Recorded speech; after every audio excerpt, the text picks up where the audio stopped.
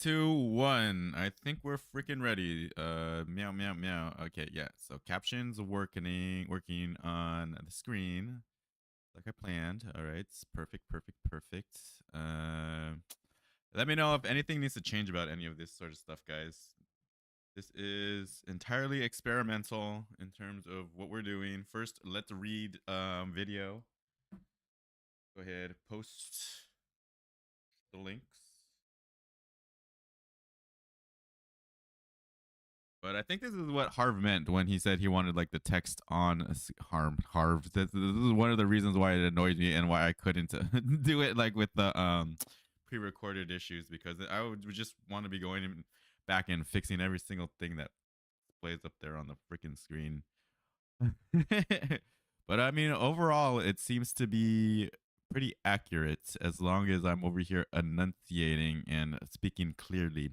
Hello, hello, hello. Meow, meow, meow, meow, meow. Welcome, welcome, welcome. Today we have something new for you all. It is The Last Pawn. We are reading by Shubh Dhingra.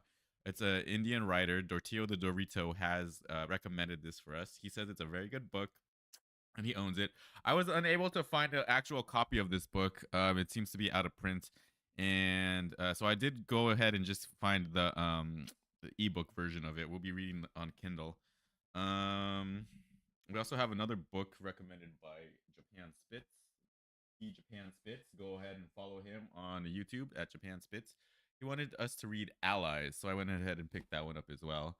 We are still going to get back to Alice in Wonderland. We still have Through the Looking Glass to do, so I have a copy of that, but that's not for today. Oops, posting the links, posting the damn links. Hi, I hope you're all doing fantastic. I hope you're having a fantastic day. We love books here. We freaking love books. I freaking love books so much. I definitely have not been reading as many as I should be in recent times, but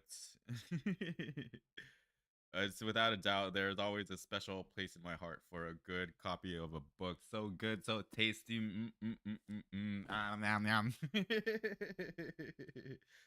Announcement: we are live, people of Discord.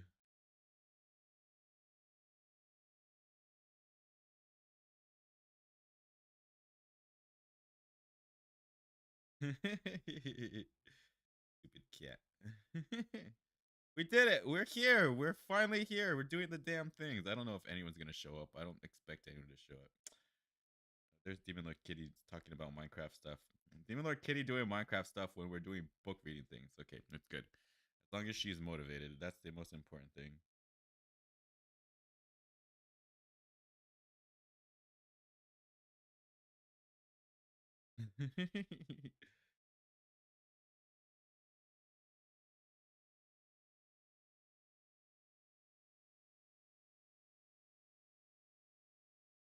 Good with the cathedral. Japan Spitz is working on a cathedral currently. Minecraft realm. I have been monster hunting, fishing, doing stupid things that I shouldn't be doing. I should be a good minion for the Demon Lord and serving her in the realm. Did the new Helldivers patch introduce a bug or a feature? Things happening in Discord. Sorry, I'm so sorry, chat. I've been working on getting. So, what had happened is you need permission, I guess, authorization, like at least 24 hours to let your new channel know that you're gonna go live on it. And so I hadn't done that yet with the Satyen Reads channel. So by next stream, we will definitely be able to go live on Satyen Reads. Satyen Draymond 621.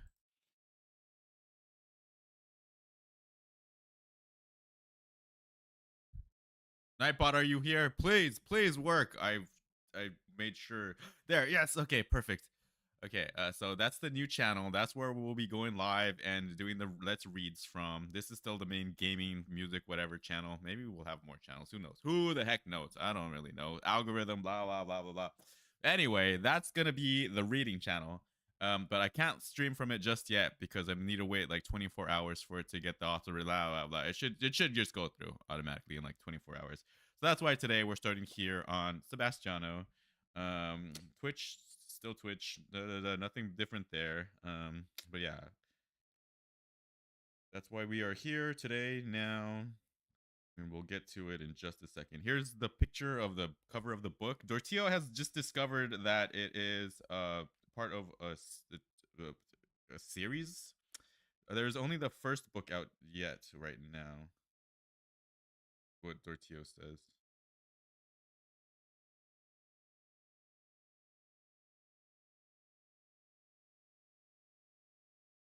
Guess what? I just realized the last pawn is the first part. There's another part of the story in another book. I haven't been able to find any information on a second book, so maybe it hasn't been released yet. But I did see that it was part of. It's called the War Games series. Yeah, it is listed as that. But yeah, I haven't found any information on a second book.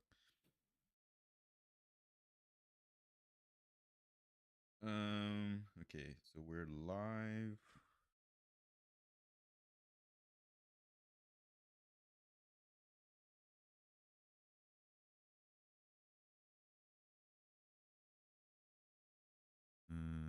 What's going on?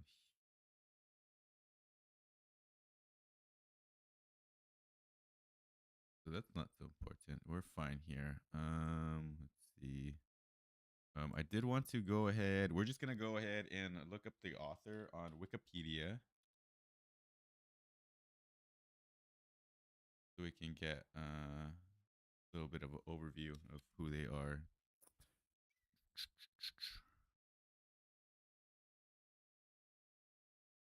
There's nothing. They got nothing on them.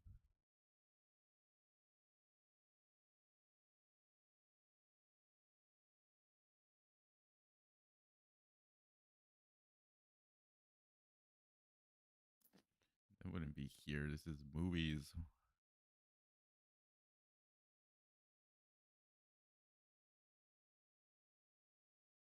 Um,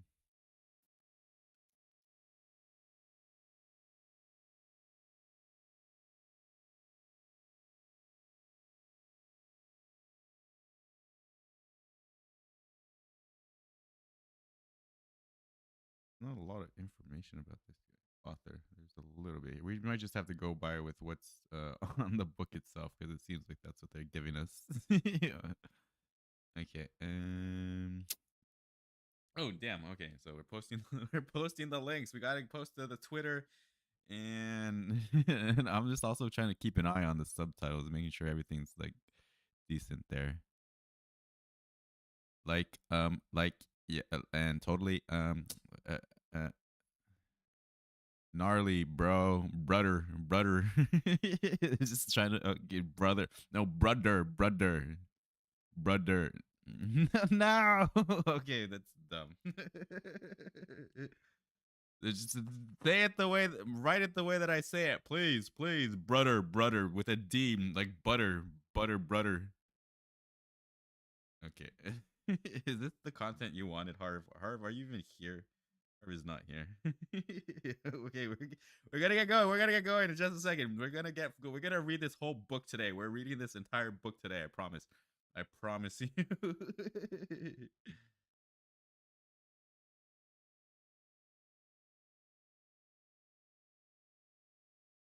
um,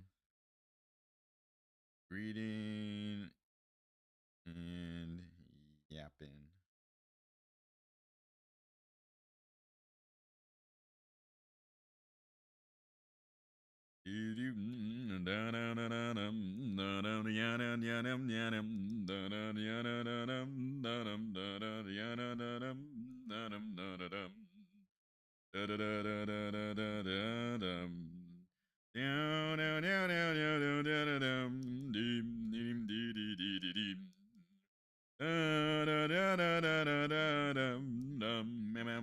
We also have a singing channel here, guys.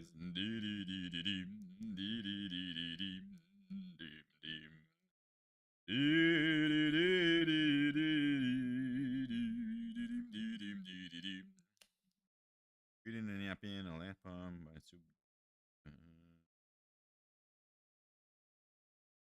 On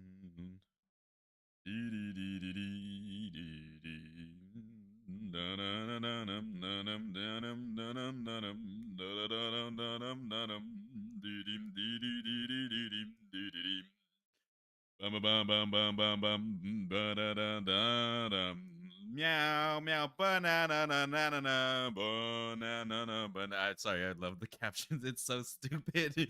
Banana banana banana banana na na na na na banana na na na na banana na na na na.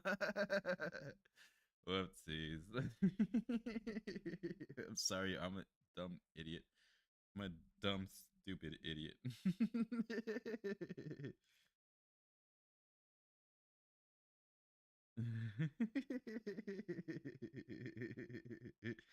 I'm so sorry. I'm so sorry. I entertain myself too much.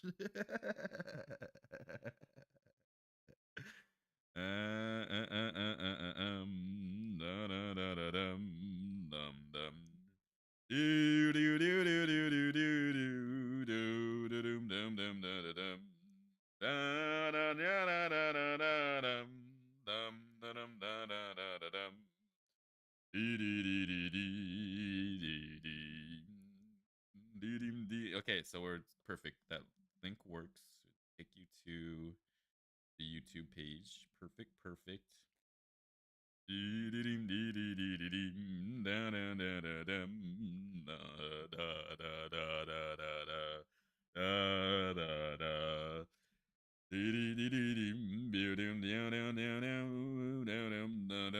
I suppose I should let Instagram know as well because I did post there that we would be going live.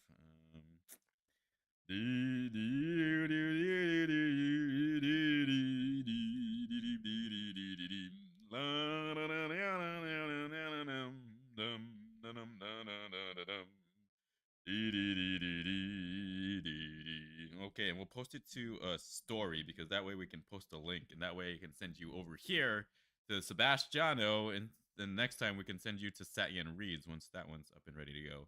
Perfect, perfect. Meow, meow. Ooh, hello.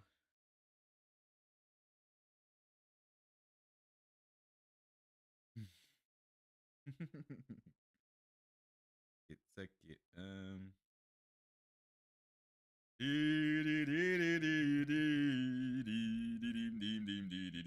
All right, so we got stuff from Japan. We can deal with that later, though.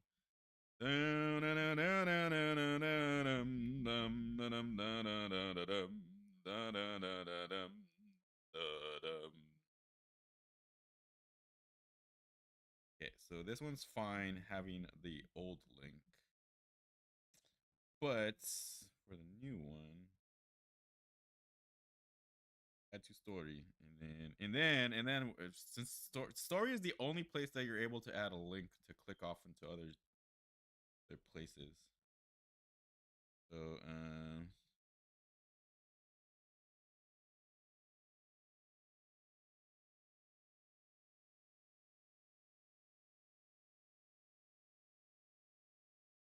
there are better ways to do this. Please let me know because I would love to learn. Reading meow. I'm sorry. I'm sorry. It's always has to. It has to be cat themed. It has to have meow. It has to say nya.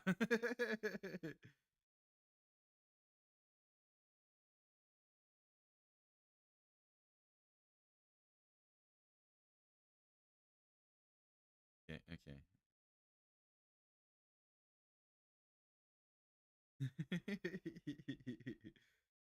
Okay. Hold on. This is super important. This is always super important. Choice. Music choice is always super important. We just go with the same. I mean, this is a good song, honestly. I'll just go.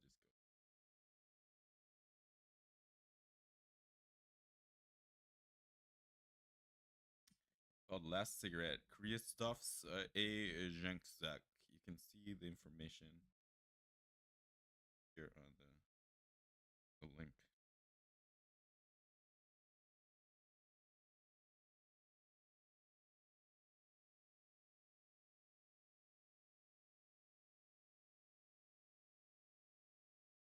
Yep, that's perfect. That's perfectly perfect.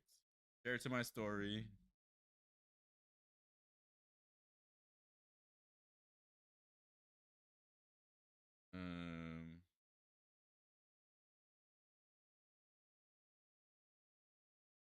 posting this one.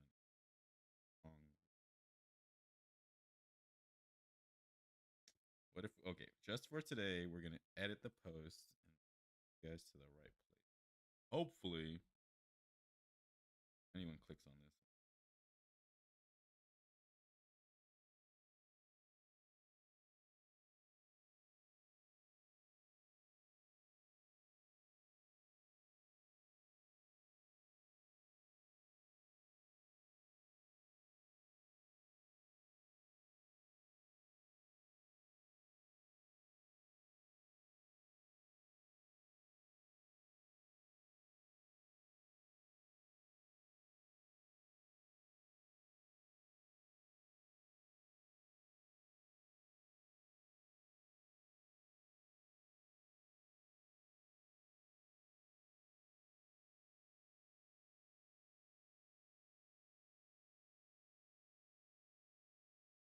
Okay, hopefully,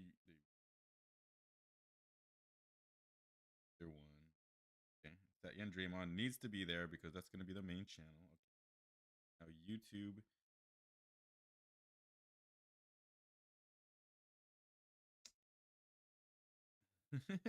Okay, sorry. Distracted by freaking Instagram. Sorry, I'm so sorry.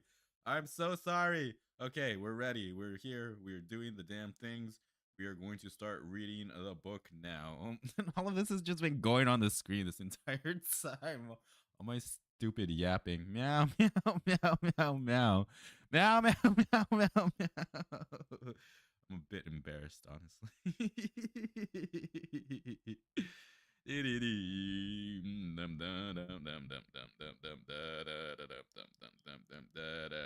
Okay, so my battery charge on my phone isn't where I should have left it. We probably should have charged this, but we'll see how far we can get because I would rather have it up here in my face instead of having to look over there at the laptop screen.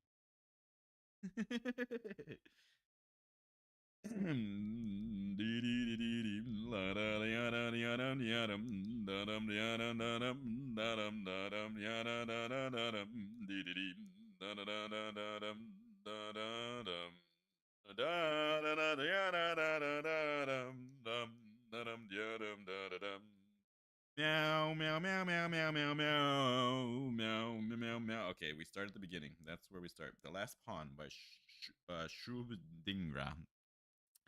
Okay, chat. We are here. We are ready. We are doing the things. It's all a pawn by Shreve. Okay, chat. Yeah, sorry, I'm just reading. The Last Pawn by Shubh Dhingra.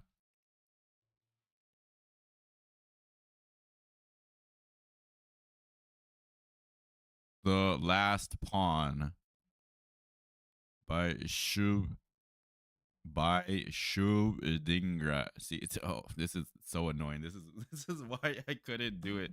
I had to be heavily edited for the Alice in Wonderland video because you can only control so much of this right here, and it's probably not going to let me get this down properly here on the screen.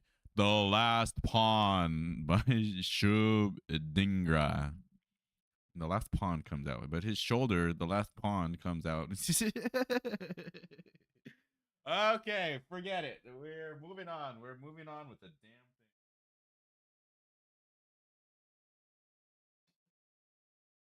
Hello, hello, hello, and welcome. We are finally ready to begin. Here, have some tea for you and for me. I brewed us some tasty, tasty rose petal tea. Isn't it so good and so tasty? It's not super hot right now because I've been sitting here for a minute. Luckily for me, but it should be right. So good, so tasty. All right, everybody, we are finally here doing the damn things. I think this is the culmination of everything we've been working towards, right? We should. It's meant probably has been meant to be a live reading sort of thing. I just wanted to be a bit more professional with doing some edits in the last one, but that's not what you guys want. That's not what Harv has asked for. Harv, where the frick are you? I think hopefully if we send him a Discord invite, he'll get it. But I don't know. He's never usually on Discord, honestly.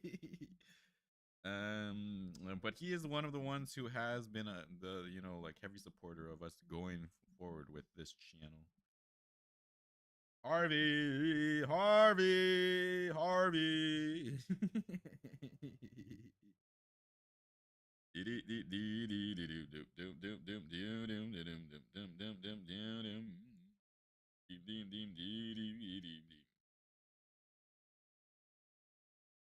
think this is the right link, right? Yeah, yeah, yeah. Okay. Well, look at that freaking screenshot. That thumbnail. Look at that thumbnail. So good. Just what we wanted. Just exactly what we wanted. Okay. All right. I had to wash my hair today, so it's down. Meow, meow, meow.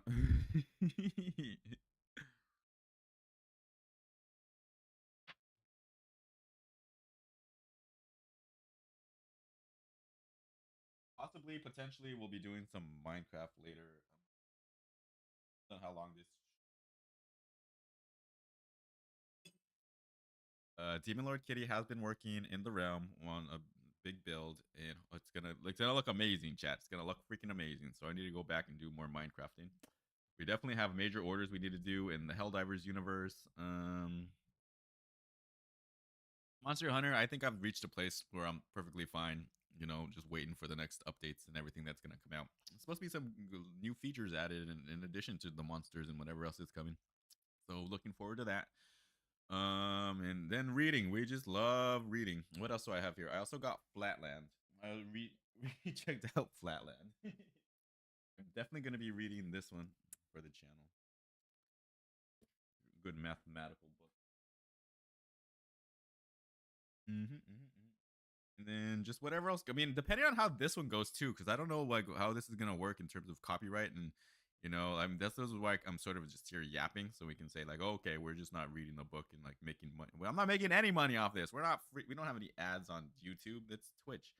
So I don't know. As long as I'm not monetized, I think that there shouldn't be any issue with copyright claims. But we'll figure it out. We'll figure it out because, like I said, this book is not public domain just yet. It came out in when did it come out? 2017, I believe it was.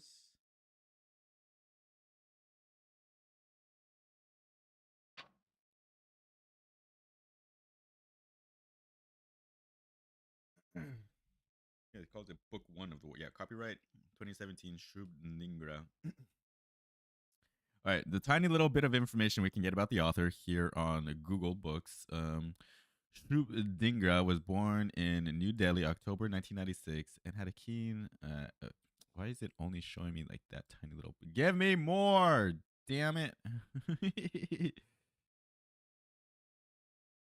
like cutting off like a portion of it, and I can't even make the browser any bigger. Why? Why are you doing this to me? Why are you doing this to me? Google Books. Oh, there we go. Okay. Shubh Dhingra was born in New Delhi, India on the 23rd of October 1996 and had a keen interest in writing since childhood. He started pursuing a career in writing at the age of 18 alongside his studies and got his first novel, The Last Pawn, published at the age of 20. He mainly writes mystery thrillers and is currently working on the Curtain of Light series and The Curse of the Black Apple. Also, the author is working on several poem collections and anthologies. The Curtain of Light demo. Interesting.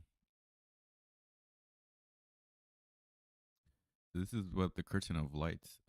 Ever heard of the Hindu epic Ramayana? Are you acquainted with the Norse legend of Atlantis? Do you know of the American myth of Cibola?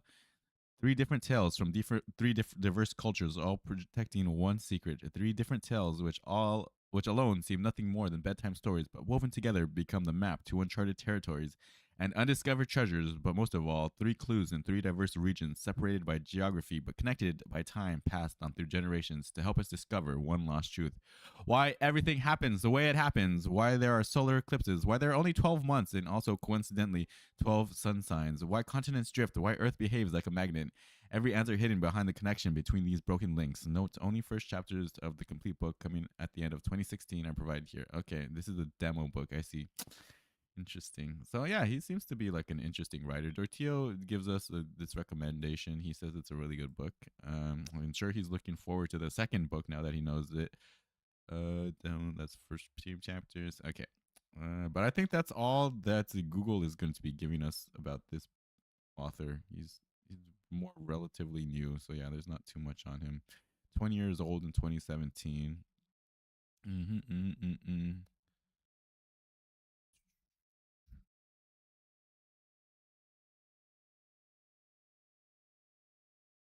Originally published 2014, but this version is from 2017.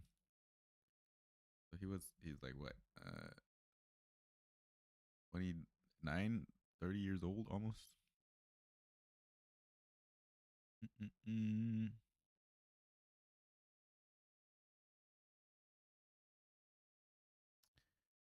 Page count 198 pages, paperback form. Um, okay, and here's the synopsis of this book before we get going. Every person isn't given the choice of how he wants to live. Sometimes it's a calling he just cannot ignore, a burden that he must bear for the betterment of others. Just like every coin has two sides, and only one of them can stay in sight at a given time. Sometimes what meets the eye is not really the truth.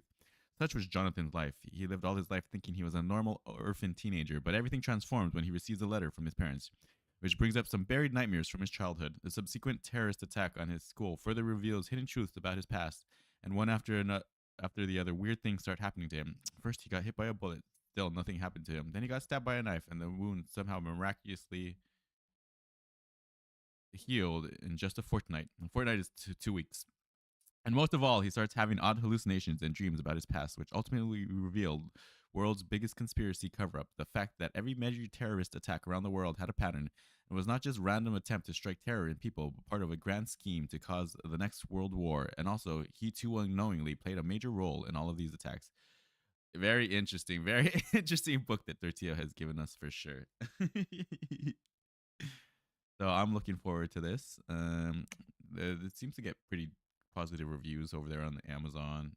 They say read this book. It's like at a 4 star. I mean, it doesn't get a lot of reviews, but I mean, for what it is, like I guess maybe like the author's friends going and ranking it.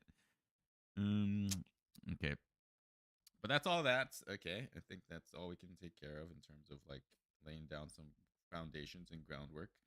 The Last Pawn, Book One of the War Games Saga by Shubh Dhingra. For everybody who supported me, for my family, and most of all for my late grandfather, Narshing Das Dhingra. I hope he is watching me from the stars, blessing me and feeling proud of me. I'm sure he is, as long as you're doing your best. So this was published first edition 2016, copyright 2017 by Falcon Publishing. Blah blah blah. You can't reproduce do except the brief quotations. Blah blah blah. This is what I'm saying. Like I don't know exactly what's gonna happen on copyright in terms of this. We're looking at about 41 chapters. About 2 hours in this book is what it's telling me. So we'll see how quickly we can get through this. We're just gonna read everything, honestly. La la la la la. Just watching all the closed captioning on the screen. It didn't take a lot to figure it out, but yeah, like it was a little bit of work getting it done. So yeah, seeing all your hard work pay off does feel good, right? So we read this. Born in New Delhi, writer of thrillers, working on So this is exactly the same thing that Google tells us about the author. Acknowledgements.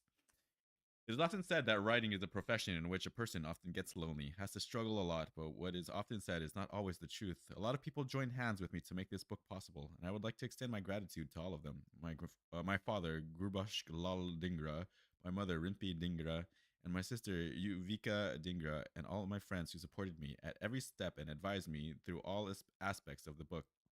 Every person who made the process of writing this book easy by motivating, pushing, and encouraging me with their positive influence through the years long process of writing this book. Also, I would like to thank my publishers, my editors, and cover designers for their assistance. I would like to thank all the readers for putting their faith in me and my book. And last, I would like to bow before the God, as I believe this story is a blessing from Him, which has made me a better and more open person. From the writer himself. Okay, and we are ready. Here we are. We're at chapter 1, The Letter of Mysteries. Let's go ahead, take one last drink, and then we're going to just dive into it.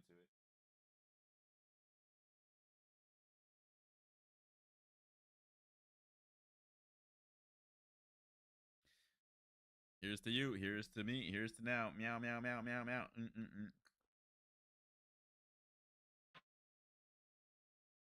All right, here we go. The Last Pawn, Chapter 1, The Letter of Mysteries.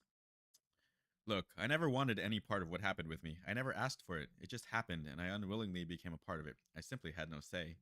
My name is Jonathan Blaze, and I have a story to tell. A story about my life, but most of all, I have a truth to confess. A truth with a truth which has the potential to bring our entire system crumbling down.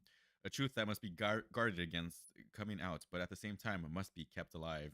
A truth that shall always remain concealed in these pages. The truth that I am a terrorist. I still remember how excited I was that day. Each and every detail has been imprinted in my mind. It was the 1st of December 2008, my 18th birthday. Every time I recall the date, a chill starts to run up my spine. The events of the day were a jinx that brought me nothing other than misery, and those memories now haunt me every night as my biggest fears and horrors. I woke up early that morning with every fiber of my body reeking of excitement, for I had finally reached adulthood.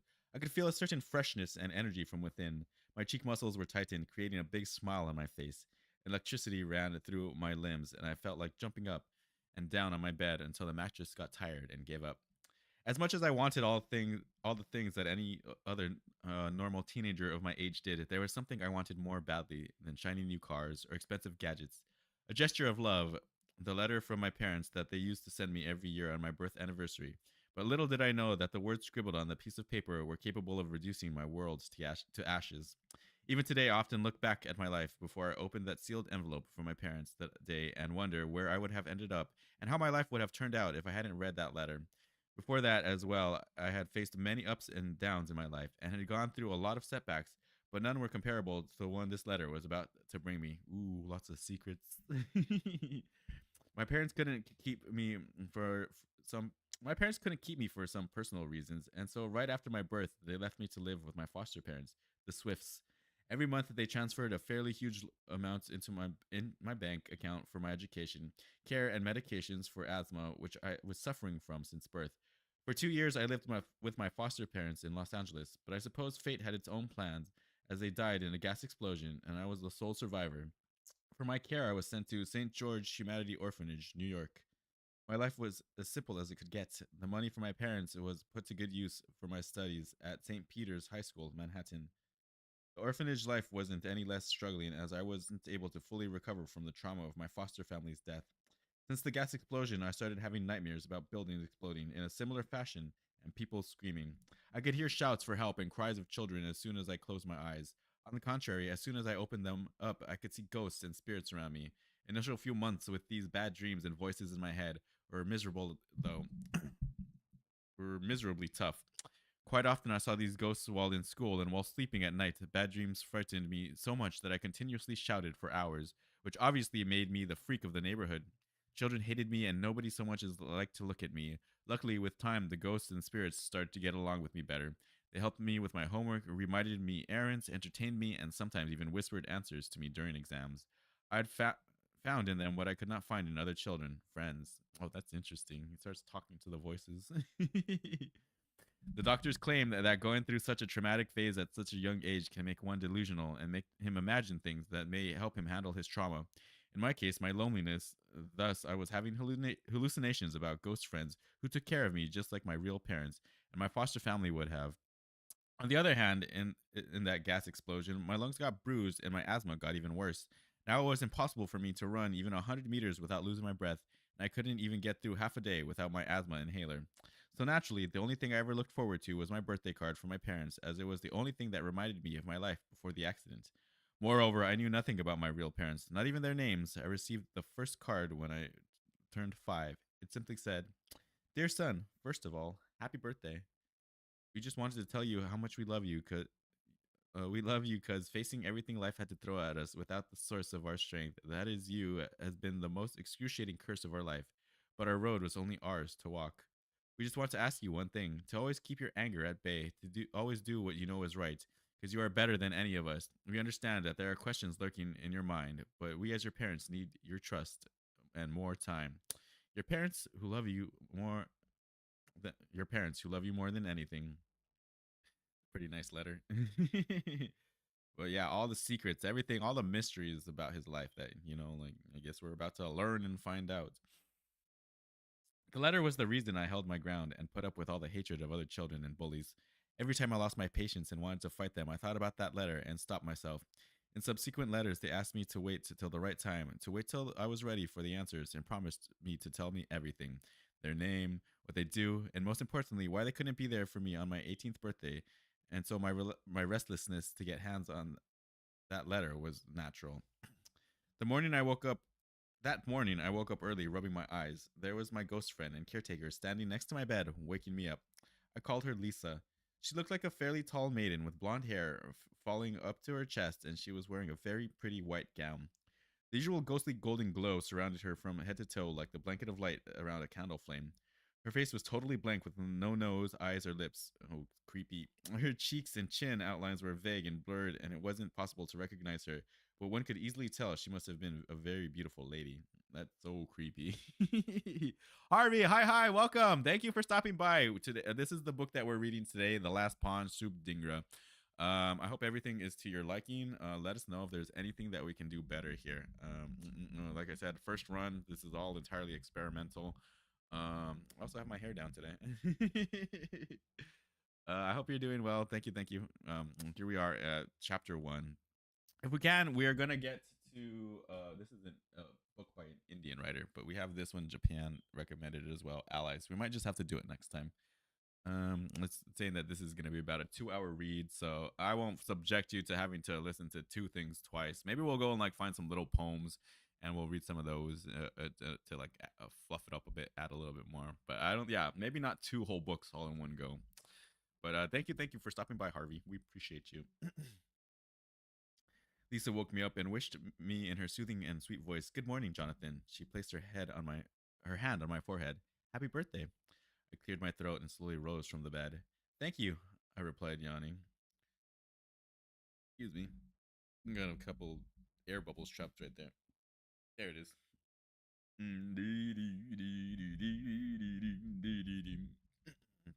The room was pretty dark because it was too early in the morning. There wasn't much furniture except an old bed, one wooden chair that made creaking sounds even under slightest load, and a table with scratches running throughout its surface, along with cracked mirror hanging on the right wall. There's probably like there's a few like grammatical errors that here and there. It was just like part of like why I'm getting thrown off. Also because I haven't read this. This is the first time read, so yeah, I don't. It's not fresh in my mind. You know, it's just getting etched in there.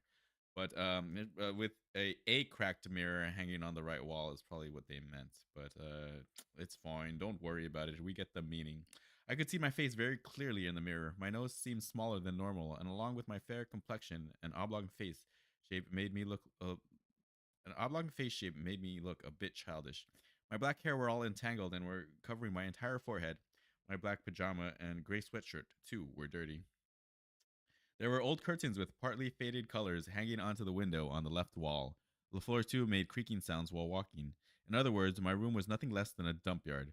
I was just rubbing my eyes when I heard the tipping sound of water drops falling on the floor. When I looked around, I discovered that the ceiling was dripping and the floor was all wet with water, which symbolized it was raining outside. I slowly stepped down from the bed. The wet floor felt cold under my feet, and a shiver ran throughout my body. I carefully walked to the window, trying not to slip, and pushed aside the curtains. The weather was as rough as it could get. The sky was still dark, and not much could be seen through the blanket of fog. Clouds were roaring, thunder striking, and the wind was gushing so fast and loud that curtains fluttered under its effect. The chilly winds and raindrops falling on my face felt cold enough to make me shiver in order to maintain my body temperature, yet felt soothing on my skin.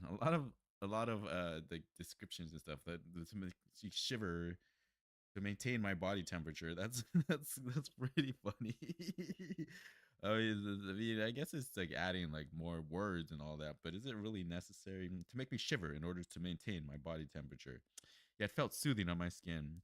The weather exponentially multiplied. I shouldn't be judging though. Obviously, the good job writing a book. You're doing fantastic. You're doing amazing. You're doing the damn things. Good job. The weather exponentially multiplied my excitement, but I had little idea that, in fact, these winds were trying to warn me about the storm coming my way. A storm in his life. It's about to get rough, y'all. "Jonathan," Lisa called from behind, "you're getting late." I suddenly remembered about the letter and rushed to freshen up before going down to collect my present. As soon as I was ready, I hurried down the stairs, and in my hurry almost tripped when I heard my friend Paul, the ghost as I call him,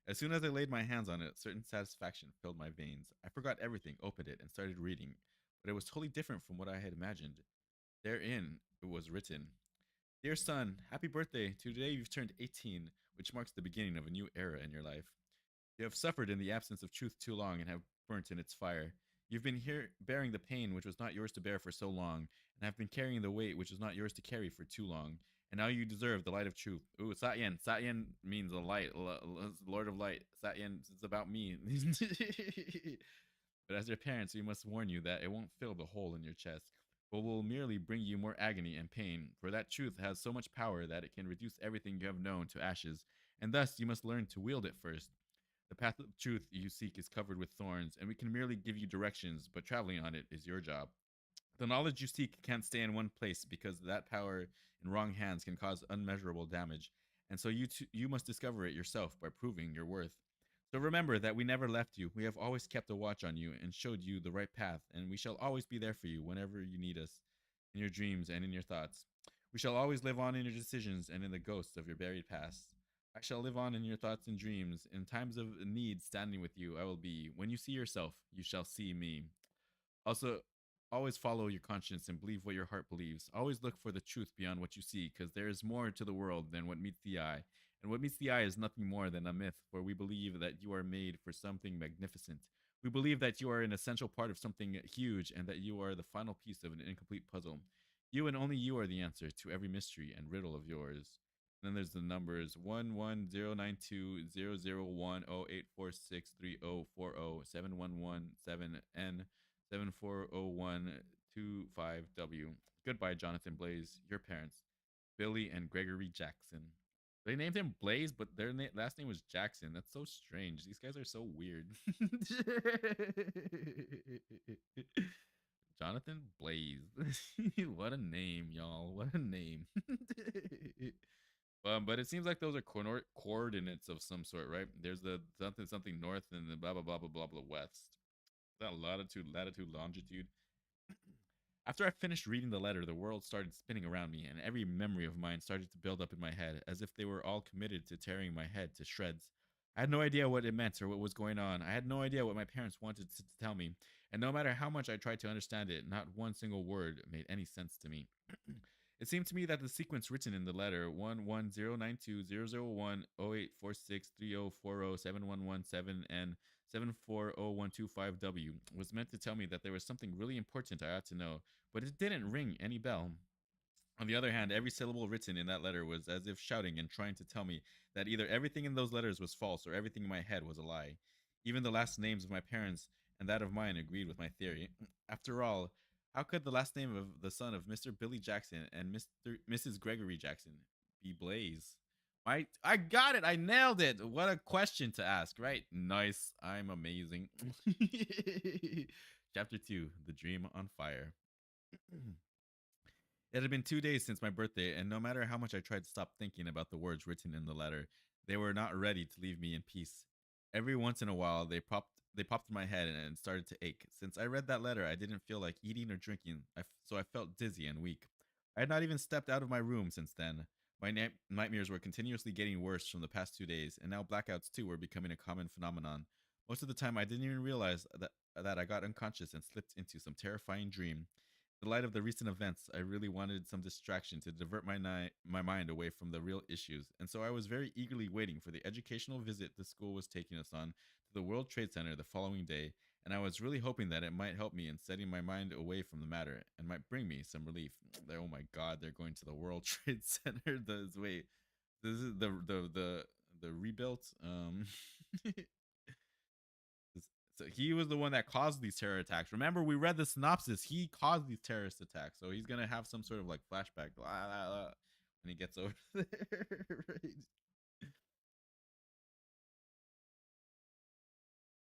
That night too, I saw the same frightening dream I always had. In my dream, there was a burning fire. The color of the flames altered between red, yellow, and orange. All of a sudden, the flames started rising further, and the fire started burning more intensely. Strange voices of people shouting and children crying started coming out of the blazing flames. "Help us!" Woman's wail came from within the fire. Her call was full of pain and helplessness. Just then, a flash of light came, and nothing was visible for a moment. Suddenly, I heard an explosion loud enough to give anybody goosebumps, followed by another similar blast after every few seconds for the next few minutes. As soon as the explosion stopped, the flash of light too passed and my visibility returned. I saw that now the fire had extinguished and there was in the same spot there in the same spot was left behind a puddle of thick red boiling blood instead of ash and soot. Ooh, that's creepy. What blood? A big puddle of blood and it's all coagulated and gross and noise and gross and disgusting. The dream was so disturbing that I quickly rose from my bed, trembling and frightened. I was shaken from inside and was sweating out of fear. I was panting badly and struggling for some air. I tried to tame up my thoughts, but the heart shaking voices from my dreams still echoed in my ears. My breathing was getting heavier in the moments. I looked around for my asthma inhaler, but couldn't find it anywhere. By now, my body had started to turn cold and blue, and I was gasping for air so badly that I doubted I would survive much longer. Sorry, I forgot to mute notifications. Whoopsies. No time to worry about that now. uh, uh, uh, uh. My eyesight was getting blurry, and my head felt too heavy due to suffocation. I tried to get up and go to the chest of drawers for my emergency medications, but I was too weak. I felt as if my body was paralyzed. My legs felt too numb and refused to move. I, somewhere inside, knew that I was trying to get up in vain because every time after these dreams, I got so horrified that I lost most of my control over my body. Every part of my body felt like an anchor, and moving my body in such condition felt like moving a mountain. After continuous struggling, I somehow managed to push my body with the support of my hands, leaving every muscle of my arms in extremely excruciating pain. I felt like releasing all the suffering out in the form of a long, loud, pain filled shout, but I stopped myself. Before my arms gave up, I quickly rolled down from the bed and hit the hard wooden floor. The fall sent a wave of shock and pain throughout my body. My back had turned completely sore, and due to bumping my head on the floor, I was feeling all the more befuddled. Now the whole world seemed to be shaking. My eyelids felt even heavier, and it was nothing less than a challenge to keep them open. I was about to quit trying when luckily I noticed my asthma inhaler fall in Valkyrie live on Twitch. 2 o'clock? Is it 2 o'clock? Yes. Blah, blah, blah, blah, blah. Okay, hold on.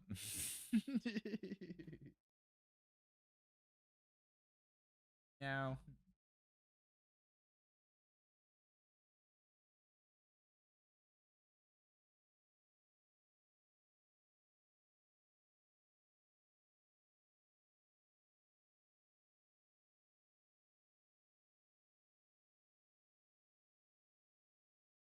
all right. We're race stands over here for sure. Valkyrie live on Twitch. Mario Party, then Repo, multi streaming on YouTube. Meow meow meow. You can find her on YouTube as well. All right, that's the plug. What else? Oh, I forgot to do the other ones. We got. I did all of the commands. I moved all the commands over.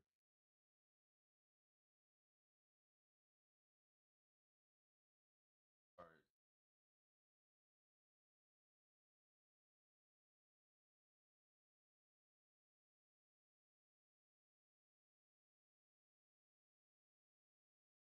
The recommendation. Come on, Nightbot. I believe in you. I don't want to do it too quick.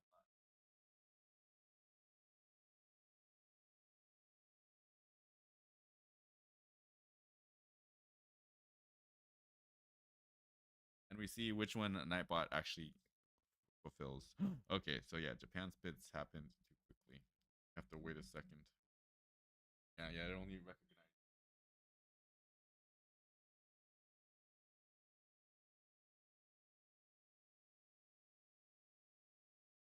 Unless that link isn't working, it should be working. Japan. Right spell it.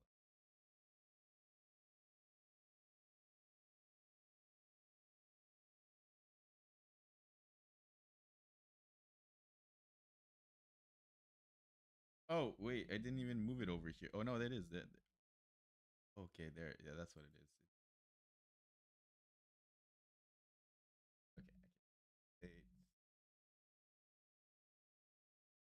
Okay, it should work now.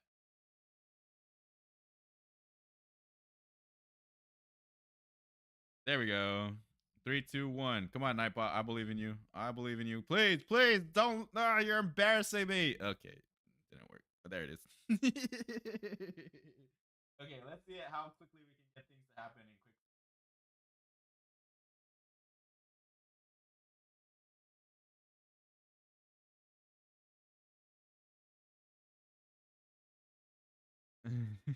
quick.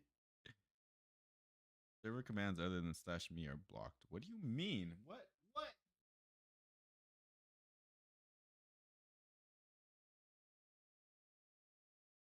Okay, that's interesting.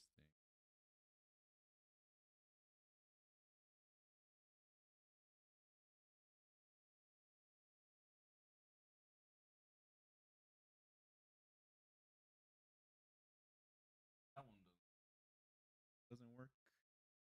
I think I need to put slash me before the word. Three, two, one. Come on, Nightbot. Come on. Don't. Oh no. See, that one works. What the heck? What the frick, Nightbot? You're messing with me. You are. Okay. I think that's what. Okay. There was a slash me before this one, but I deleted it.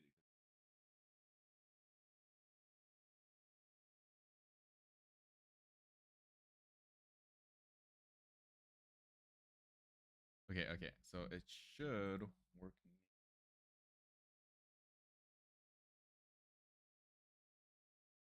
Success, right? Please, please, please, please, Nightbot, please. Butthole, please. There. Oh yeah. It only shows up with the slash me though. That's dumb. Oh, probably because there's the slash in like the little emoticon itself. Huh? That probably throws it all off. Okay, I got this. I know how we can fix this thing.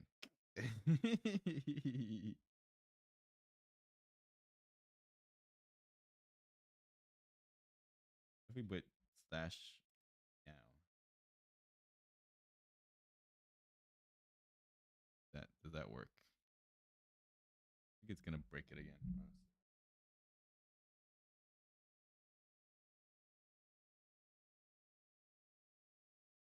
Oh yeah, okay, that's good enough. That's fine. Or potentially. All right, let's see if this.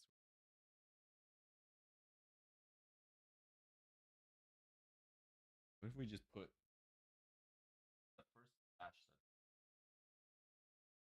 just do that.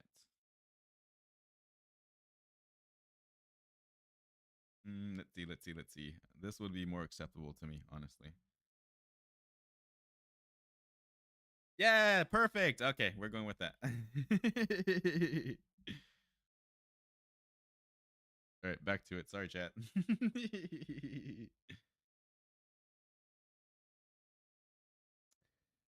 The fall sent a wave of shock and pain throughout my body. My back had turned completely sore, and due to bumping my head on the floor, I was feeling all the more befuddled.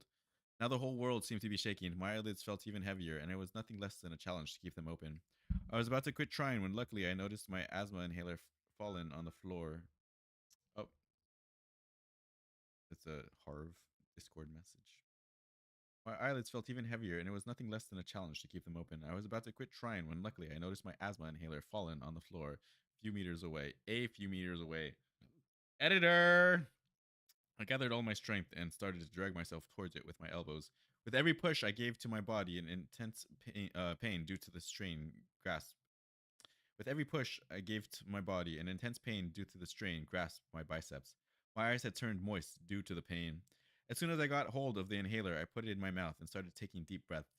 Gradually, my breathing stabilized and I took a sigh of relief. I once again could see the reddish tint return to my skin and my dizziness started to slowly fade away.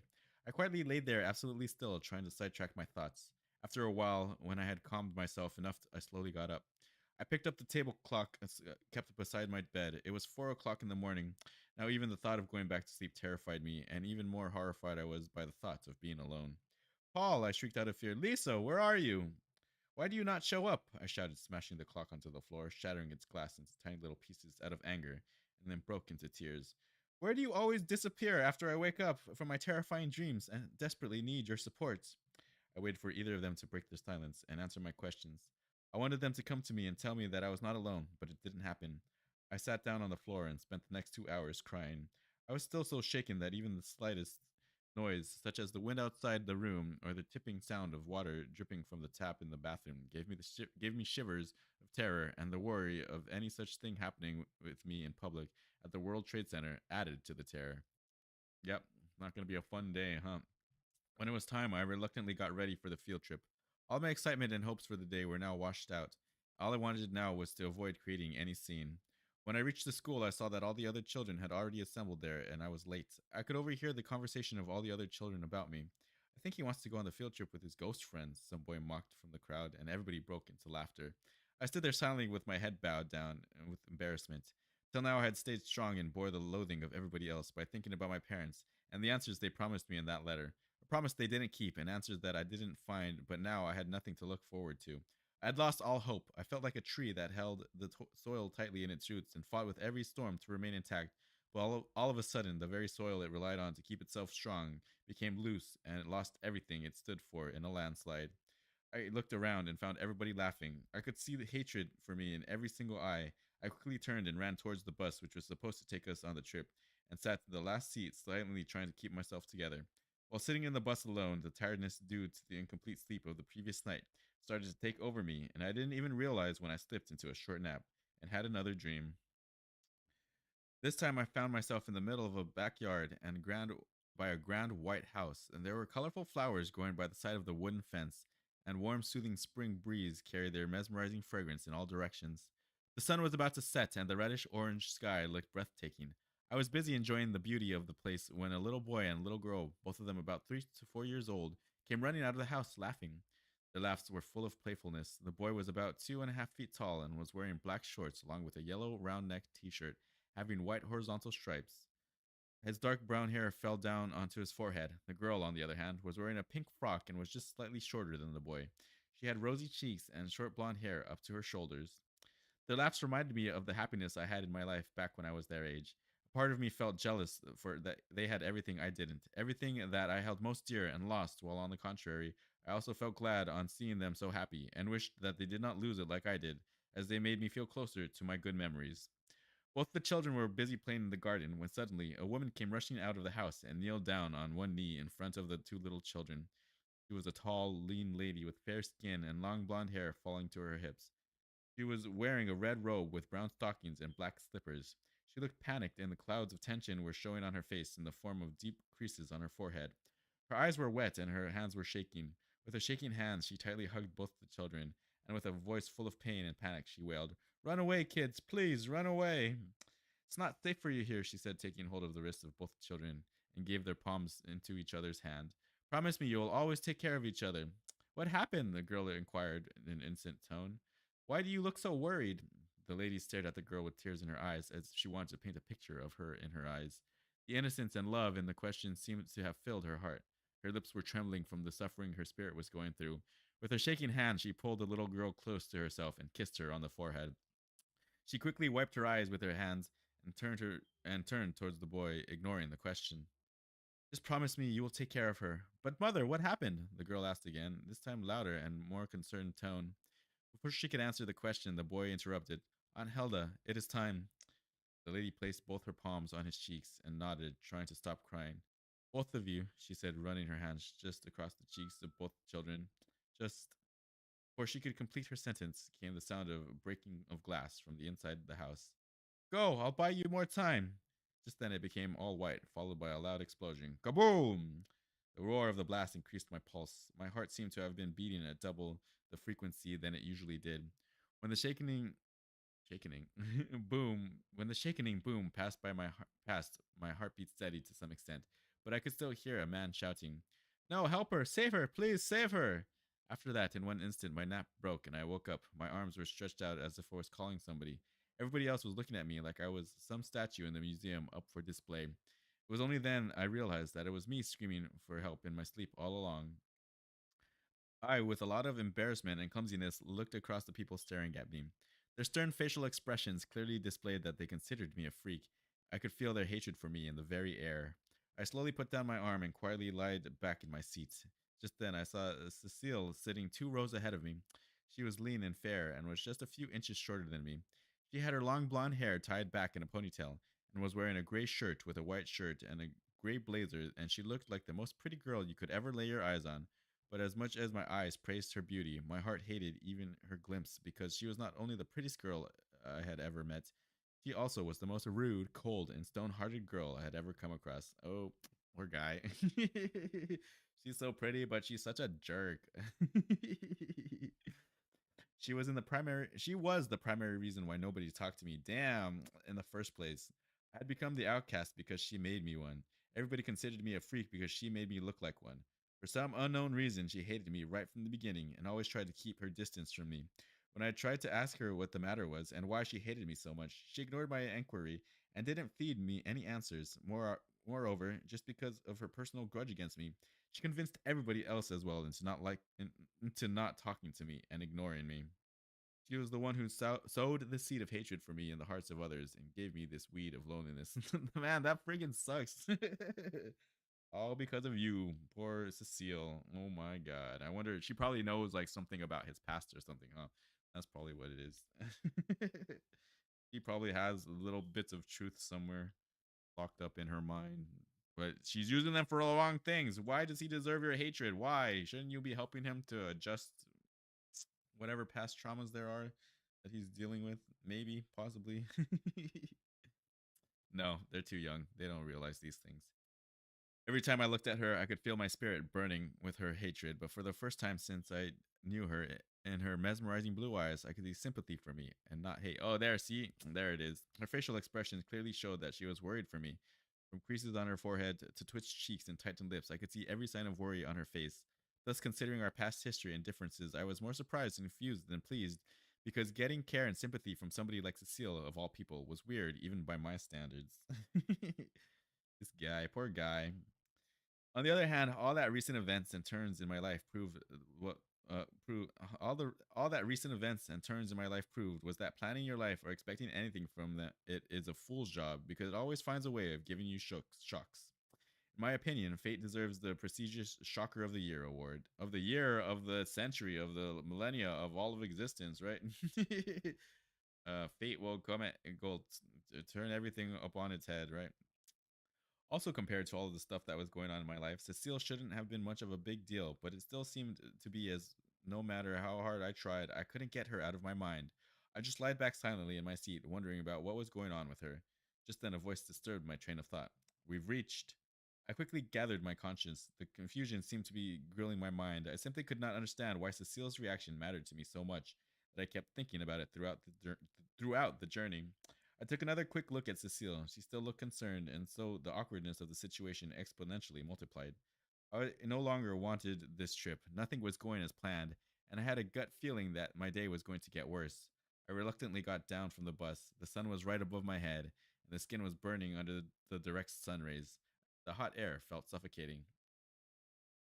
I should mute these. No. Too late now. Just then I saw the marvelous World Trade Center. The building was so tall that I had to crane up my neck to see the top of the edifice. At the first sight of the building, a tension gripped me. I felt as if something was pulling me back. Something was asking me to stop, not to go in there, as if something didn't want me there. Before we go in, remember we are here to learn and not cause trouble, so you must follow all the rules and be careful on this trip. Dr. Dickens, our teacher in charge of the outing, instructed all the students gathered around the bus, and then he started walking towards the building entrance, while all the others walked behind him. No part of mine wanted to follow them, but I had no option, so I reluctantly lifted my foot to walk. But as soon as I took my first step, I started feeling dizzy. My heart started pounding with extreme force. The next moment, strange voices started to echo in my mind. First, I heard a shrill voice say, "The World Trade Center is gone. Apocalypse is here," another voice said in a serious tone, followed by another bulky man's voice. "War comes to America." After that, there was immense silence. Not even the slightest sound could be heard. Gradually, my eyesight started to blur. Within seconds, I could see nothing. There was mere darkness. Suddenly, there was a flash of light, and into the darkness slowly started appearing random red colored numbers, as if somebody was writing on the blackboard with blood. Initially, none of it made sense, but after some time, I understood what they meant. Those randomly scribbled numbers together formed the same census set of digits that was there in the letter from my parents. 1109200108463040711 North or N 740125W. The red hot numbers had dense gray smoke along with hot cinder particles rising from them, and every single second I saw those digits in front of my eyes, I felt a throbbing agony. My intestines seemed to be burning as well along with those digits. I felt caged behind the bars of suffering. I wanted to wake up and escape from it, but I was helpless. Suddenly I felt an extreme shock through my chest, as if I was having a heart attack. Under its effect, my eyes opened in an instant, and I woke up. I discovered now that I was lying on my bed in my room. There was Paul and Lisa standing beside my bed. Though I couldn't see clearly the worry due to their blank faces, I knew from their body language that they were disturbed.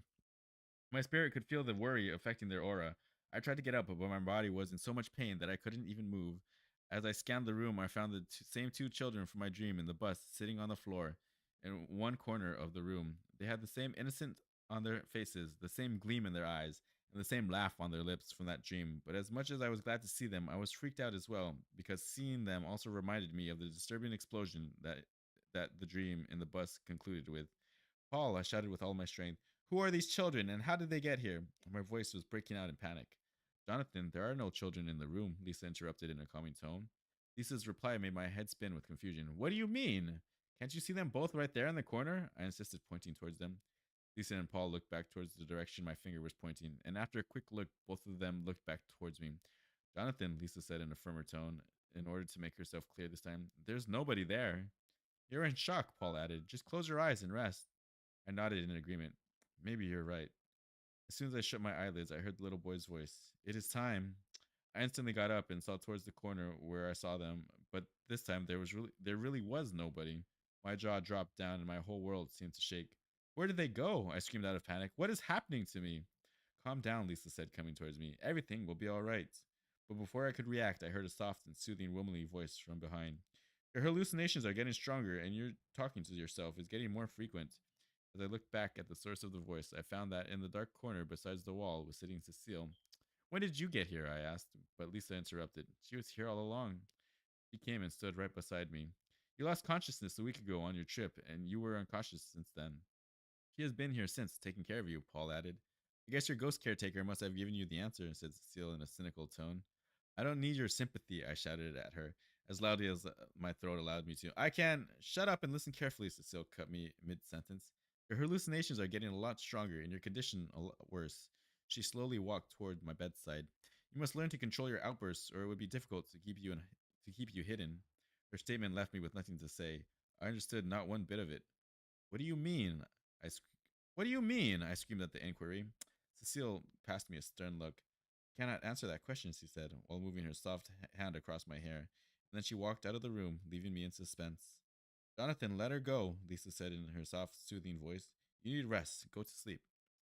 Okay, I said, nodding, and then I crossed my fingers, hoping I didn't see any other disturbing nightmare. Closed my eyes and went to sleep. And here we are, Chapter 3, The Voice. I guess the finger crossing trick worked because for the first time in weeks, I had a sleep that really was tight.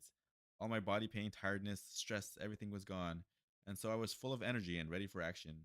I quickly got ready to start the day. I was surprised that Paul and Lisa were nowhere to be seen, which is quite unusual, but as I was getting late for school, I didn't spend much time looking for them and left. It had been quite a long time since I had last gone to my school, so when I saw my school building after such a long time, it felt a little odd. It was an all-red three-story building with garden having vast varieties of flowers on the front and a playground behind in the main building. As soon as I entered the school, as soon as I entered the school building, all eyes turned towards me. Everybody in the entire corridor kept aside whatever work they were doing and started staring at me. It seemed that the other day I had made an even bigger mark than I thought. There was hatred and rejection in their gaze. Though I was used to people treating me like this, such hatred of others was something I had for breakfast, lunch, and dinner every day. This time it seemed unbearable. Their gaze seemed like hundreds of tons of weights determined to bring me to my knees. At the end of the corridor, I saw Cecile standing. She was still looking toward the roof. She evidently was trying to ignore me. I ran to her and stood before her. Cecile, what happened, Jonathan? She questioned me very calmly. Are you seeing what you have made me? Do you understand what pain you have caused me? I screamed at her with all my anger. I know you hate me, so stop showing me this fake concern, this false sympathy. I turned away and with brisk steps rushed away. Throughout the day, I sat in the school garden in front of the building. The pleasant smell of flowers floated in the air, and the warm breeze kissed my face and blew my hair. The soothing chirping of the birds filled my ears, but nothing calmed me. All I could do was wonder what was going on with Cecile. We both never liked each other, but I also could not change the fact that she helped me at the World Trade Center and had stayed at my bedside in order to take care of me. I no longer knew for sure if she really was as bad as I considered her to be. I no longer had the slightest of idea whether to hate her or not. It is possible she just turned everybody against me out of panic and is truly guilty of it and really wants to help. I tried to assure myself and help my mind reach a valid conclusion about her in order to rid myself of the miserable confusion that had been squeezing the strength and the will out of me. Also, I never even gave her a chance to explain. Maybe anybody else would have done the same and told others about my disorder out of panic, I thought to myself. There's no harm in trying to talk to Cecile once. But now it was almost dark and the weather had turned chilly. The comforting warm breeze was now replaced by freezing winds. My body was shivering and my face was numb from the cold. My nose was running, and every time a gust of wind came, I felt like sneezing. I got up and started to rush back to the orphanage when I saw Cecile sitting on the opposite end of the garden. She looked devastated and had teary eyes. Her cheeks were red from crying, and her sobbing could easily be heard even from across the garden. Suddenly, I started feeling heavy hearted, as if I had a pile of rocks under my chest. The guilt was weighing me down. I could see in her eyes how much I had hurt her. I wanted to go and talk to her, apologize to her, to clear things up, but I stopped myself. Just a few hours ago, I had said to her a lot of things I shouldn't have said, and so I felt that it wasn't the right time for any conversation. I'm sorry, Cecile. I am really, really sorry, I spoke to myself in an inaudible tone. Tomorrow, I'm going to set things right, and I hope you too will forgive me. I quietly walked out of the garden, hoping Cecile wouldn't notice me. By the time I reached my room, I didn't have even an ounce of strength. Out of tiredness, I straight away lied down on the bed, with my arms and legs spread wide. Before I even realized I was fast asleep, and as usual in my sleep, I saw a dream. This time I saw a small, distant green light blinking in the dark like a lighthouse in the middle of an ocean. Nothing else could be seen. From the direction of the glowing light, a girl's soft voice filled with innocence could be repeatedly heard. Promise me you will always trust me. It is all I need. All night long throughout the dream, I saw the same green light and repeatedly heard the same sorrow filled request of the girl. I woke up the next morning and found Lisa sitting right next to my bedside. Good morning, she whispered in her sweet voice, placing her palm over my chest. You look a lot better now. But I'm not, I replied sarcastically, rubbing my eyes. I have no idea how I will confront Cecile today. Lisa got up as if my reply offended her. You'll find a way, my dear. Just remember, I am proud of you for setting your personal ego aside and doing the right thing. After that, Lisa did her ghostly thing and, just like smoke, disappeared into nothing. I didn't even get a chance to talk to her or ask her for any more assistance or encouragement. That day, I went to school early so that I could talk to Cecile, but when I reached there, she was nowhere to be seen. I looked everywhere, checked every corner of the school premises, but couldn't find her. I at last, tired of my vain attempts of finding Cecile, left the school building and went out in the open to catch some air when I saw Cecile leaning along the wall right beside the door of the building. Her lips pressed against each other and her raised eyebrows clearly showed that she was in some deep thought. I cheerfully approached her. Cecile, I've been looking for you. She instantly snapped out of her thinking and turned her attention towards me. Jonathan, she panicked. Look, she spoke with a lot of attitude. I'm not in a mood to fight right now, so please leave me alone. Cecile turned and started to run away. No, you are thinking it the wrong way, I screamed from behind in order to explain. I just want to apologize for yesterday and talk. Cecile didn't pay any attention to me and kept running, so I started to run behind her, calling, Cecile, I'm really sorry for everything. Just let me explain.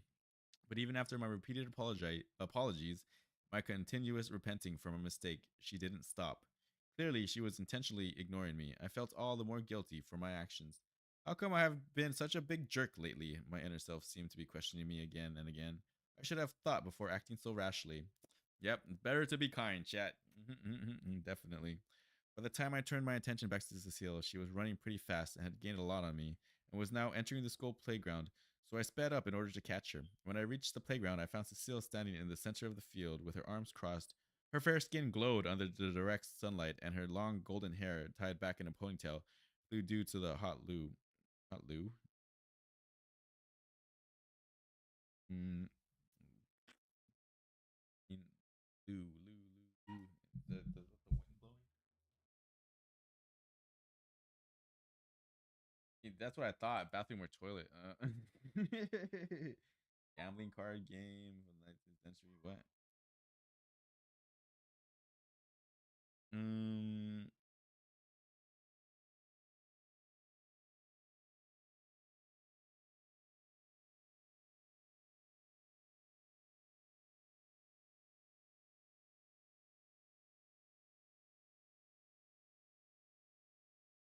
That just might be a typo on its own.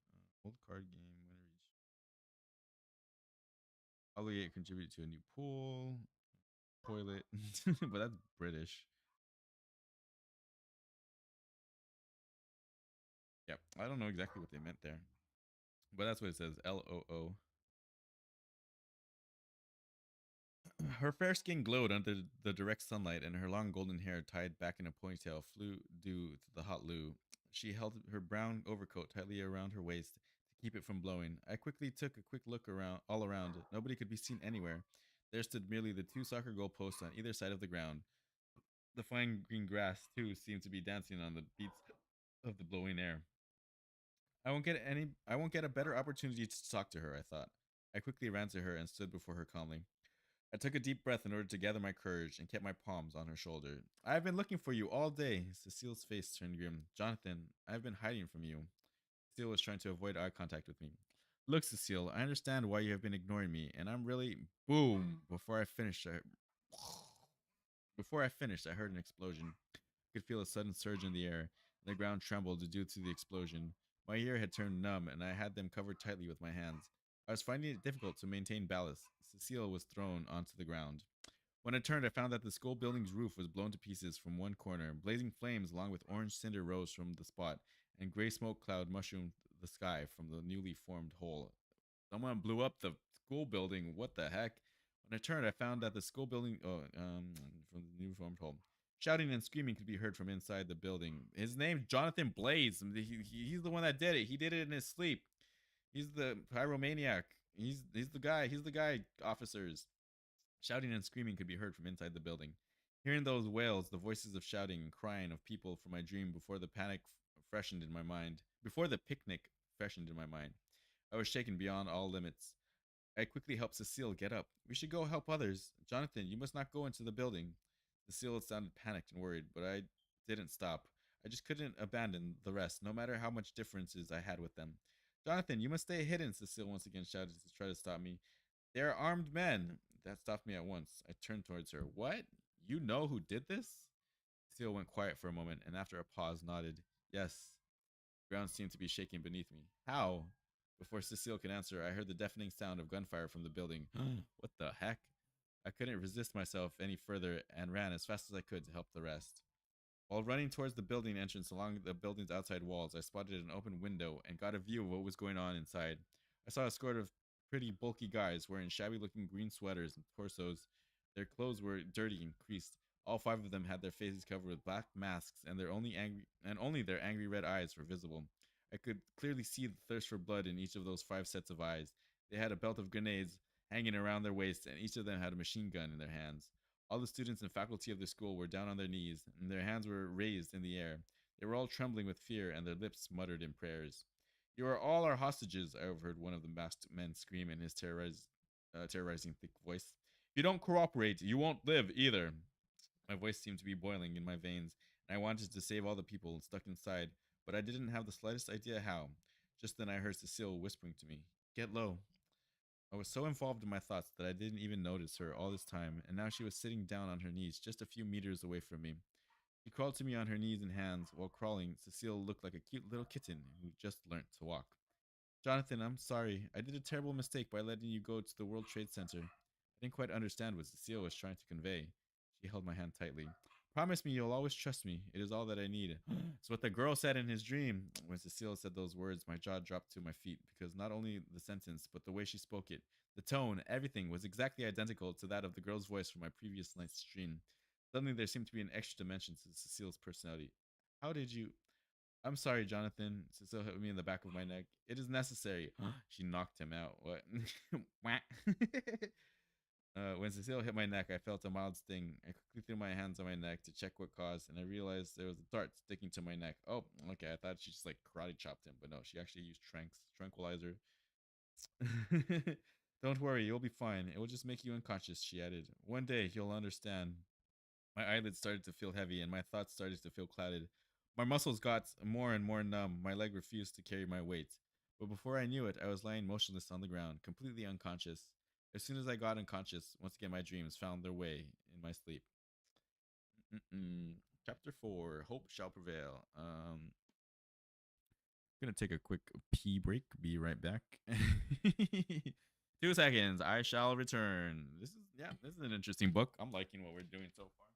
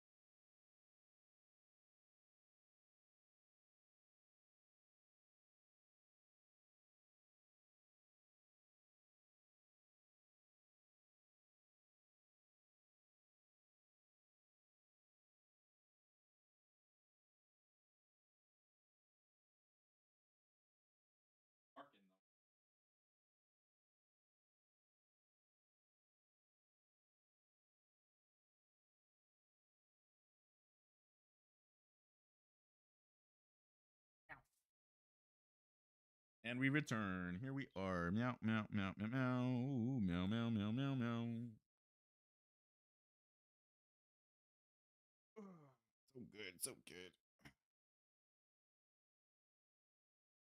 Uh, uh, uh, uh, uh.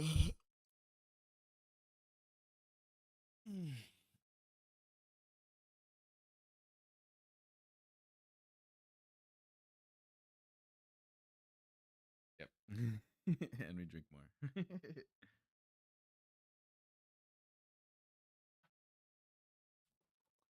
Meow, meow, meow.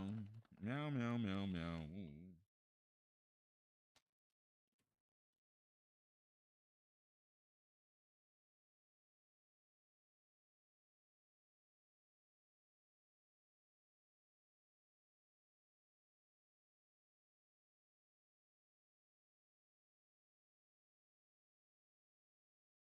Milk, what the heck?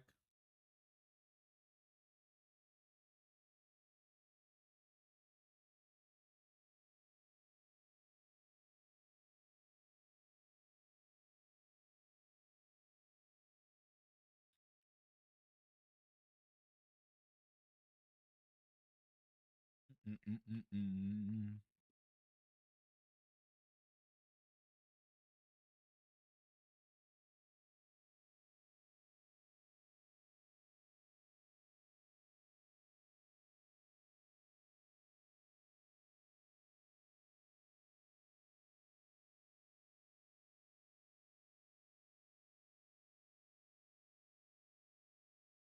Mm-mm-mm-mm-mm.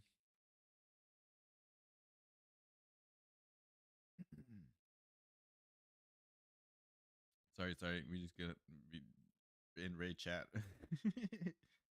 Oh, my sub expired.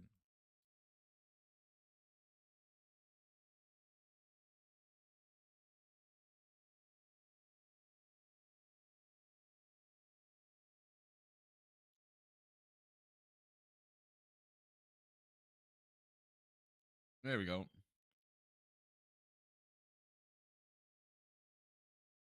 And we're back. Mm-mm-mm-mm.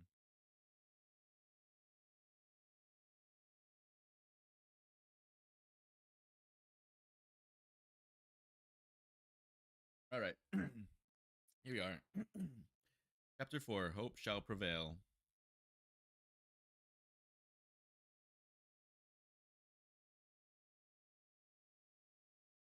We're about 23% through the book, page 39 of 197. Okay, we're just getting an idea of how long this is.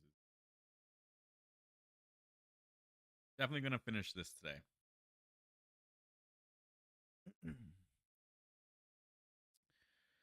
Well, there's like 40 chapters, yeah. We're at an hour and 30 so far, but that's also with me and my dumb interruptions as well. But yeah, going by, this could probably gonna be a few hours. Probably gonna be a few hours.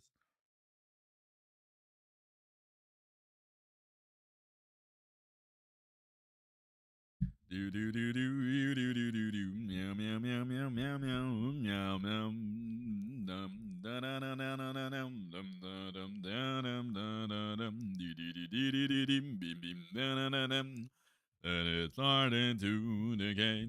But I'm still here, lost everything, everything. I know that it will fall, the crumbling wall.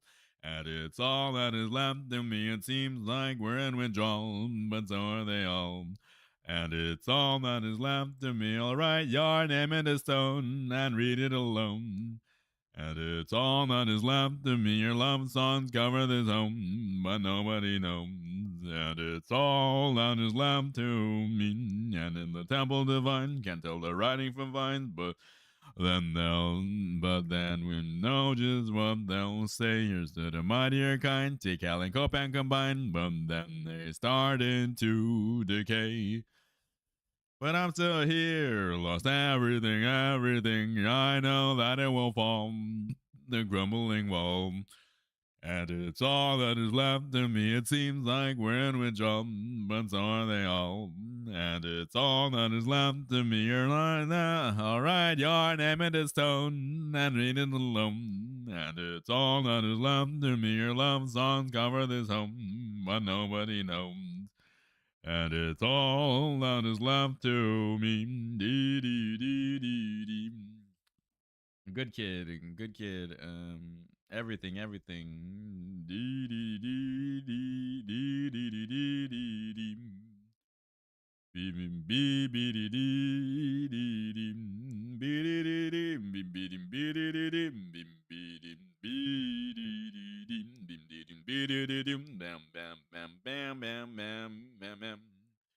Bum bum bum bum bum bum bum bee dee dee dee dee beam beam bee dee dee dee dee dee dee dee dee bum bum. That feeling cuts deep when you realize how infinite it all is. We know it. Humanity knows it. Yet here we are, caught in the same old fight. Rugged plains, this against that. No excuse holds up. Not when the sky is watching. We're primates, sure. Not too long ago, survival was the goal. Eat, run, hit. But the night has changed. Infinity burns cold and clear, daring us to look up. We're either cowards, blind, or both too terrified to step into it. Our toes grip the dirt, trembling, as if infinity might swallow us whole. Where's that from?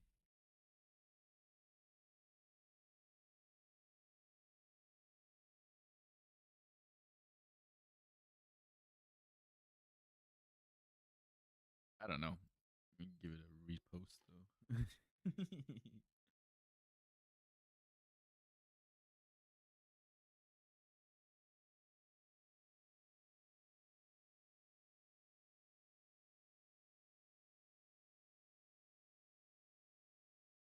Miku.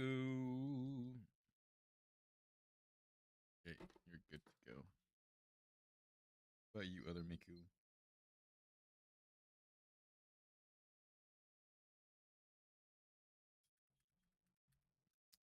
Man, I don't have our Miku emotes for YouTube.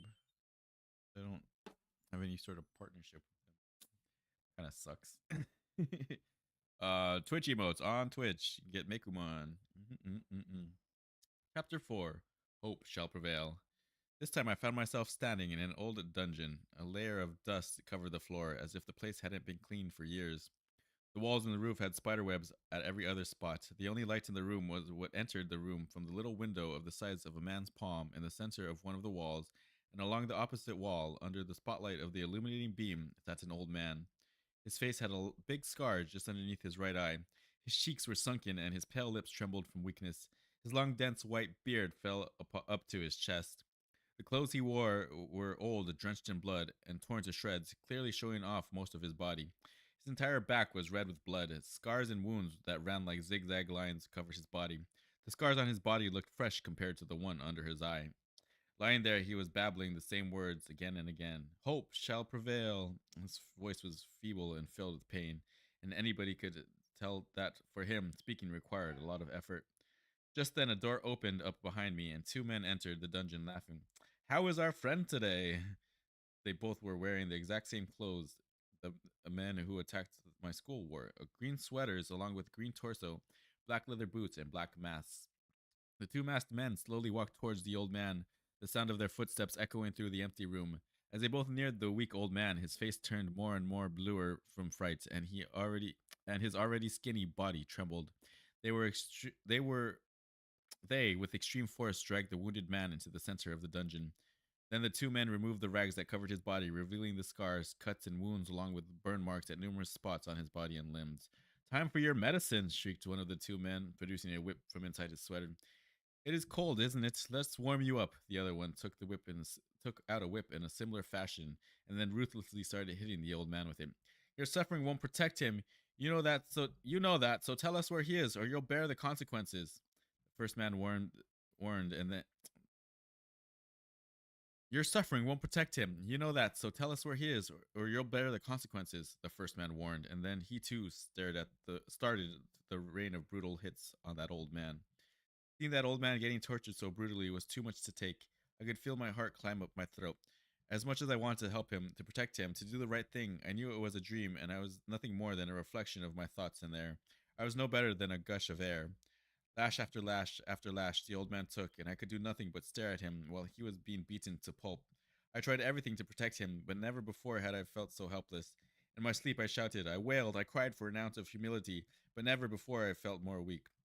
I knew it was merely a dream, but the cruelty that I was witnessing could overwhelm even the most stone hearted person, and every time the whip touched the old man's flesh, my heart ached. For every scar he got, I too screamed in my sleep, shared his pain, and I too shed his tear. He's an empath. He's over there feeling bad. Try anything, you monsters, but I won't let you succeed. The old man's challenge angered the two masked men further, and they started whipping his scarred, bare body with even more force. The sound of leather striking flesh echoed through the dungeon so loudly that every brick forming the four walls and roof and the floor of the room would have cried, but the poor man didn't even utter a word, asking for pity or expressing his pain. He quietly bore the pain with his lips glued together and his eyelids shut tightly. Instead, he kept on babbling the same dialect from before. Hope shall prevail. Enraged from the defeat against his will and persistence, one of the brutal masked men threw his whip onto the floor.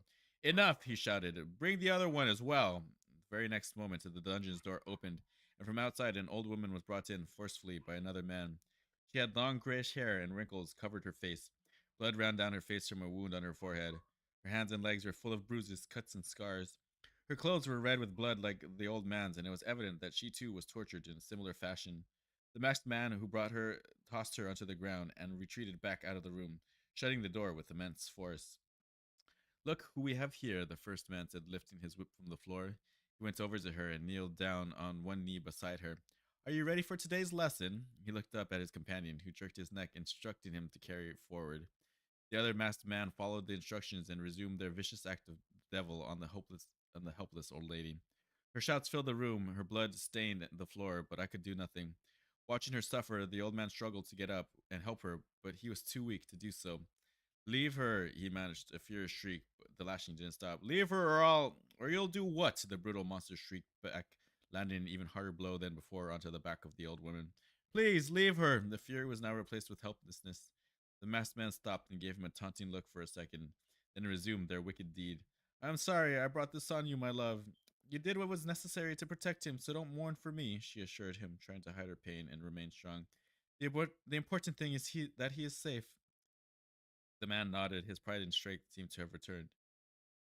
Thee shall be watching over him. This infuriated the two brutal men.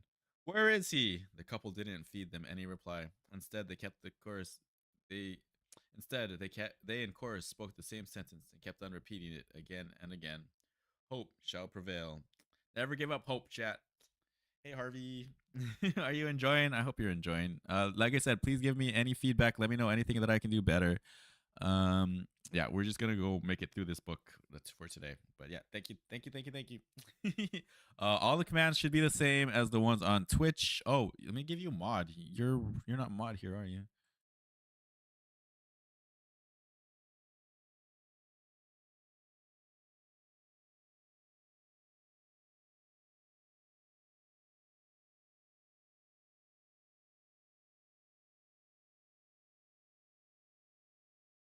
can do all. We'll give you managing moderator ability.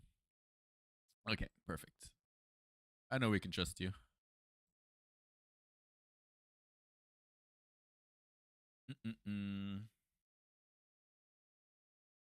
Here's another book that we got for reading too, called Allies, if you're interested, by Alan Gratz. Dee had to get to the seawall. Would he be hit with a hail of German bullets when he stepped out from behind the tank? Dee didn't know and didn't have time to figure it out. He took a deep breath, closed his eyes, and leaped out. Bullets whizzed, motors exploded. Behind Dee, something big blew up near the water. Medic! Medic! He heard a soldier scream. Dee ignored them all and ran. Very interesting right there, yep. Hope you're having a fantastic one. Here we are, chapter 5, Pending Promise. When I gained back my consciousness, I was very much panicked after my last dream. My face was wet with tears and my eyes were moist. I was extremely disturbed, and so I took. There's Japan. So I took deep breaths and started looking around to calm my nerves. I found myself sitting in a wooden chair in a very dark room. I could see nothing other than darkness. The very air was suffocating and filled with humidity. The room was hot enough to make it feel like a furnace. My clothes were soaked in sweat, making it irritating and uncomfortable to sit in them. My black leather jacket and blue denim jeans were stinking, and brown boots were all ruined. I could feel the sweat run down my cheeks. So, in order to wipe it off my face, I tried to bring my hand to my face, but I found them to be tied to the chair with jute ropes. She got, that's right, freaking Cecile went and drugged us. She tranked us. Damn it. I could feel the sweat run down my cheeks, so in order to wipe it off my face, I tried to bring my hand to my face, but I found them to be tied to editors to wipe my face, so I have to bring my hand to my face. Not to say that I'm the best writer ever, but it's a little bit too much of repeating of my face. But I found them to be tied to the chair with jute ropes. Panic gripped my thoughts. I tried to recall how I got there, but I couldn't remember anything except my last dream. I rocked the chair as hard as I could to break free of the bonds. I continuously struggled to untie my hands, but the knot was extremely tight. Suddenly, from my vigorous attempts to break free, one of the legs of the chair broke, and the whole chair tumbled, and with me tied to it. My head smacked against the hard concrete, and my cheeks were rubbing against its rough surface. I screamed out of pain, and my wails bounced across the walls of the dark room, making my voice echo. Instantly, a door opened from behind, and in the room entered a lean, tall lady. I couldn't exactly make out her face in the dark, but she did look familiar. It's probably Cecile's mom. I see you're awake. You're asleep for the last 2 days. Man, this guy gets knocked the frick out. A week, 2 days? Man, poor guy. Her voice was firm and strong. Who are you, and what do you want from me? I asked her in an annoyed tone. Jonathan, I'm your friend and benefactor, and I only want what is best for you. Look, please be clear about what you mean, I said, struggling to get up. You must be confused. Jonathan, I know everything about you, your dreams, and that letter from your parents. I've been watching you very closely. I know that you just had another very disturbing nightmare, but you need to calm down. It was clear that the anxiety wasn't going to help, so I took her advice and tried to focus on the pleasant and peaceful things. She clapped her hands and the lights turned on. As soon as the place was lit enough to make out the surrounding, I took a quick look around. It was a small room with no furniture except one more wooden chair along with the broken chair that I was tied to, and the wooden table kept between the two. A mantelpiece hung on one of the walls. The paint on the wall was faded to such an extent that it was impossible to make out what color it used to be. The floor was plain gray concrete, and the whole room evidently hadn't been cleaned in years. The lady was standing in front of me, facing the opposite side, wearing a white blazer. Her hands were in the pocket of her black trousers. Her complexion, from what I could make out from the little part of the back of her neck visible to me, seemed to be white as ice. Her long blonde hair, tied in a ponytail, fell up to her shoulders. How do you know so much about me? My voice reeked of confusion and doubt. Jonathan, I know you don't remember how you got here, and neither do you know why you have been brought here. But I assure you, each question of yours will be answered in time. For now, you must understand that we have much more in common than you realize, she added, turning towards me. As soon as I got a glimpse of her face, everything became clear. The first look at her face reminded me of the attack on the school, my last conversation with Cecile, how she knocked me unconscious, as that lady was none other than Cecile herself. She is taking the competition of Shocker of the Year award way too seriously, I thought to myself. Why did you bring me here? I screamed as loud as I could. Jonathan, I did not have time to explain everything, and so I had to abduct you, she cleared her throat. It was the only way to save you. This freaking girl, Cecile. Oh my god. And it's funny that he didn't recognize her all at once. But I guess, yeah, just being in the delirium of like waking up and having that dream. Yeah, okay. Okay. Look, the things haven't been good. Look, the things haven't been good between us. I said and did a lot of things to you that I shouldn't have, but you need to understand that I had no other option. Cecile turned down her tone and tried to assure me. She slowly walked towards me, kneeled down next to me, and untied my hands. My wrists were badly bruised due to the struggling from before. There was mild bleeding from several cuts due to the jute rope, and I could feel a sting like pain throughout my hands and wrists. Jonathan, I know you're confused, but before I answer any of your questions, you must answer the one I asked you. Cecile's voice had turned softer. What? Then she held my hands and asked me in an emotional tone, with her eyes gleaming with hope. Do you trust me? Cecile's question refreshed the memory of the girl's voice from my dream, asking me to promise her to always trust her, and then how Cecile had asked for the exact same promise from me in the exact same manner before she hit me with a dart and made me unconscious. Cecile's question made me all the more confused. I threw my hands around my head. I had no idea what was going on, nor did I feel like I was at all in control of my life. Jonathan, do you trust me or not? Cecile once again threw the question at me, but I still didn't have an answer. Deep inside, I knew that things were a lot more complicated than they appeared to be. So part of me wanted to say yes, but also I couldn't deny that she had kidnapped me and tied to a chair, which made it really difficult to trust her. Out of my frustration, I shouted, "I don't know what!" Before I could finish, the lights went out, and the room once again became completely dark. I know that is too much to digest, so take your time and think wisely before you answer. Cecile's voice pulsated throughout the room. Her tone was firm and somewhat frightening. We have drugged you, and within a few minutes, you will once again fall asleep. I hope that once you wake up, you will have an answer. How is he going to have an answer if he's unconscious and unable to think about these things? Is this dreams? The dreams are what are going to be guiding his decision here? Just then, I heard the door being slammed closed. I understood she had left, and I was once again all alone in that dark room. Chapter 6, The Voice in the Burning House. Instantly after Cecile walked out of the room, the effect of the drug kicked in just as Cecile told me. I started to feel exhausted and my body felt weak. My eyes started to feel heavy. Even the slightest movement required tremendous effort, and so I didn't even realize when I fell asleep and slipped into a dream. In my dream, I once again saw the same two children from my dream on the bus. They were standing on the street, watching their house burn to ashes. Their clothes were caked with soot and ash. Large tears of sorrow filled their eyes. Their faces had random black marks from the soot like a stain on a piece of cloth, and they were mildly sweating due to the heat from the burning house. The boy had a serious burn mark on his right elbow and a fresh wound with slight bleeding on his forehead. Seeing those two innocent children who should have been playing and living and creating sweet childhood memories suffer in such a manner made me feel helpless. Instead of dreams, their eyes were filled with tears. Their dream freshened my own nightmares. Mom, the little girl managed with a lot of difficulty. Her voice came out shriller than usual, as if the sorrow was choking her. Mom, she screamed again with all her strength. The boy tightly held the girl's hand. I'm truly sorry for this. He started wiping her tears. But what happened? The girl was desperately trying to keep her eyes dry, but failed so far. How did this happen? I have no idea, but I know Aunt Helda will be all right, the boy reassured her. But he was trying to avoid eye contact. He too was shivering out of fear, and his voice too cracked from panic. It was clear that he himself was as shaken as the girl was, but for the sake of a vulnerable girl who just lost her mother, he had to act strong. I knew the pain of losing everything I loved, everyone I cared for, the pain of loneliness, and so I could tell what they were going through. Now we have to stick together. You are all I have left, he said. The girl nodded his see the girl nodded her head and tightly hugged the boy. Just promise me you'll always trust me. It's all I need.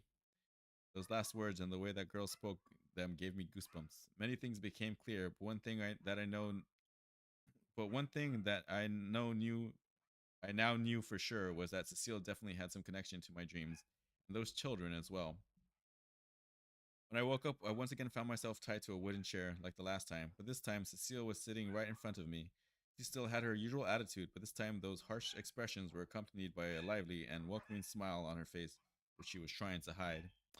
I hope you must have thought through wisely and made a decision, she said.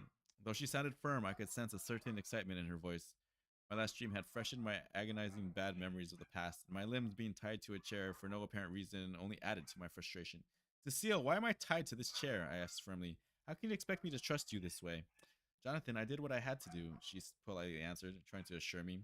I could sense some fear in her voice as if she was about to lose something that mattered to her a lot.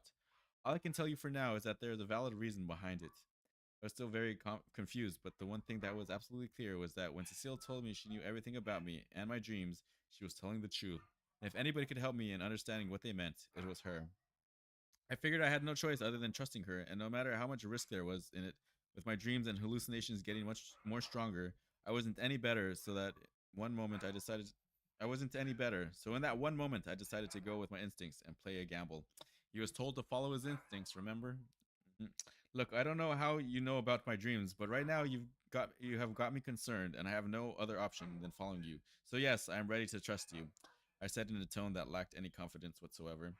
Hearing my answer, she took a sigh of relief, but I could no longer see any of the excitement on her face that she had when I woke up, and so I could easily tell that my response was underwhelming for her, and she was disappointed, though I had no idea why. Moreover, her lips were tightly pressed against each other, clearly showing that she was trying to bottle up the disappointment and was trying to avoid eye contact as an attempt to hide her disappointment from me. Now untie me, I said in a serious tone. Yeah, give me a minute, she gasped, and then she brought out a knife out. And then she brought a knife out of her pocket and started cutting my bonds. When my hands were free, I found them to be in a condition even worse than before. The cut was still bleeding, and the bruises had worsened as well. The flesh was all swollen, and my wrist was badly sprained. Every muscle of my body was in extreme pain. When I tried to stand up, my legs refused to carry me, and I was about to end up on the floor when Cecile caught me and stood me up. Probably I hurt myself the other day while I was trying to break free of my bonds, I said to Cecile. Maybe you are right, she replied in a discomforted tone. What? Maybe you're right. She knows exactly what happened. Oh my god. Gaslighting, gaslighting. Come, I'll show you to your room. What? He had a room this whole time? Oh my god. I was in no condition to walk myself, and so I had to take her support. Kept my one hand on her shoulder, and with tiny steps walked with her through a long, dark corridor. The corridor was so dark that there was next to zero visibility, and it was impossible to make out any of the details. All I could tell was that the floor was extremely old and made of wood due to the screeching sounds it made under our weight. Cecile stopped near a door at the end of the corridor. The door was too old and had undergone serious termite damage. It had a rusted copper colored doorknob. Use what little time we have left and get some rest, Cecile said, gently twisting the doorknob and opening the door. I got the room cleaned. I hope you like it. Considering the condition of the corridor and the door, I didn't expect much from the room either, but surprisingly, it turned out to be pretty lavishly furnished. There was a grand king-size bed with heavy handcrafted flower designs on the backrest of the bed. A circular teak finished table rested by the corner, and there was an antique-looking wardrobe by the wall near the bed. On the opposite wall was a wooden shelf, and a plain mustard carpet covered the floor. Gather as much of your strength as possible, as we can't stay here for long, she instructed. I will send for you at noon. Until then, just make yourself comfortable. Before I could ask her anything about why we have to leave or where we were going, she simply walked away, leaving me in suspense. After she left, I had nothing to do, so so I as told, simply lied down on the bed and waited for further instructions. One sec.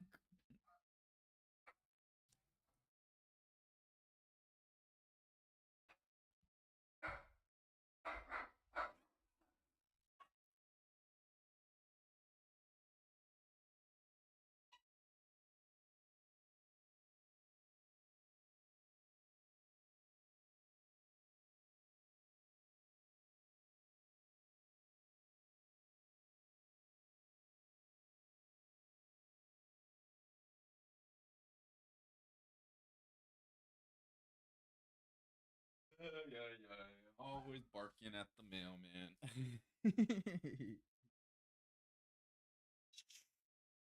All right, chapter 7. Off to Brazil. Off to Brazil, man. We're going all over the place in this book.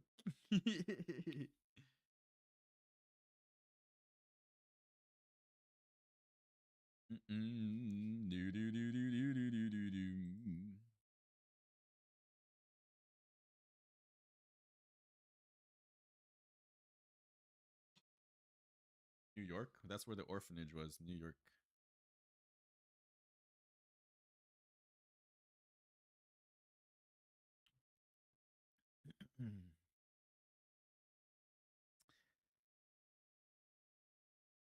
Some of these chapters are just really short.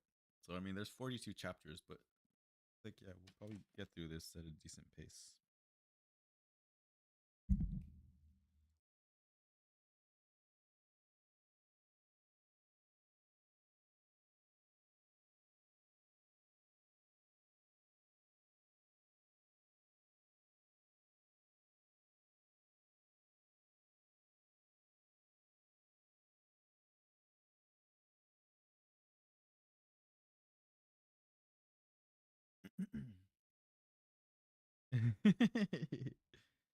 Oh my god.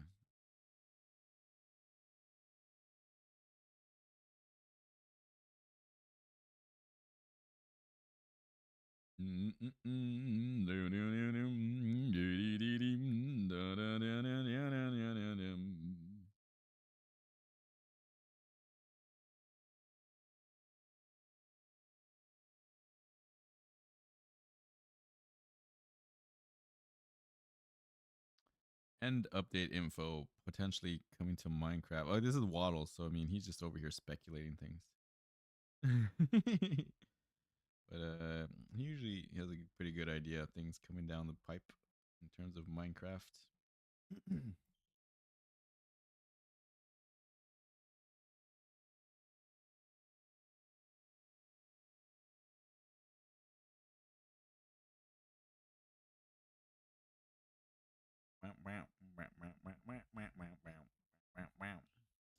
Chapter 7, Off to Brazil. At noon, that's actually more distracting than I thought.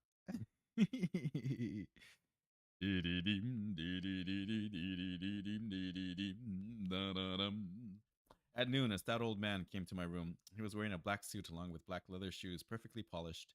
Not a speck of dirt could be seen anywhere on them. He had short gray hair combed sideways. Spotting wrinkles on his face was as easy as spotting wet rocks on a riverbank due to his extremely fair skin tone. It's time to leave, sir. Your luggage has already been packed and is already in the vehicle. He spoke in an extremely humble tone. Madame Cecile is waiting for you. I'm here to escort you to her. I'm sorry, who exactly are you? Stephen, he replied in a tone even humbler than before.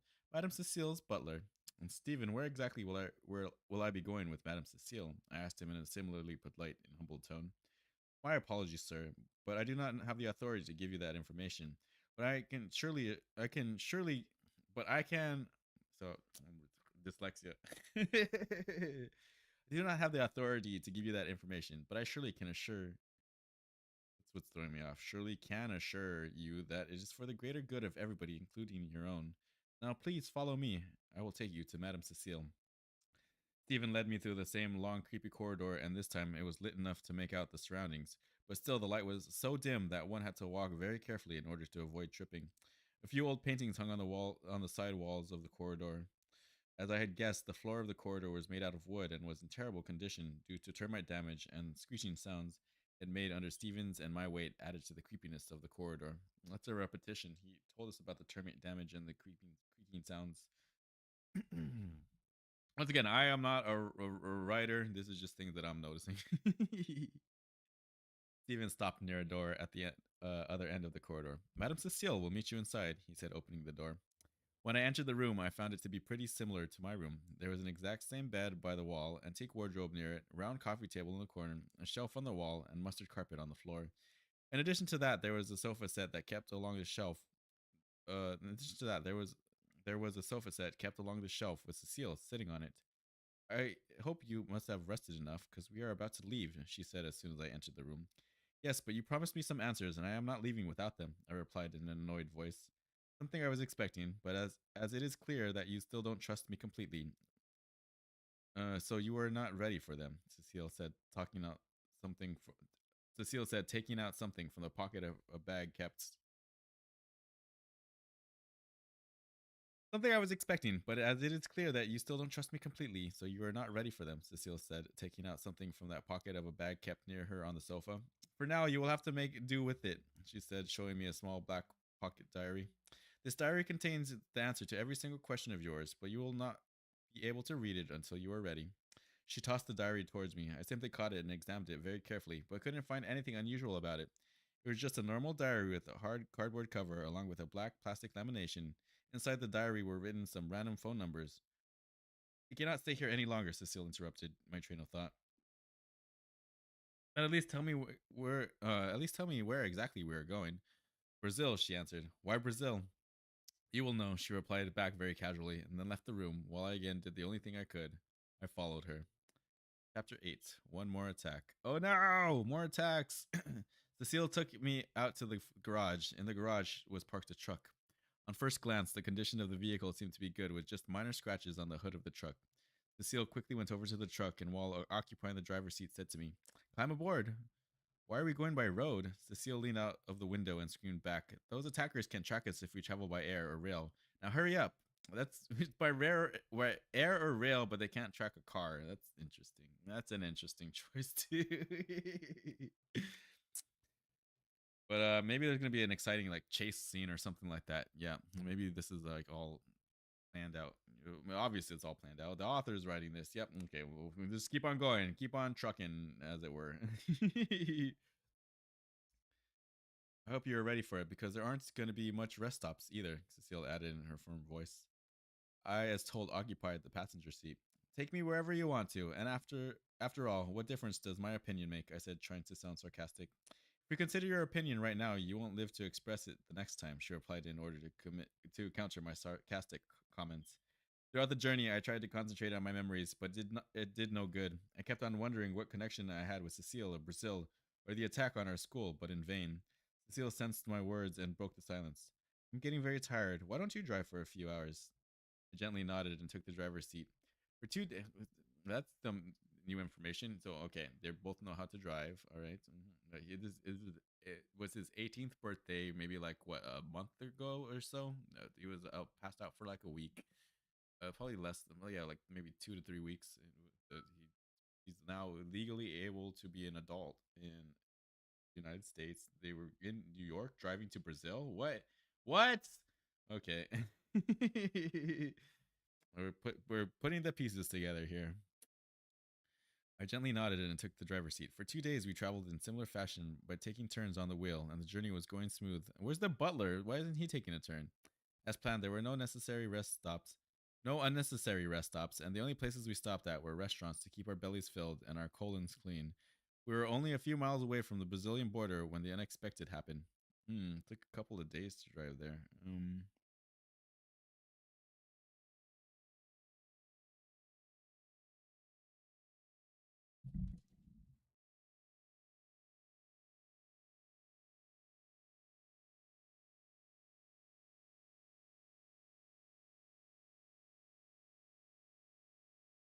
New York to Brazil is not possible to lack a road.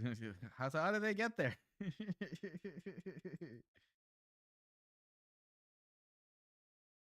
Physically and legally impossible.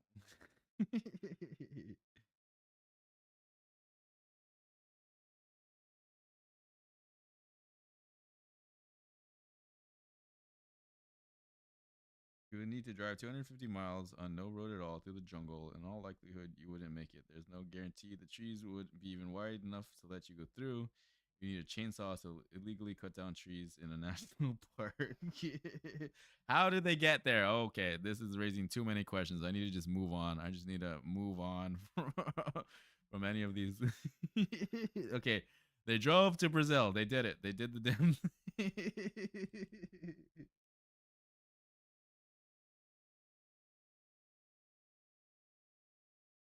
Okay, moving on. We're moving on. Suspending our disbelief, chat. Sorry. I'm so sorry. I'm so sorry. I should never have started down this rabbit hole.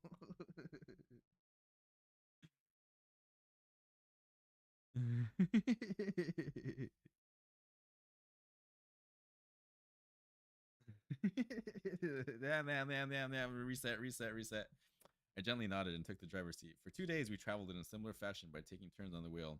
The journey was. Oh, actually, we don't know exactly where they were because they kidnapped him, right? Okay. So wherever they are was a 2 day trip to Brazil.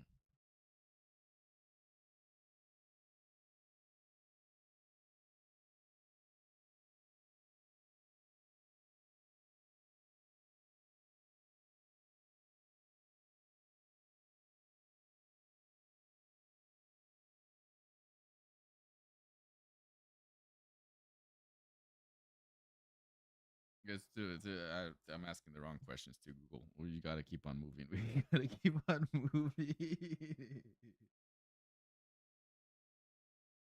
Okay, wait. One last question.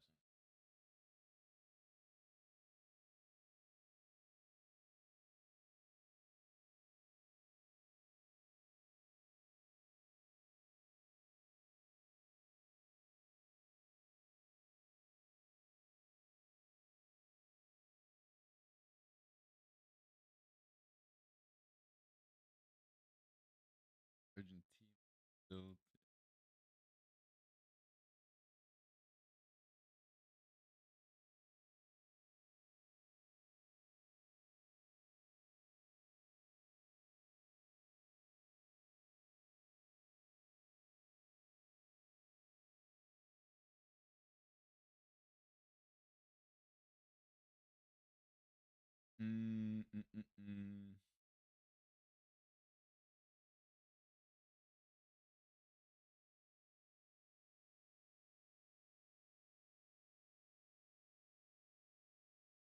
It would be to the Brazilian border. So they were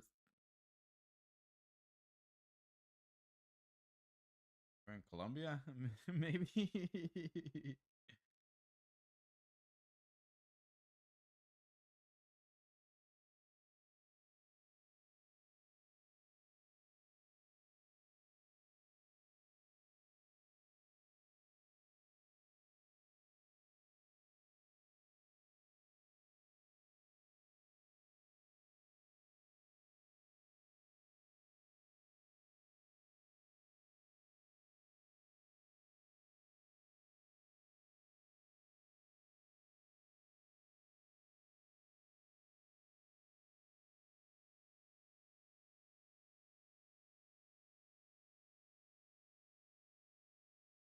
Sorry, we cannot calculate the direction.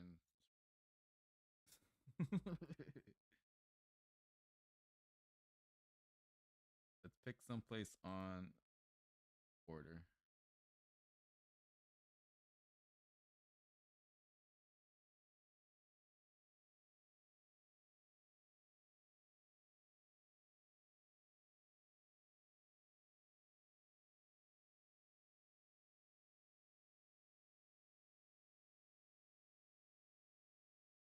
Can't even map out these freaking. So I guess that's why they took a truck. Okay, so at least that makes sense. They're driving through a lot of forest, and they were probably like in Colombia or something. Honestly. All right, all right, all right, all right. This is actually gonna take more research in order to actually get to feasible conclusions here. I'm just wasting time. All right, back to it. Back to it. Sorry, I'm so sorry. I'm so sorry. But how did they drive to Brazil? They were in New York. The orphanage was in New York for sure. And but then he got kidnapped by Cecile, and so wherever Cecile took them, it was a 2-day drive away from Brazil. All right, that's the story that we're at so far, chat. I'm sorry. I'm so sorry. The wheels are turning. The wheels of fate are turning. For 2 days, we traveled in a similar fashion by taking turns on the wheel, and the journey was going smooth. As planned, there were no unnecessary rest stops, and the only places we stopped at were restaurants to keep our bellies filled and our colons clean. We were only a few miles away from the Brazilian border when the unexpected happened. From nowhere, a helicopter came and started hovering over our truck. The loud roaring of its blades pierced through the winds made it difficult to hear even one's own voice. Both Cecile's and my hair danced to the rhythm of air, and the dust and sand levitated in a rotary motion from the fast-moving winds due to the helicopter's blades. They have found us, Cecile sounded tensed. Two well-built and strong-looking men wearing a black jacket and green torso came out of the helicopter. Pull over your truck and surrender, or we will have to kill you, one of them warned us over a megaphone. My skin was turning blue from panic, and mine seemed to have uh, seized work under pressure. What disturbed me all the more was that I didn't even know what these people were after, why these people were after us. This is your last warning. Pull over your truck. But Cecile once again ignored the warning and kept on driving. I took a quick look at her. Her face was stoned, her lips pressed together, and her eyes full of determination to find a way to lose the helicopter. Cecile, what is going on? Jonathan, there's no chance we can surrender. There's too much at stake here. Too much at stake. What I wonder what's going on. And this is only book one. Book one of the. Oh, Harvey, you're back. YouTube stream for once. Harvey, do you prefer that I stream on YouTube or should I stick with Twitch? Because I could go back. I've been considering going back and doing just YouTube streams. But it's also pretty decent being able to do YouTube the Twitch stream and then just do the VOD over to YouTube. So I don't know. Maybe we might get more views on YouTube though. Honestly, a little easier to find smaller creators. Mm, I think you just prefer YouTube, huh? Maybe we'll just do switching back and forth. Mm, the dual streaming just seemed to cause me to have like lower quality. That's all that happened there. So it's either or. I don't think we can do both, honestly.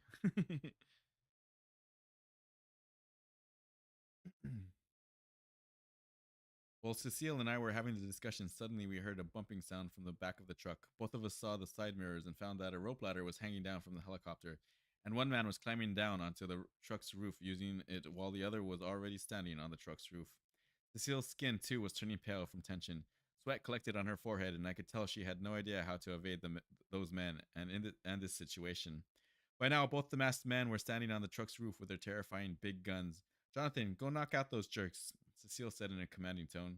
Not a good time for kidding, I replied under the impression that she was messing around with me. Do I look like I'm joking? You can do this. Don't be afraid. They won't be able to harm you. Now go up and finish the job before they finish us. What the heck? He's like some sort of Superman. That's right. Like his wounds healing instantly, but they weren't healing instantly. Well, these ones that he got while he was trapped by Cecile. So that's also something to be questioning here. There's so many mysteries happening. But is he like trained? Is he a trained master martial artist or something? He's gonna go and knock out these guys really quickly. Let's find out. But I tried to protest once it was clear that she was serious. We have no other option, so trust me, I know what I am doing. Cecile's statement freaked me out. After all, I was just a normal teenager and had no chance against those armed guys. Hurry up, we don't have much time. I guess I was backed up in a corner. I had no other choice, so I very carefully put my body out through the window and pulled myself up. Every second leaning out the window felt like riding a roller coaster without seatbelts, and while trying to climb onto the roof of the truck, I had the feeling that I was heading straight into the lion's den. Once I was onto the roof, I found it difficult to keep my balance. Moreover, the chilly winds felt like slaps on my face, and the air fluttered in my ears, making it difficult to hear. The wind in my eyes made it difficult to see as well. When the two of them saw me, they stopped firing. Here you are, said one of them. For several minutes, they stood there absolutely still, staring at me like a predator stares at its prey, while I was trying not to get any further frightened by it. They both slowly started to walk towards me. With every step they took towards me, my heart climbed further and further up into my throat. I had no idea what to do when suddenly the climate started getting foggy. The fog got denser and denser until there was zero visibility. It was impossible to see anything, but I could still hear gunfire and the sound of the helicopter hovering above my head. I thought they stopped firing at him. What's going on? Chapter 9, The Baby Given Up. So this is about him because he's an orphan and he got sent to the orphanage. When the fog cleared, I found myself in a grand room. What? I understood that I had turned unconscious and was dreaming. Okay. Oh, so he got knocked out by the fog, or maybe he lost himself to like some sort of like anger in the fog, and he's gonna wake up, and the two armed men are gonna be like destroyed, decimated, completely dismantled. Hmm. When the fog cleared, I found myself in a grand room. I understood that I had turned unconscious and was dreaming. The walls of the room had royal brown wallpaper, giving the complete room a rich look, and the shining white Italian marble made up the flooring of the room. There was a big ivory bed by the wall just next to me, and two armchairs along with a coffee table alongside the bed. Behind the armchairs were beige colored crepe curtains with a glass window. Through the window was visible a beautiful view of the magnificent city of Paris, with the marvelous Eiffel Tower standing in the middle of the city, giving the whole city its identity. Interesting. Now they're in Paris. What the heck? In the center of the room, there was a pram with a newborn baby sleeping in it. His rosy lips had an innocent smile on them, as if he was having a pleasant dream. He held a white pawn from the game of chess. The last pawn! Uh, in his tiny, soft baby hands so tightly that it seemed it was his favorite toy. Suddenly, the door of the room slammed open, and a tall, lean lady dressed in a white gown rushed in, crying. Her long blonde hair fell up to her neck. She had her face covered with both her hands in order to hide her tears. I cannot do it, she cried, though I still couldn't see her face as she was facing the opposite direction, but her voice sounded familiar. Just then, another man followed her into the room. It's probably Lisa and Paul. It is necessary. We have no other option. He was wearing a white shirt with black pants and a black coat. His short brownish black hair were neatly combed sideways. The man ran over to the lady and hugged her tightly from behind. I couldn't see his face properly either because of my view being restricted by the lady, but I could tell he had extremely handsome facial structure with high cheekbones, strong jawline, and a fair complexion. My love, my dear wife, it must be done. It is the only way our son will survive. He attempted to consort his wife, but couldn't keep his emotions sealed for long either, and he too broke into tears. Wails of the couple echoed through the room. They were trying their best to keep their sorrow bottled up for the sake of each other, but were unable to do so. Suddenly there was a knock on the room's door, and I found another man standing there. He was wearing a similar black coat, pants, and white shirt, with a black bow tie. His oily black hair were combed back. There was a tiny scar above his lips, and one or two wrinkles could be seen on his otherwise well structured oval face. Don't worry, I will take care of him. I will never let your absence prick him, said the second man. You know that, don't you? I know, Robert, but we just wanted to see our son grow up, to see him learn to walk, to hear him call our names, to feel his gentle touch when he would have grasped our fingers with his tiny hands, the lady. But the important thing is that he will grow up, and even though you won't be able to see him, he will be able to see you. Even if you won't have your son, you will have his parents, Robert tried to assure the couple. Robert, never let our absence make him feel alone. From now on, our son is your liability, and raise him as your own, the helpless father requested. First man raised his sleeping the first man raised his sleeping son from the pram. His hands were shaking at the last touch of his son before they parted. He gently kissed him on the forehead with his trembling lips and then handed the baby over to his wife. She looked at him for a minute. Her teary eyes clearly wanted to capture that last moment of hers with her son. The way she held onto her son, I could tell her hands wanted to memorize that touch, and her heart wanted to store that memory forever.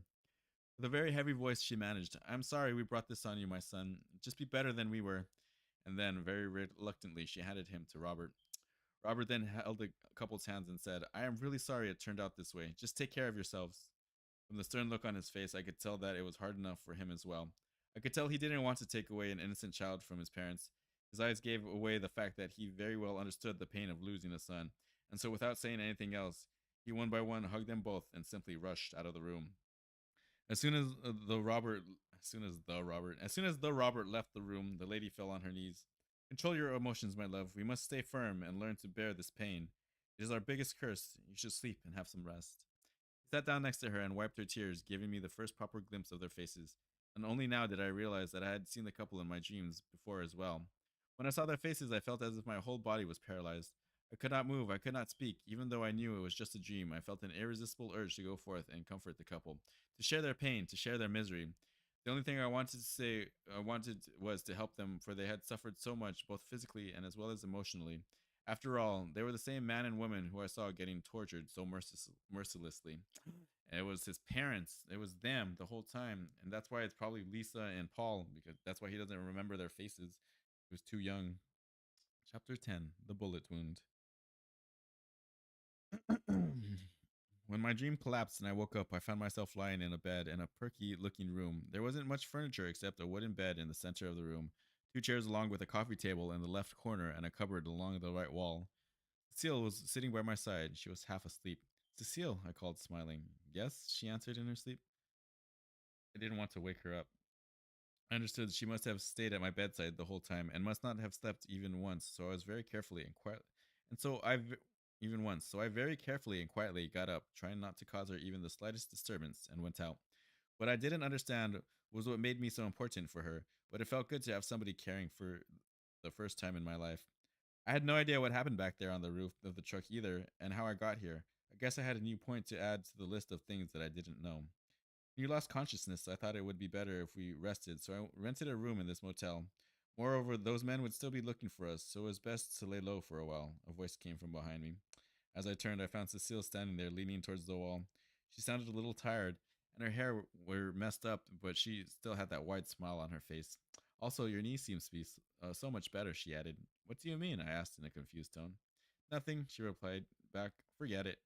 Now that she pointed it out, I realized that my left knee indeed was a little sore, but what I didn't understand was how she got to know about it. How did you. You should eat something, Cecile said, trying to change the subject. First things first. Now tell me, how did you know about the soreness in my knee? What happened to my knee? We'll talk about it over dinner, and this time no dodging the question, I promise. She replied, gesturing towards the table in the corner. Grab a seat, I'll get the food, she said with a wide smile. Cecile went out of the room and returned a minute later with a white chinaware bowl covered with a red cloth and a pair of similar white plates along with other cutlery. You're gonna love the food, Cecile said, removing the lids from the bowls. It's your favorite. Steak. Help yourself. How do you know I like? Sorry, stupid question, I said. Indeed, she replied in a cynical manner, and then we broke the silence with laughter.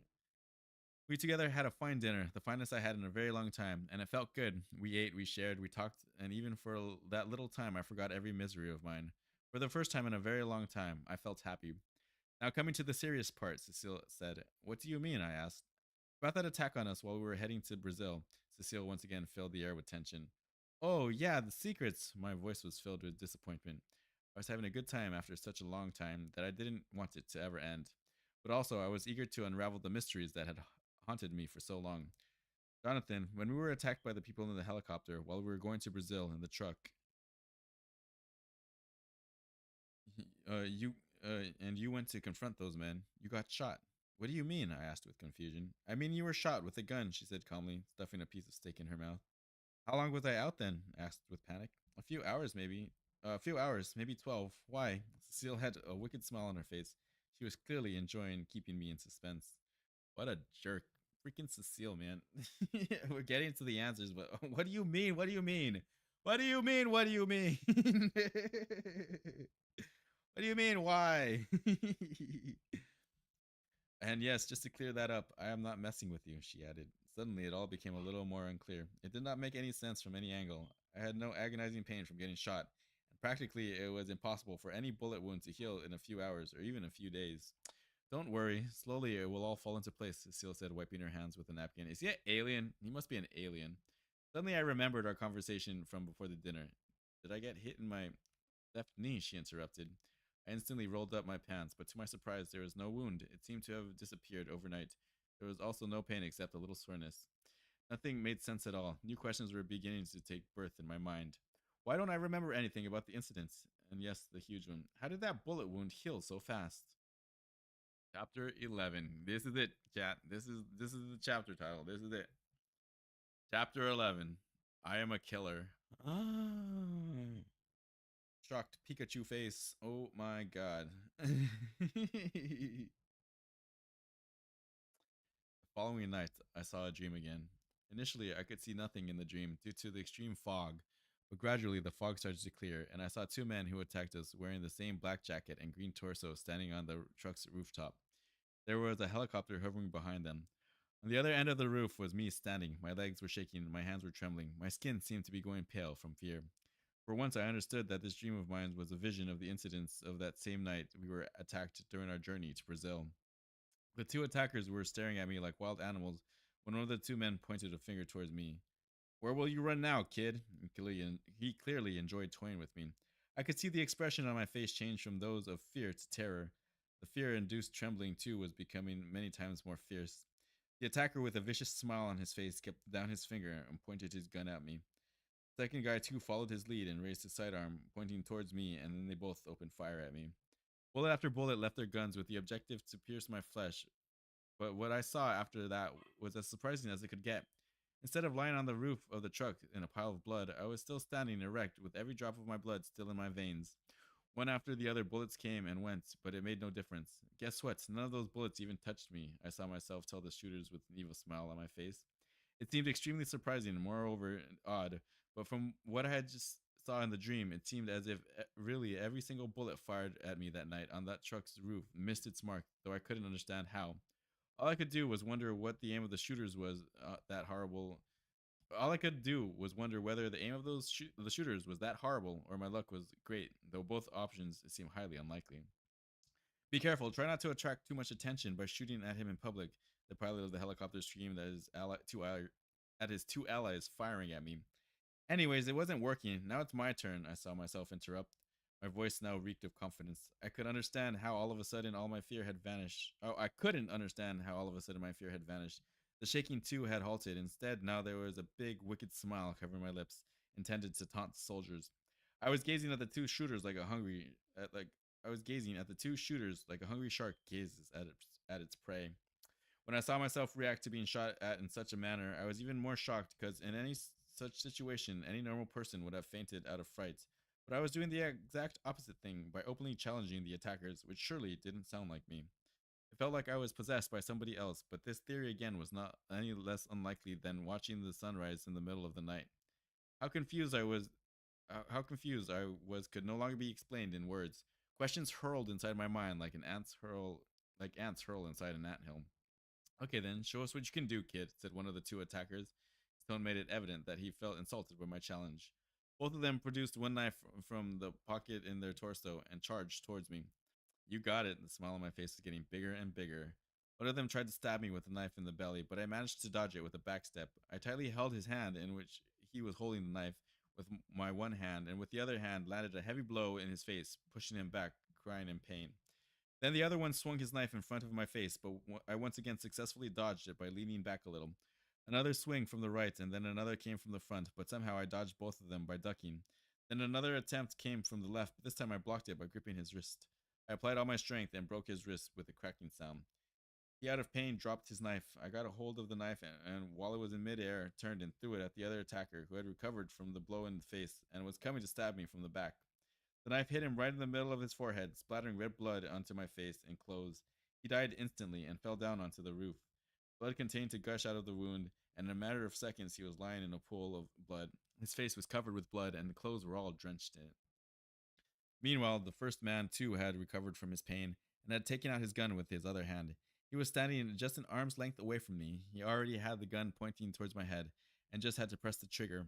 But before he could shoot, I quickly landed a blow to his chest and with my other hand immediately tried to push the gun away in order to disturb his aim. He struggled to point the gun back towards me, but I resisted him with all my strength, and so in panic, he pressed the trigger, hitting me in my left knee. My trousers instantly developed red stains. Ah! I screamed in pain and fell down onto the roof. I was lying down, screaming in intense agony, while he slowly headed towards me with the gun in his hand.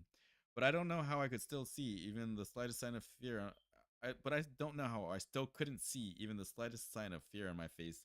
Instead, the confident, vicious smile on my face still refused to die.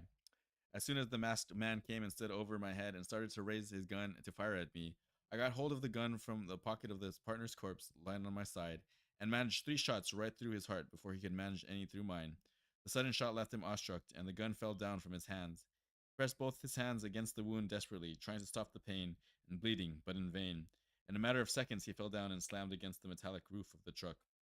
After some time, I saw myself slowly get up and drag myself to the dead bodies of both the masked attackers and unmask them one by one. As soon as I removed their masks in the dream and got the first glimpse of their faces, my body fell down, lifeless like a corpse. There was no movement whatsoever. I understood that at this very moment, that night I slipped into my dream of the couple in Paris. Also, now I knew for sure that I had seen both the attackers before as well. I recognized them from their furious red eyes. They were among the 5 gunmen who blasted my school building. So they're still on the hunt for him. They're still chasing him down to Brazil. Interesting.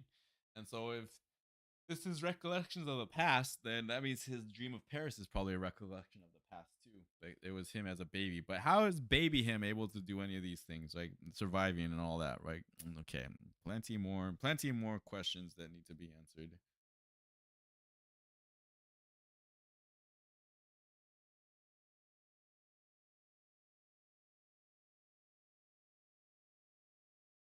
Paul, Paul and Lisa, those are his parents, probably.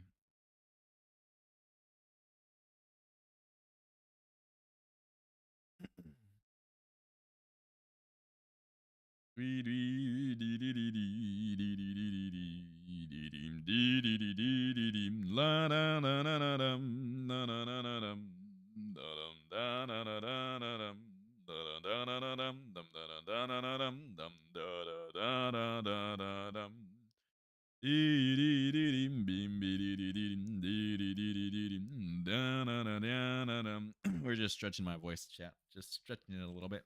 Mew mew mew mew mew mew.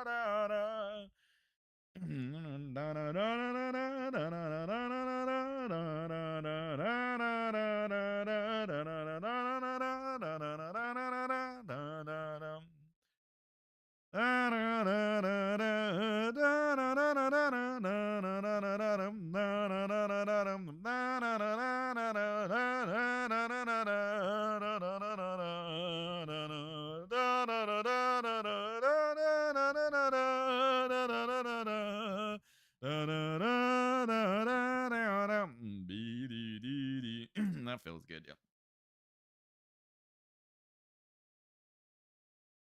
No, no, no. See, I saying da though, but no, no, no, no, no, no, no, no, no, no, no, no, no, no,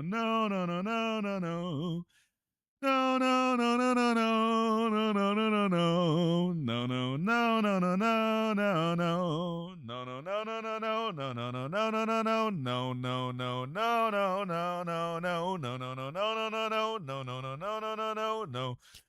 Na banana banana banana banana banana banana banana banana beep beep beep.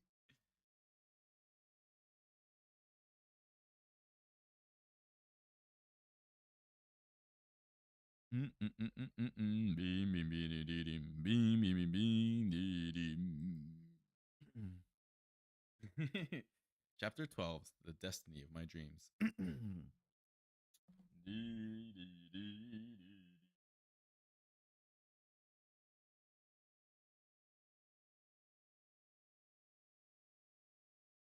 Gonna need some more tea, chat.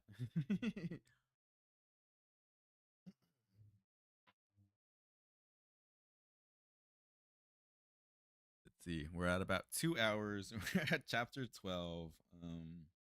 Well, this is a short one.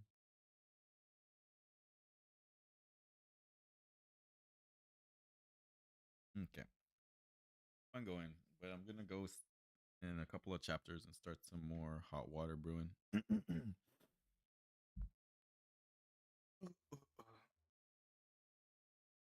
So good. Don't forget to stretch.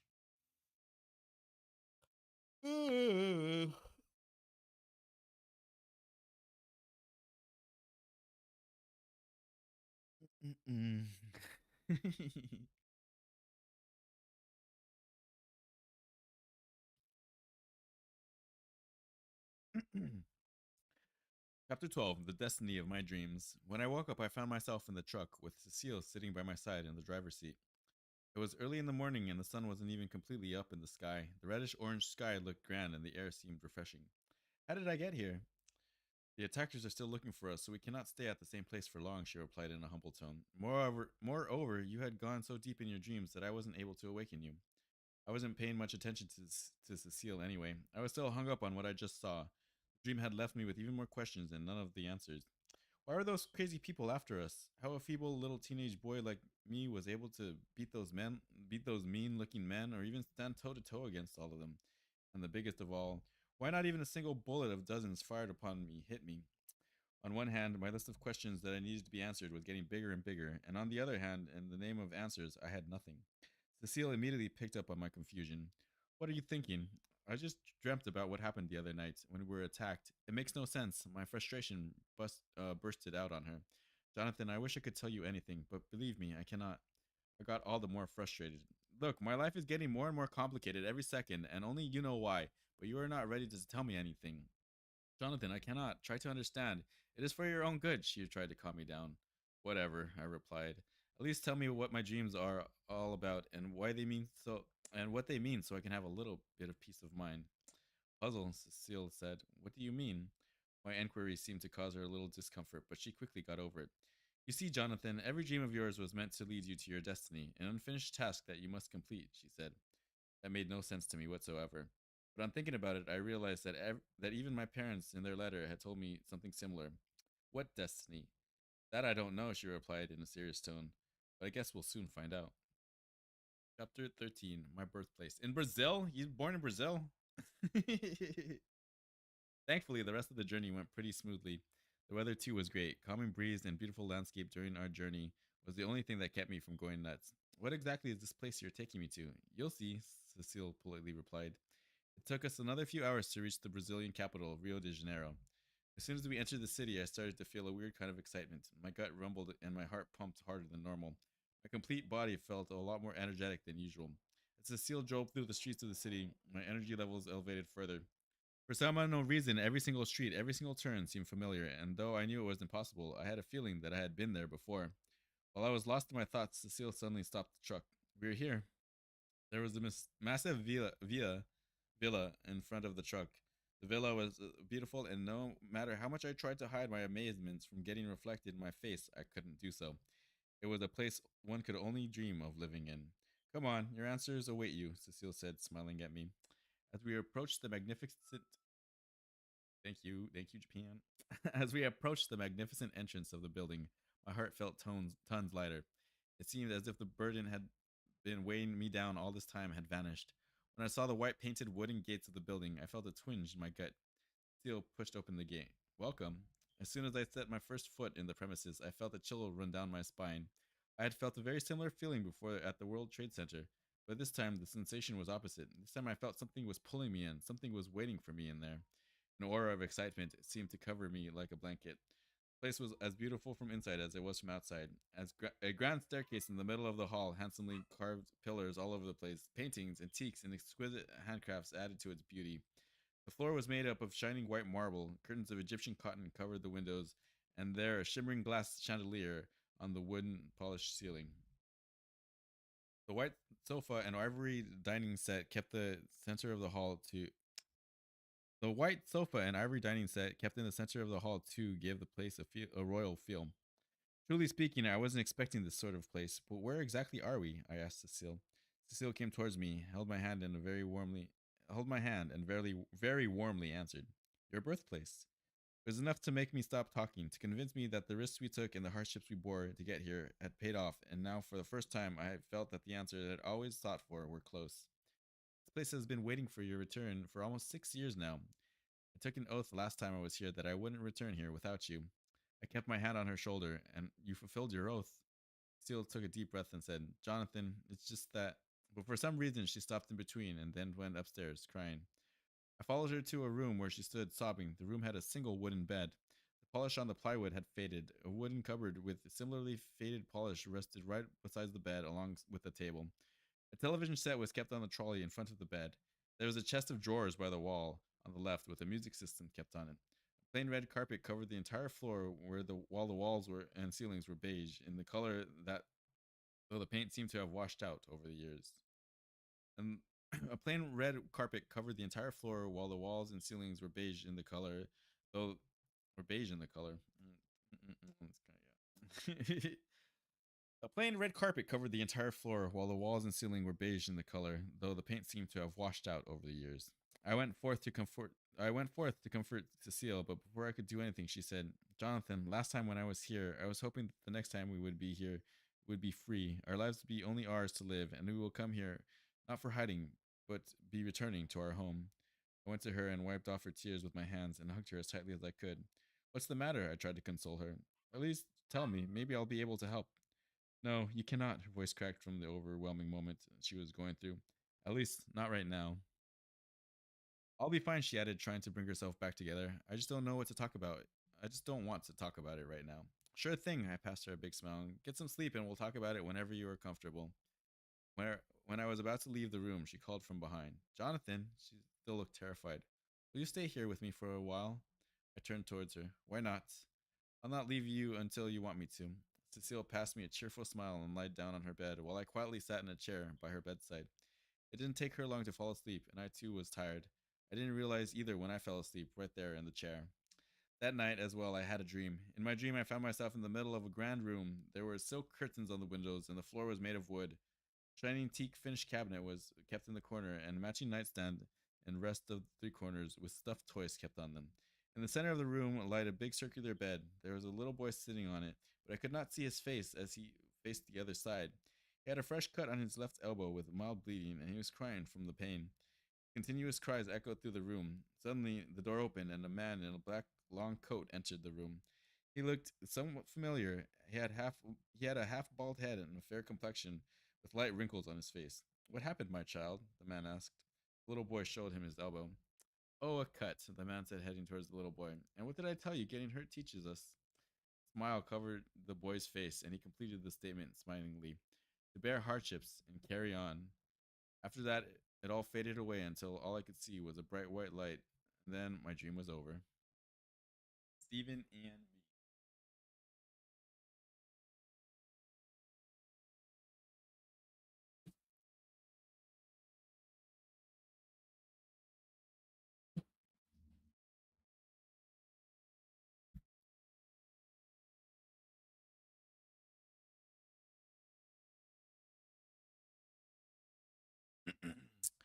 Next morning, somebody's loud shrieks woke me up. "Steven, Steven!"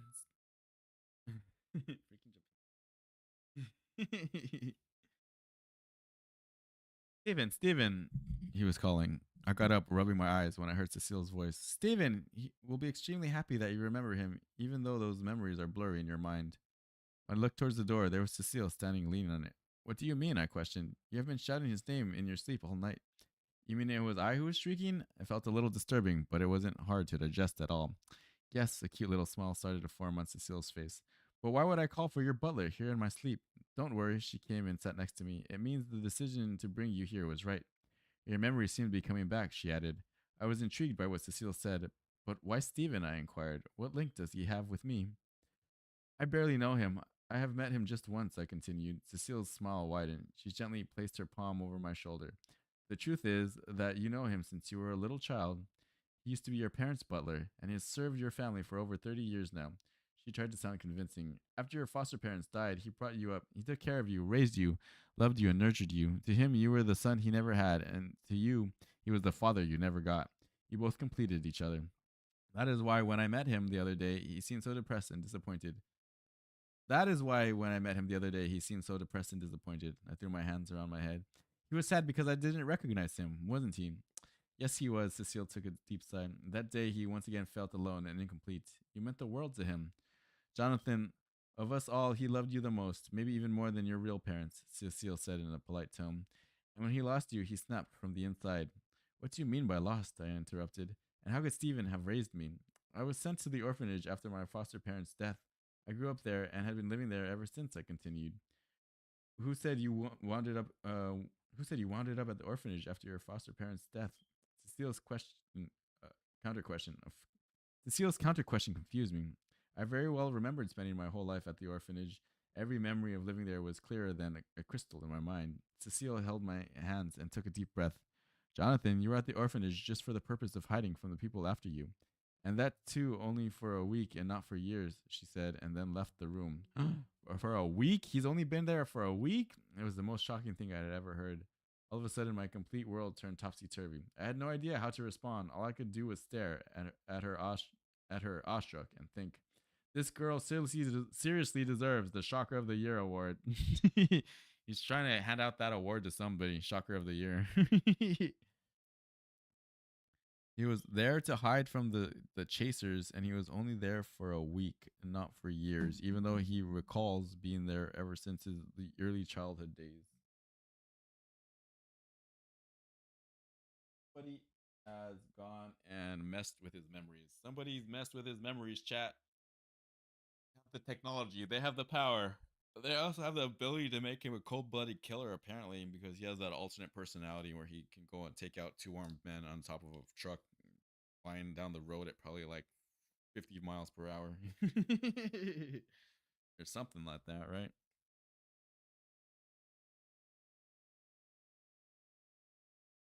Let's go. We're going to make some more tea really quickly. We're at chapter 15. We're doing some pretty good progress here. My opinion. And yeah.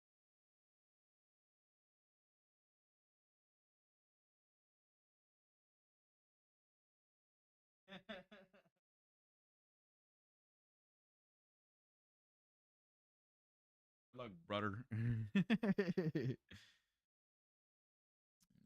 Da da da da da da da da dum. Dee dee dee dee dee dee dee dee. Dee dee dee dee dee dee dee dee. Dee dee dee dee dee. Dee dee dee dee dee dee dee. Dee dee dee dee dee dee. What the heck? Hold on. Look at this meme. Look at this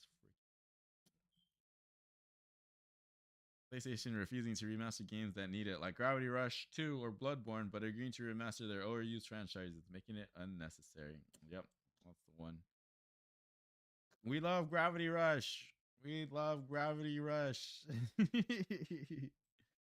Gravity Rush 2. Go catch our latest stream of it on Twitch. Twitch slash Satyen621.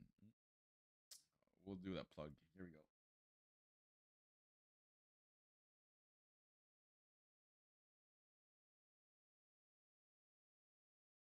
Here's our socials. Go click like, follow us on Instagram, Twitch. I put the new link for the new Satyen Reads YouTube up, and also we have our Discord. If you want to join, all of those available there.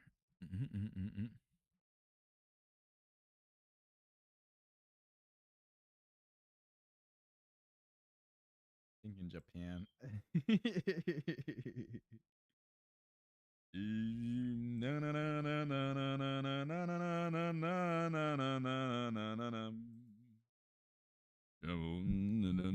We're brewing tea right now, chat. I'm gonna go grab the water in just a second.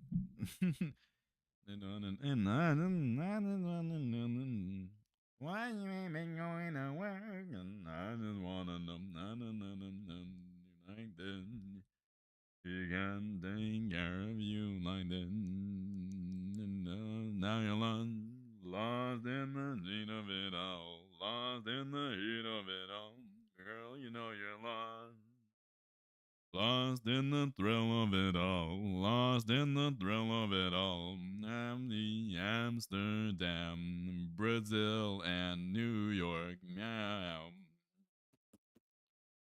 Los Angeles, India, lost on a train, lost. Buttercream, silk shirts, and it's Versace, man, it's Versace. Anyway, type of way, so I can go to work like a new girl, not new girl, not new girl. And I don't really wish, I don't really know what's home. Have I ever let you get caught, let you get caught? Lost in the heat of it all. Lost in the heat of it all. Now you know you're lost. Lost in the thrill of it all. Lost in the thrill of it all. Amsterdam, Tokyo, Spain. Lost. Los Angeles, India, lost on a train.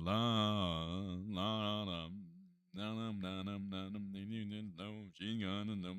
Can't believe it, I got her in cooking dough. Can't believe I got her out here cooking dough. I promise she'll be whipping meals up for a family of her own, someday. Nothing wrong, nothing wrong. No, nothing wrong with a lie, with a lie. Nothing wrong, nothing wrong. Another lane ride through the sky. You and I, just you and I. Lost in the heat of it all, lost in the heat of it all. Girl, you know you're lost. Lost in the thrill of it all. Amsterdam, Tokyo, Spain, lost, Los Angeles, India, lost on a train, lost,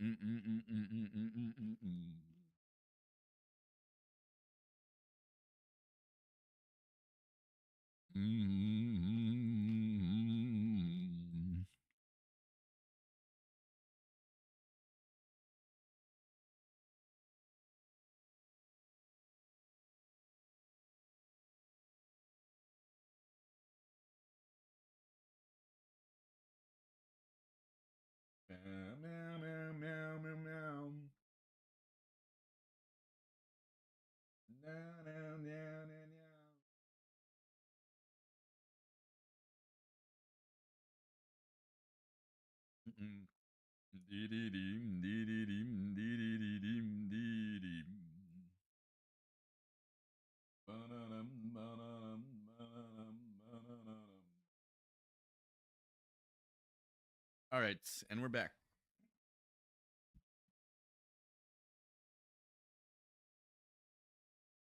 This that I've been snacking on. And I don't usually go for these kind of things, but I was like, why the hell not? Dark chocolate espresso. These favorite days from the Targets. There's a boycott on Target happening right now. 40 days or something.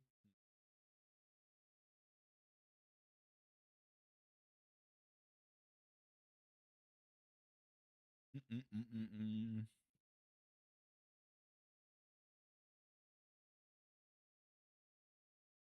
Now, coffee is all right in my opinion.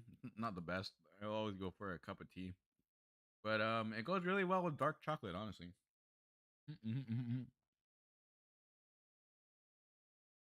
maybe it's good for a little bit of extra energy too.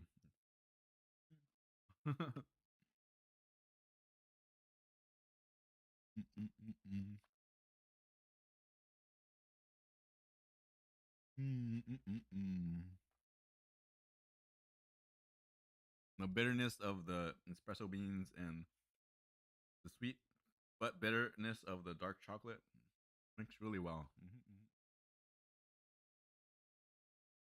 Just don't give me a cup of it, and I'll drink it, but don't waste it.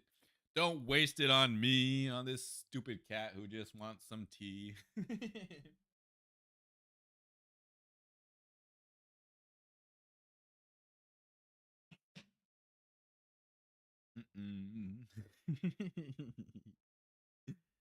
Meow meow meow meow meow meow meow meow meow meow meow meow meow. And we're stuck in the middle of this. You're not finishing this stream until we finish this book, chat. I swear, we're getting through it. We're pretty close to halfway through at this point. 3 hours. Okay, not too bad. It's about 40 chapters. We're at almost at chapter 20. Chapters, not all of them are very long, honestly. Yeah, making very good progress. I'm just gonna keep on repeating. Meow meow meow meow. I like watching the text scroll by as well. It's so weird. So weird. Meow meow meow meow meow meow meow meow meow meow meow meow meow meow meow meow meow meow. Dortio says no meowing, no meowing, no meow. Well, mountains. It doesn't even say Dortio. Dortio. Dortio. Tortilla. Dortio. Dor. Okay, so we got there. Dortio, but Dortio. Oh, it did it. Dorito. No, it didn't do it. So it's Dortio the Dorito, but so it got Dorito, but not Dortio. Dortio. Dirtio. Dirtier. Dortio. The Dorito. There we go. You stupid closed captioning. I mean, it's fantastic for what it is, you know, but I mean, just for like my sanity, oh my god. Oh my god. What the heck? The things you decide to decide that I said. Overall, I have pretty good enunciation because it captures everything like 80% of the time. Yep, about 80% of the time. Yep. Yep. Yep. Meow, meow, meow, meow. Okay, here we go. We got to get back to the book. Enough screwing around. Enough lollygagging.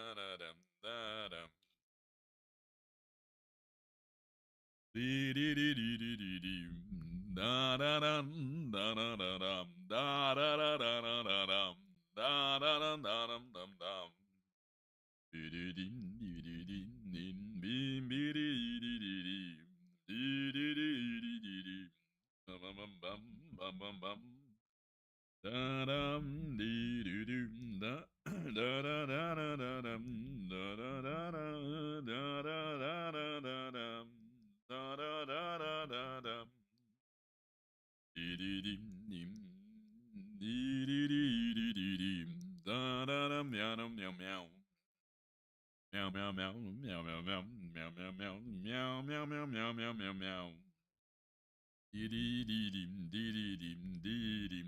So he was only in that orphanage for a week or a month? What the heck? He has all those memories of existing there for all that time? What is going on here, man?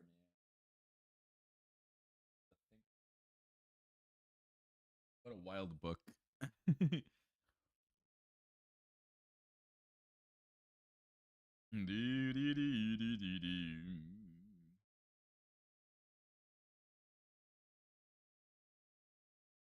Da-dum, da-da-dum, da-da-dum. Da-da-dum, dee-dee-dee-dee-dee. Dee-dee-dee-dee-dee-dee. Do we need to slash me? Social.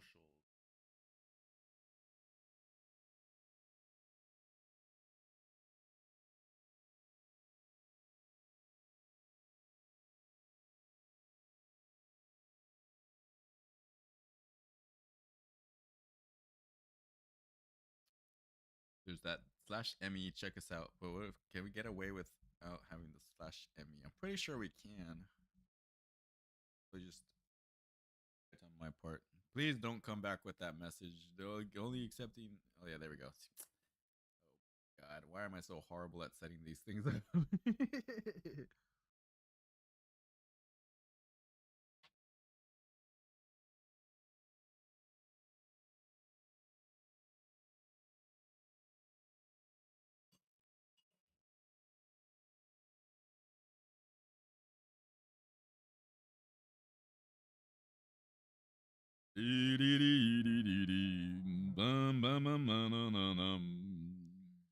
Freaking Japan. Sorry, he's over here on my screen.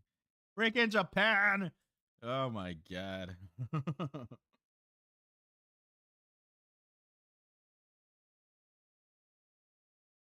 As you can see, he only kills. Oh, they got him. Oh, no. Killed himself? Wait, what?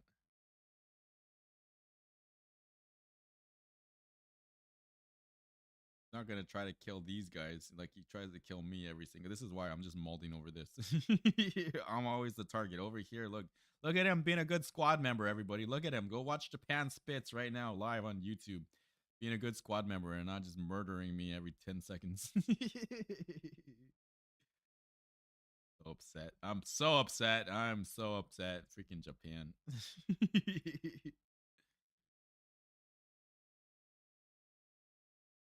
All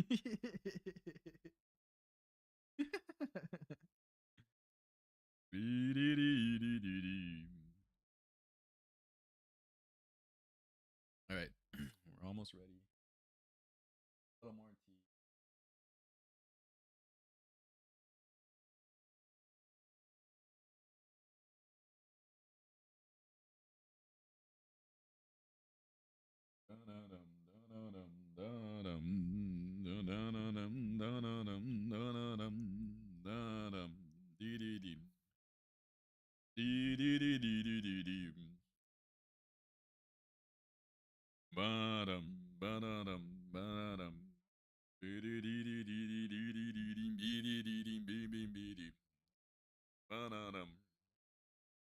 Bananum, bananum, bananum, dee dee dee dee dee dee, lost in the banana nanum.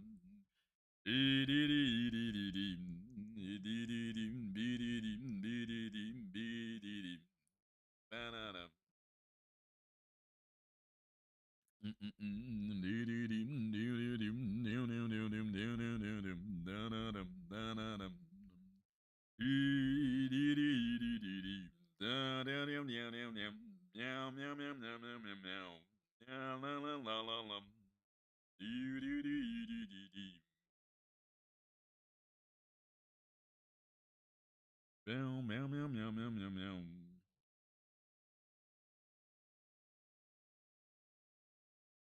Damn, yum yum yum yum yum. Yeah, yeah, yeah, yum yum now now, meow meow. I'm sorry, I'm so sorry. It's so funny. It's so freaking funny. Freaking frick, freaking frick, frick, frick. See, it's freak, not frick, frick, frick, frick, frick, frick. See, we can't get it to say frick though. It says Rick, Rick, Rick, Rick, Rick, frick, frick, frick, frick.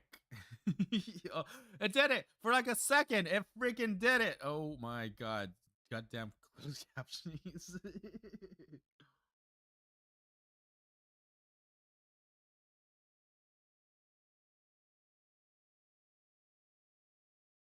Dee dee dee dee dee dee dee. Beep, beep, beep. Silent scream of the human skin. Oh, so like the reaction that your skin sends to your brain to say, hey, that freaking hurts. Dun-dun-dum, dun-dun-dum, dun-dun-dum. Dee-dee-dee, dee-dee, dee-dee. Thank you for liking my posts and my reels. Thank you, thank you, thank you, Tamagotchi Trader. You're amazing. See which ones they liked. New gorillas in 2025. What?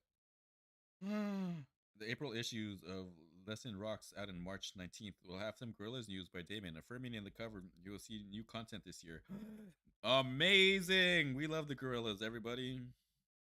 Well, I do. I freaking love the Gorillas. You don't have to, but I'm representing for sure. Yes, so good, so good. That's a great announcement there. Tamagotchi Trader, you could have definitely liked my new post about the Satyen Reed's channel, but okay, we'll take what we can get. Thank you. Thank you, thank you.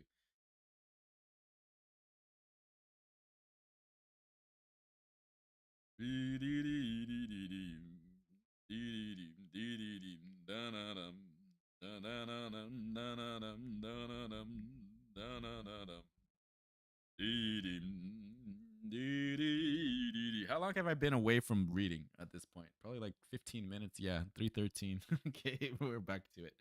Here we go.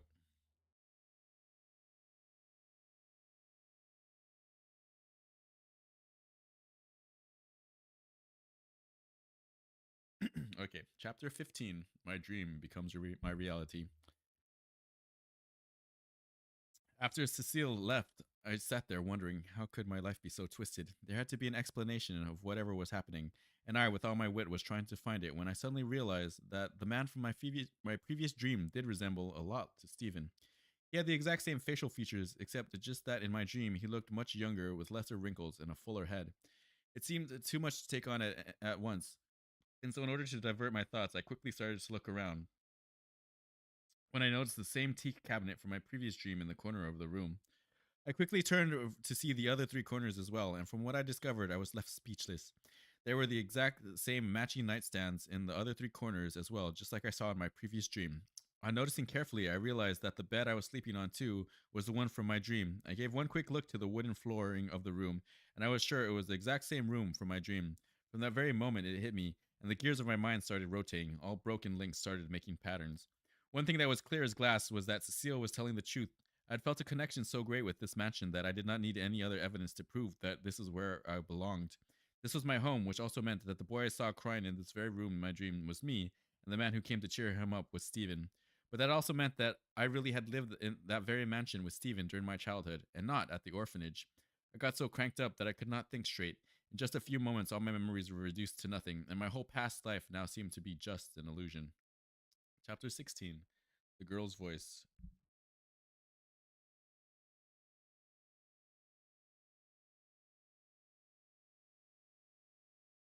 One sec, one sec. I'm just restarting the app.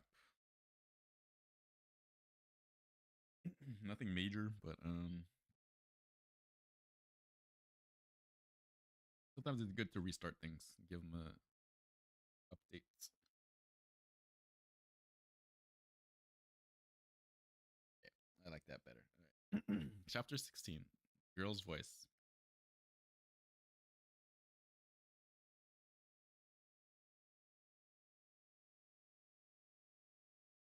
That makes it all okay. I spent the rest of the day locked up inside my room. I didn't even step down from my bed the whole day. I didn't want to talk to or see anybody. Until late night, I just kept lying still in my bed without a word. Due to the pressure my mind was going through, I didn't even realize when I fell asleep. The night didn't disappoint in terms of surprises either, and I slipped into a dream. The last few days, my life had taken so much turns that now it was driving me crazy. My last few dreams had given rise to so many questions in my mind, so in this one, I was hoping to find some answers. This time, I saw the same two children from my dream in the bus standing outside their burning house. Promise me that you'll always trust me. It's all I need, the girl's voice cracked from the overflowing sorrow of her loss and the shock from the terrifying incident she witnessed. I instantly understood that this dream was a sequel, one that complemented my previous dream having the same two children, where the girl had requested the boy to make that same promise, to always trust her before that dream ended. Promise me, the girl said again. The boy looked at the little girl and took a deep breath. You know, I. Before he could finish, a dart hit him in the back of his shoulder, and he started to find it difficult to keep his balance.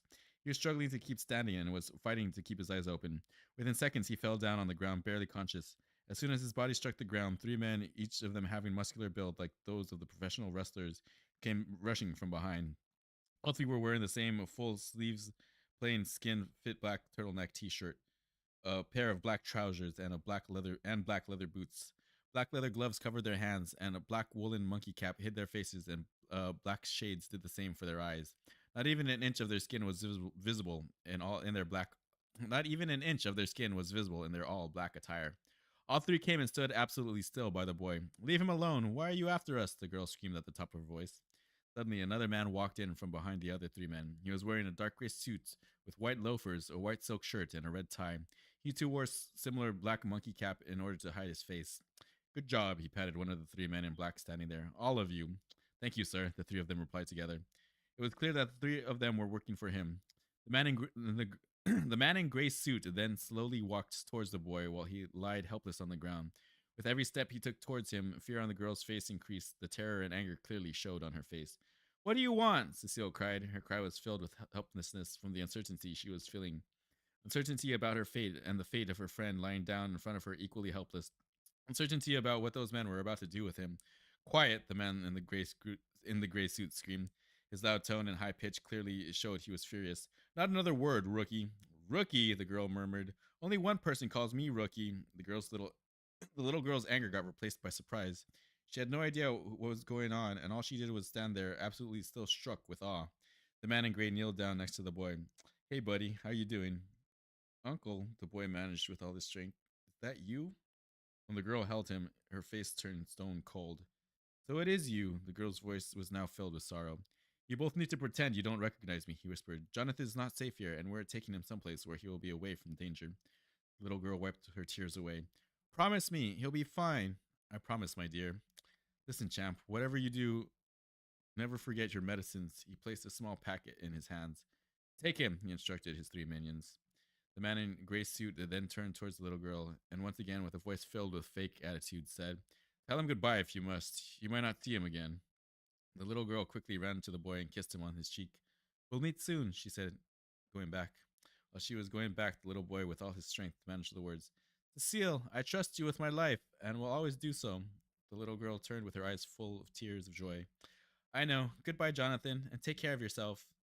After that, my dream got over, and I woke up. So now he's ready for the answers because he remembers that he's always going to trust Cecile forever. And so now she can finally reveal all these things. This is why she's been so mad because she came and she found him and he had no idea who the heck she was, right? Must be bittersweet for her, right? Mm-mm-mm-mm. Although she didn't have to go and like make everybody his enemy. It seemed like just maybe possibly just sort of happened. Like he was speculating. Maybe like she didn't intend for it to happen, and it just did because she was so hurt by him not remembering her. But I mean, how could he? What? There's so many things happening here.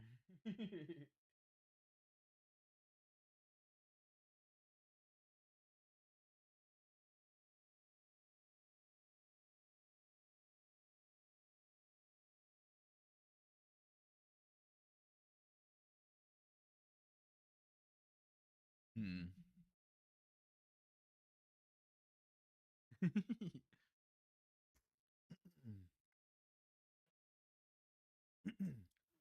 Chapter 17: The Photographs. I woke up with a wide smile on my face.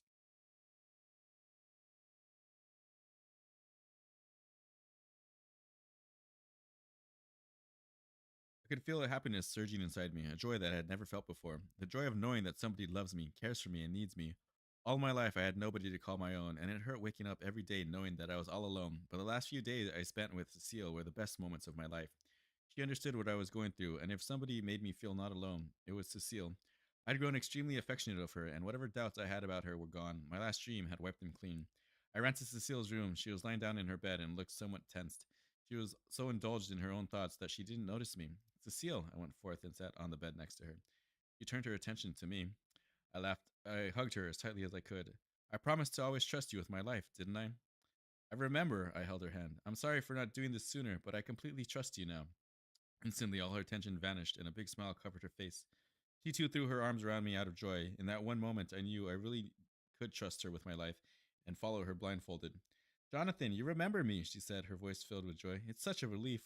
Yes, I do, but if you don't let me go, you will choke me to death. I tried to lighten her mood with a little bit of sarcasm. Yeah, sorry, she said, letting me go, and we both started laughing. It was the best laugh I had in years. I hadn't felt this happy and light-hearted in ages. It felt as if a burden had been unloaded off my chest, and from how loud and heartily Cecile was laughing, I could say the same for her as well. Jonathan, now I'm free to tell you why I didn't let anyone even come close to you at the orphanage, or why I had to tied you, or why I had tied you to the chair when I abducted you. She interrupted my train of thought. Her tone had suddenly turned serious. How is she doing all this? Yeah, she's abducting him. Like, I mean, maybe he's not like a big guy, honestly, but like, yeah, she's just dragging him all over the place. She dragged him back into the truck so that they could get going from the rest stop. And maybe she's a super soldier too, because it seems like he's some sort of super soldier. Apparently, he is so the synopsis tells us that he's a terrorist. But yeah, so he has to have some sort of ability. He's has that super regenerative. Like he regrew his kneecap back after they shot it. Is she like the same? Is she part of the same super soldier club that he's part of? Just as capable of destroying armed men as he is.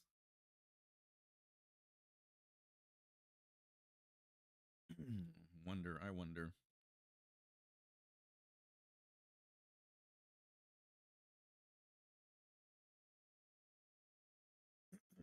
Her rock solid expression radiated tension, and it took me less than a second to get affected by it as well. The smile on on my face too vanished. Instead, my lips were now tightly pressed together from nervousness and anticipation about what Cecile was going to say. She slowly walked to the chest of drawers nearby, and from the top drawer took out a bunch of photographs. Have a look. As I went through them, my smile faded away, and with every single photo, I viewed my eyebrows knitted together a little more. My expression hardened a little more. The first photograph was of my room at the orphanage. The same curtains, same mirror, same bed, but not one thing was like I remembered it. My dump yard room now seemed much more like the devil's playground. The curtains were burning with reddish yellow flames high enough to reach any average person's waist. Bed sheets and pillows were torn to shreds. The mirror that used to hang on the wall was lying on the floor in pieces, and four legs of the chair were lying about 5 meters away from its body. Did the men in masks who attacked us do this? Cecile fed me no reply. She just gave me a blank look. After a small pause, she said, "Have a look at the next one." I nodded and turned my attention to the second photograph. As soon as I saw the second photograph, my jaw dropped down. In the photograph, I was lying on my bed, sleeping while the curtains were ablaze, and the shattered glass as well as the broken chair were there lying on the floor. You were present in your room while all of it happened, Cecile cleared. How is this possible? I lost my cool. My head had started to ache. Cannot be. I took a deep breath to calm my nerves. How could I be sleeping so soundly while my room was being destroyed? Go ahead, look at the next one, Cecile said. You'll understand. In the photograph, there was a broken wooden shelf, a broken wooden table, and two broken wooden chairs lying on the gray concrete floor. I could not make out the color of the walls due to the faded pattern. They spelled color right over here. Clour, not CLOR. It's CLOUR. But see, look, even thinking it's closed captioning over here, spelling it wrong. Color, color, color, color, color. Color, color, color, color, color, color, color, color. Kolar, Kolar. Sorry, I'm sorry. Call Lori. Call Color. Call Lori. Call.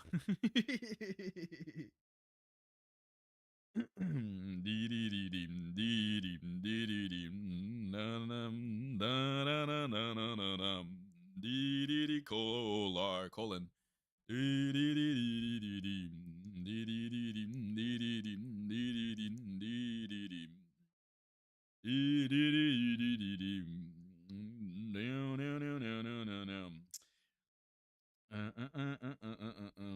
I could not make out the color of the walls due to the faded paint. In addition to the destroyed furniture, there were two men lying on the floor unconscious. One of them wore a blue sweater and black pants, while all the other wore a white shirt and brown pants. Faces of either of them weren't clear in the photograph. A third man was also lying unconscious by the wall, wearing a black leather jacket, blue denim jeans, and a brown boots. Couldn't make out his face from the photograph either. What are you trying to tell me? Look closely. You know this place. Cecile pointed her fingers at the third man lying by the wall. And you know this person. As Cecile asked me to, I carefully analyzed the photograph. And on closer look, I realized that this photograph was of the room where I was held captive by Cecile after the attack on our school. But I didn't recognize the man by the wall. Who is he? You'll see, she said casually. You'll see, she very casually dodged the question. The time is right. It better not be Steven. He better not have killed Steven, but was there time for that? I don't think so, right? Steven told him to go out to the truck. I don't think he did that. Okay. But I don't remember waking up and finding the room in such condition, neither at the orphanage nor where you kept me, I pointed out to Cecile in a surprised tone. That's because when you woke up, the room wasn't in such a condition. Her tone was clear as crystal. I had the room cleaned up and all the stuff replaced with a new one before you woke up, she added. But how did this happen? I asked her. You'll find it out tonight in your dream, she replied. What? You'll see, Cecile said. Okay, at least tell me who did all of this. Cecile sat near me and smilingly said, You. When I heard her say that, I did all. When I heard her say that I did all that, my eyes widened. Guess I got the answer to my previous day's question. Now I did. Now I did know what else could get Cecilia Ward other than the shock she had given me the other day. Now I have some errands to run, so I'll see you later, Cecile said while getting up, and then she left. So she knows what's gonna happen in his dreams. That's interesting too. Like how does she know this information? What is it that caused her to know these things?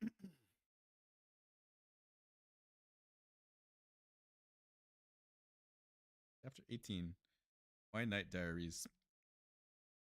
I spent the rest of the day alone wandering around the mansion, and before I knew it, a whole day passed in just checking out more than a dozen bedrooms in it. The kitchen was no less bigger than that of the famous restaurant. The backyard was full of more varieties of flowers and plants than I could count on my fingers. Ooh, nice. We love a pretty garden. Toes combined. The paintings and antiques kept in every other corner of every room and of the grand mansion were exquisite. That night, when I fell asleep, Cecile's predictions turned out to be correct, and I saw a dream. In my dream, I saw my room at the orphanage. There was my bed in the middle of the room, curtains by the window, mirror on the walls, chairs in every corner. Everything was just the way I remembered it. There was no movement in the room other than the curtains dancing to the rhythm of the winds gushing in the room from the open window. The room was so silent that it felt disturbing. Suddenly, the door opened, and I saw myself entering the room. My clothes were all dirty, and my hair messed up. I looked tired and drained, and my eyes were already half shut out of sleepiness. Without any delay, I jumped in the bed, and as soon as my head hit the pillow, I was fast asleep. Within minutes, my snoring sound filled the room. I was sleeping absolutely still, without even slightest of movements, when suddenly I saw myself rise from the bed, shouting and screaming and grunting at the top of my voice. I got down from the bed and, without any apparent reason, started tearing the bed sheets apart. I could not understand what I was trying to do and why I was behaving like that. When the bed sheets were no better than rags, I saw myself toss them to the floor and walk towards the chair in the center of the room. I then, with both my hands, picked up one of the chairs and started smashing it on the ground until all of its legs broke off. With a fierce shout, I picked up the other one and, with all my power, threw it to a mirror on the wall. As soon as the chair hit the mirror shattered into tiny bits. I ran over to the chair and smashed it with both my hands, with my full strength, as if the chair was my biggest enemy, and the only thing that drove me was the lust for that enemy's blood. With a few hits, I managed to break the chair, but in the process, I got multiple cuts from the broken mirror lying there and my hands were bleeding badly. But still, I could not even see the slightest realization of pain on my face, as if I wasn't feeling any of it. The only thing that could be seen on my face was ferocious hatred that I never knew I had. It felt as if the person I was seeing wasn't me at all. I could not have seen even I could not even see I could not see even a trace of myself in him. All I saw was a monster. The way I was shouting, it felt as if some demon had possessed me. When the chair was in pieces, I walked to the chest of drawers, screaming and shouting at the top of my voice, and from one of the drawers took out a matchbox and paper, went over to the window, and with a single pull broke the curtain rod. I lit one matchstick and burnt the curtains with the help of the paper. Moreover, everything I witnessed didn't make sense as I had no memory of doing any of it. But when I paid closer attention, it started to get a bit clear. I found that my eyes were still closed. Also, on observing calmly, I discovered that I could hear snoring as well, and so it was evident that I was sleepwalking. Interesting. What the heck? Suddenly, in an instant, it all became dark. I could see nothing, but I could still hear the same terrifying screams. After a few seconds, the lights turned on, and I saw that I was now in the room where Cecile had kept me. I found myself sitting in a chair, shouting and recklessly rocking the chair. I was wearing black leather jacket, blue denim jeans, and brown boots. I felt that I had seen those clothes somewhere before, but I couldn't remember where. I noticed that my hands were not tied. Also, this time as well, my eyes were closed, and I could hear my light snores, which confirmed that I was fast asleep. He's the guy from the other dream. The door of the room opened, and two well-built, strong-looking guys entered the room. One of them wore a blue sweater and black pants, while the other wore a white shirt and brown pants. I instantly recognized them from their clothes. They were the same two men I saw lying unconscious on the floor in the photograph that Cecile showed me. Their faces, which I failed to see clearly in the photograph, were now visible so clearly that I could swear it wasn't just a dream. The one in the blue sweater and black pants had fair-skinned, square-jawed face. His wide brown eyes and brownish black hair tied back in a man bun made him look rugged. On the other hand, the other one had a bit tan complexion with a well-defined jawline. He had a small scar right above his lips that made him look somewhat dangerous. They both came at me and held me tightly in an attempt to control me. Remember, you are not meant to harm him, a girl's voice, which I very well knew came from outside the room. It was Cecile. The men nodded and turned back their attention to the task at hand. One of them held my right arm and the other my left arm, and they were trying to make me sit, but I was uncontrollable. I, with a single pull, brought both my arms together and in the process slammed their bodies together. Damn, that guy's freaking strong. Then, with a push, I threw one of them towards the wall and he hit the mantelpiece. I then picked up the table and slammed it onto the head of the other. He instantly fell down with immense pain. Who murdered these guys? I picked the chair and slowly walked towards the first man, trying to get up, and I hit him with it. He too fell on his knees, wailing out of pain, and within a few moments turned unconscious. As soon as he lost consciousness, to my surprise, I saw myself start to walk towards the wall. I seemed much calmer now. I sat down, leaning against the wall, very peacefully, and showed no movement. My snoring could still be heard, which clearly showed I was still asleep. But on seeing myself lying on the ground, leaning against the wall in that leather jacket, blue jeans, and brown boots, I remembered where I had seen the clothes I was wearing in that dream before. I also understood why Cecile had said to me that I knew the third man in the photograph she showed to me. Those clothes were worn by that third man in the photograph, which meant the third man leaning against the wall in the photograph was actually me. After that, my dream ended, and after what I saw, it was clear, above all, that Cecile was telling the truth, and it really was me who destroyed my room. But one thing that still wasn't clear was that even if she got all the stuff in my room replaced before I woke up in order to hide from me what I did in my sleep, where did all those cuts from the glass go overnight? She just let him murder those guys?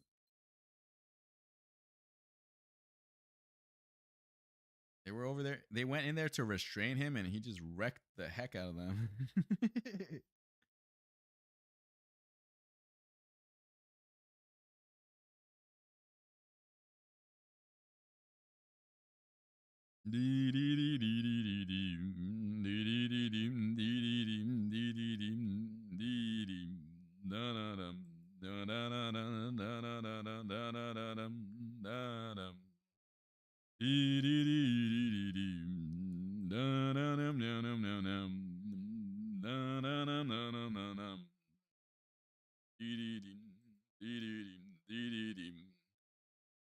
Bam bam ba na na na na dum dee dee dee dee dee dee dee dee dee dee dee dee dee da na dum da na na na na na dum dee dee dee dee dee dee dee dee dee dee dee dee dee dee dee dee dee dee dee da da na na dum da da dum dee dee dee dee dee dee dee dee dee dee dee dee dee dee na na na dee na na na.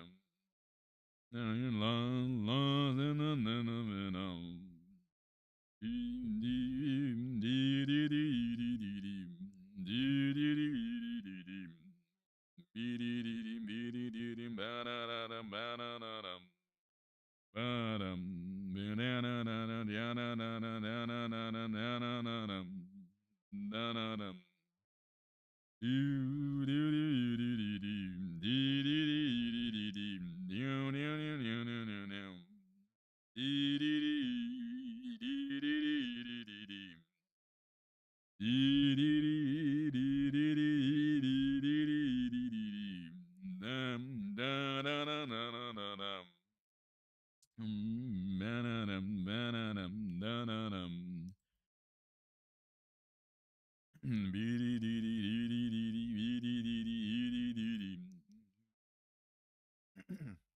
Chapter 19, My Vision.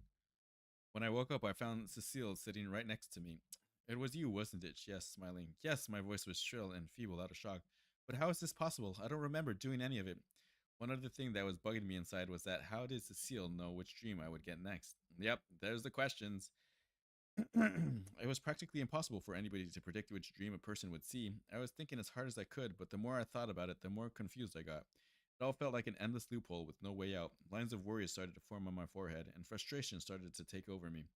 What is happening to me? I bursted out. My tone was filled with anger and desperation. Jonathan, Cecile tried to say something, but before she could, I showed her my palm, gesturing her to stop.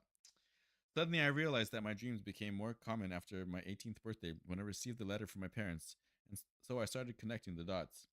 You told me I was at the orphanage merely for a week, I stated, and as I had been unconscious for a lot of days after the field trip to the World Trade Center, so it means that when I got the letter from my parents, I had not been living at the orphanage since long, am I right? Yes, she reciprocated for my seriousness. In fact, the day you received that letter was your first day at the orphanage. You had been shifted there just 6 hours prior to your receiving that letter, she added. Though on some level I knew that, but still it came as a huge shock.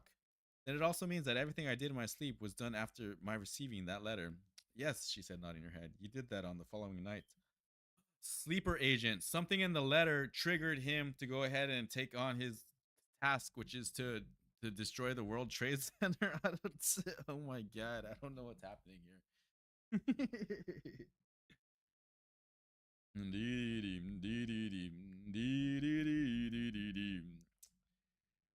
This means that there was something about that letter which made me like this, I murmured. No, Jonathan, it was in you. The letter just triggered it, she answered boldly and clearly. It has been in you all along. She came over to me, kept my hands on my eyes, and whispered, Close your eyes and concentrate. Just try to find the answers. I did as she asked me to do, and once again she turned out to be correct. As soon as I closed my eyes, I started having a vision. Initially, it was blurry like a car's windshield on a foggy day, but gradually it became better, and in no time I could see clearly. Once my vision was clear enough to see properly, I found myself in a dark room. The moon was shining outside the windows, and its cool silver glow was the only lighting in the room. There were two little children of age about 3 to 4 years, one boy and one girl sleeping in their bed. I had a good idea who the two little children were, but I couldn't be sure due to the dark environment. A wooden rocking chair was kept near the bed. There was a complete silence in the room except for the ticking sound from a clock hung over the bed. All of a sudden, the clock made a ding sound which marked midnight. As soon as the clock struck 12, the boy started shouting and rocking the bed, just like I did in my previous dream. I immediately became sure, as I had thought, the boy was me and the girl was Cecile. My little self's terrifying screams, grunts, and growls filled the entire room. The boy knocked the night lamp kept at the table beside the bed on the floor with a hit, and he started jumping on the floor. The screaming woke little Cecile sleeping beside him. My monsterly behavior terrified her. The fright made her shiver. Her whole body froze from terror. Help, mommy! The girl shouted out of fear and started crying. Tears as big as the biggest of pearls rolled down her chubby cheeks, and her face turned red. Hearing her shouts, Aunt Helda entered the room. She looked tall and lean, just like I saw her in my dream the last time. Only this time her hair was tied up in a ribbon, and she was wearing a white satin nightrobe. Her eyes looked dreary, and her face was dull from tiredness. Nothing to fear, my girl, she rushed to comfort the little girl. Mom, what is wrong with Jonathan? She asked. Nothing, Cecile. Jonathan is just afraid like you. That is why he's breaking things out of panic. She kissed Cecile on the forehead, and they both went out of the room, shutting the door while I was left there alone, still acting like a nocturnal monster. What the heck? They just leave him there, making a freaking mess. What? I guess there was nothing else they could do for him, though, right? Gradually, it all started to become dark until there was zero visibility for a moment, and then once again, slowly, the visibility returned. When I could see again, I found the scene had shifted. This time, once again, I was there in the room, alone, screaming and grunting. I was lying in a big round bed. There were silk curtains on the windows and a wooden floor. A shining teak finished cabinet was kept in the corner, and matching nightstands and the rest of the three corners were stuffed with stuffed toys kept on them. I immediately recognized the place. It was my bedroom in that mansion. Suddenly, the door opened and a man in a black suit entered the room. He was half bald with a wrinkled face I knew very well. Stephen's face. He looked exactly the same. Even his clothes were the same, and his hair combed sideways in identical fashion. He came over to me and held me with both his hands and said, "Wake up, my boy. You need to control yourself." He vigorously shook me to wake me, to get me under control, but I kept on screaming. Before I could see any further, I felt a splash on my face and my vision ended. When I opened my eyes, I found Cecile sitting in front of me with a half-empty glass of water in her hand and my clothes all drenched in water. Why did you do that? I questioned her, wiping my face. You weren't there for too long, she explained. If you had kept on going any longer, you could have lost control once again. What do you mean? I mean, you could have started to sleepwalk like the way you saw yourself do in your dreams. So you found anything new? Cecile asked me. You were right, I plainly answered. I used to sleepwalk since my childhood. It had nothing to do with the letter. My whole life I was told that there was something extremely wrong with me, and this vision just gave me the proof of that, and I was extremely terrified after I saw the extent of it. I don't know what is happening or what is about to happen, nor do I know why all this is happening. I felt completely helpless. Jonathan, with time everything will be clear, she consoled me. Just remember, I am with you. Now I understand why you didn't let anybody come near me and why you had to tie me after you abducted me, I said. I was a threat to everybody around me. I was so shaken that no matter how hard Cecile tried to console and comfort me, it was useless. I could have seriously hurt somebody. Cecile took my palm and kept her hand in it. Yes, I could see pity in her eyes, but that's not it. Interactions with other people could easily have given you the idea that you had not been living at the orphanage for as long as you initially thought you had been. She added, also, we could not risk drawing the attention of the people at the orphanage towards ourselves. Cecile pulled me towards herself and kissed me on the cheek. Don't be so hard on yourself. It would all eventually make sense. Just get ready and come down for breakfast. She passed me a big, lively smile. I'll be waiting for you. After that, she got up and walked out of the room, while I was left alone, praying to thee for only one thing: normal day with a little more laughs and fewer shocks. Not gonna happen. It ain't gonna happen. Sorry, buddy. I can't see your life getting any easier from here on, especially now that you have answers to questions, and which raise even more questions that you need answers to.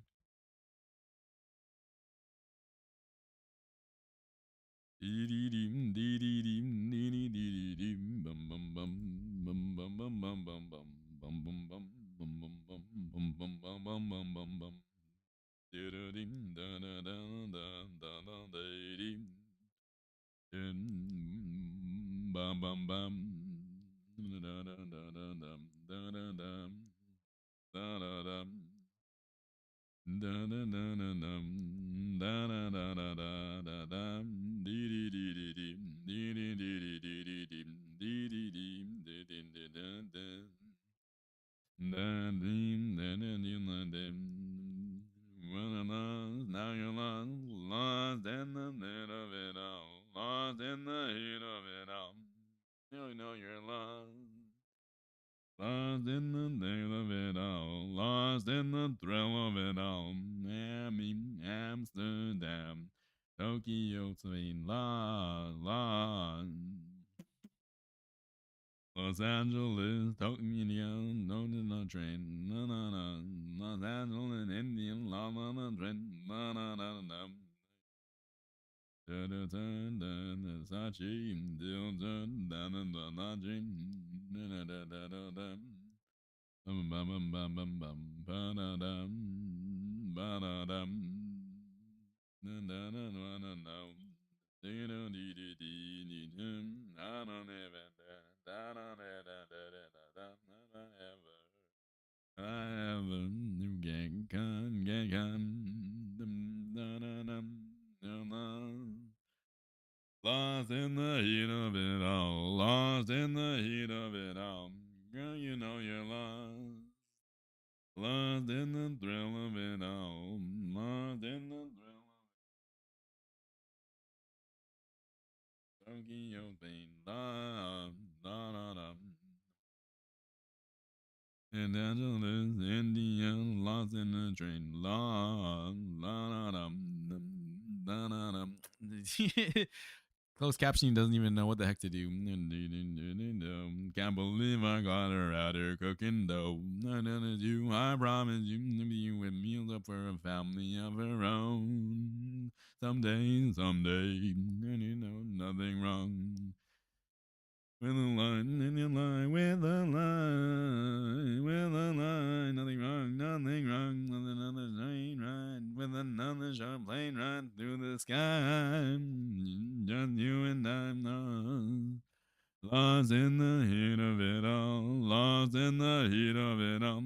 Girl, you know you're lost, lost in the thrill of it all, lost in the thrill, Amsterdam, Tokyo, Spain, lost, lost. Los Angeles, India, lost on a train, lost, lost, na na na.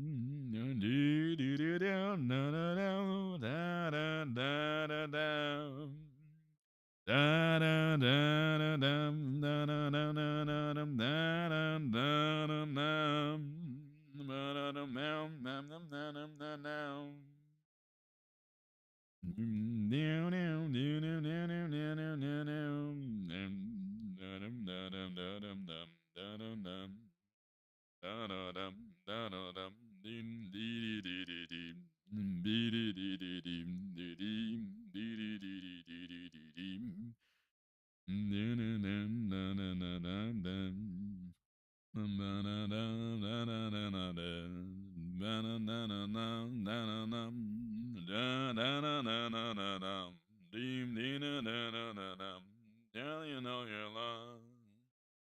Lost in the thrill of it all. Lost in the thrill of it all.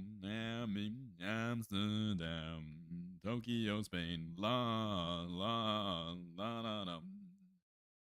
Los Angeles, India, lost on a train. La la la la. Meow meow meow meow meow meow meow meow meow meow meow meow.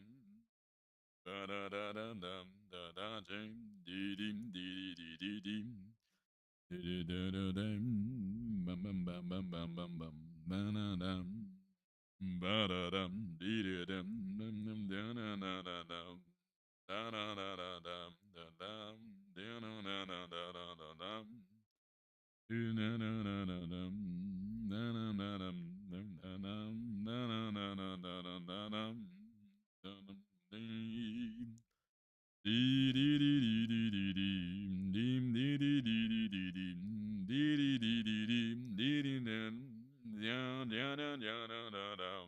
Dum, da, dum, da, dum, da, dum. Da, da, da, dum, da, da, da, da. Da, da, da, dum, da, da, dum, da, dum, da, da, dum, da, da, dum. Dee, da, da, dum, da, da, dum, da, da, da, dum, da, da, dum. Da, dum, da, da, dum.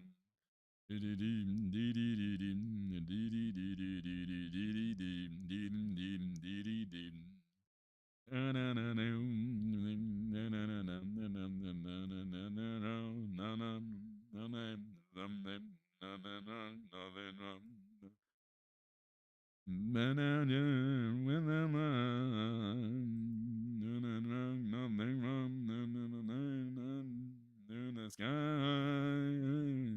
when you and I, of it all, lost in the heat of it all. Well, you know you're lost. Lost in the heat of it all, lost in the thrill of it all.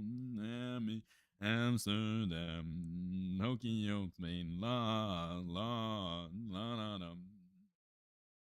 Los Angeles, India, lost on a train, la, la, la, da, da, da, da, da, da.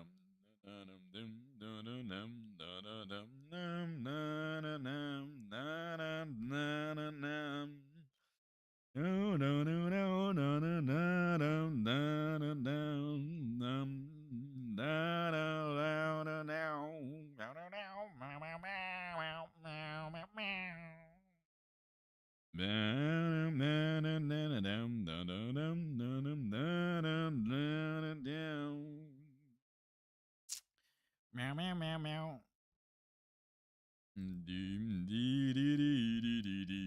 Chapter 20. My parents' photograph. After the morning full of surprises, I was hoping that the rest of the day would be normal and peaceful, but truthfully, even I didn't believe I was going to get it, and guess what? I was right. I quickly freshened up, took a nice hot shower, and went down for breakfast. I found Cecile waiting for me downstairs in the hall. She was sitting in one of the 6 chairs on the round ivory dining table. 2 plates of white chinaware were all set along with shining silver cutlery. 2 bowls were kept in the middle of the table along with 2 transparent glass jugs. One of them had milk and the other had water. I quickly went forth and sat next to Cecile. Cecile passed me a huge smile. You do like pancakes and cheese sandwiches, don't you? Of course I do, I nodded with an equally whelming smile. Why do you even bother asking? We both had a fine meal. The sandwiches and pancakes were one of the best I had ever tasted. The breakfast proved to be a mood lightening, and I felt much relaxed, but as soon as I was done, Cecile interrupted. Jonathan, I need to talk to you about something important. Tension gripped me to my bones once again. I hope you understand it is very important and cannot wait, she explained. It's about your sleepwalking problem. Everything I saw myself do in my dreams started flashing before my eyes. I was very disturbed by the fact that in my sleep I became some sort of a zombie who didn't feel anything, didn't know anything, and just kept on shouting and breaking stuff like some mindless beast. Seal saw with pitiful, comforting eyes. Jonathan, now that you know what's happening, it's time that you know why it's happening. My ears popped all at popped at once from the hope of finally finding some long-awaited answers. Jonathan, before you landed at the orphanage, you had been declared insane by 4 different psychiatrists, and they all claimed that you had multiple personality syndrome. She took a deep breath and continued after a short pause. That is how I convinced everybody to keep their distance from you. What Cecile told me pulled the ground from beneath my feet.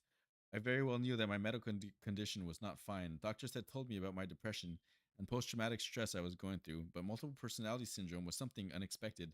I never thought about it even in my wildest dreams. That means I really am mentally unstable and a threat to everybody else. No, Jonathan, you are one of a kind. You are nothing less than exquisite. In fact, you are not a threat, but the last hope of peace.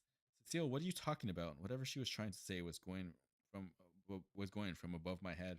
Jonathan, you were not mad before. Yes, I know that, I interrupted. It began after the accident with my foster parents. No, she corrected. My face turned blank from her reaction. Your madness didn't begin. Instead, you were made like this, intentionally. Super soldier, I told you. Shock made my skin cold. Lump formed in my throat, making me unable to speak. Jonathan, hand me the diary I gave you, and I will prove it to you, she added. She quickly recovered from the shock. Oh, I quickly recovered from the shock and as instructed, brought the diary from my room and handed it over to her. The seal from the diary took out a photograph and kept it on the table facing down. Here's a photograph of your parents. They will explain the rest to you. Only then will you understand that everything that has happened to you, including your unstable mental condition, your sleepwalking, and you having multiple personality syndrome, was not a coincidence, but part of this plan that we must execute. A plan they must execute. In chapter 21, I've known my parents. Meku.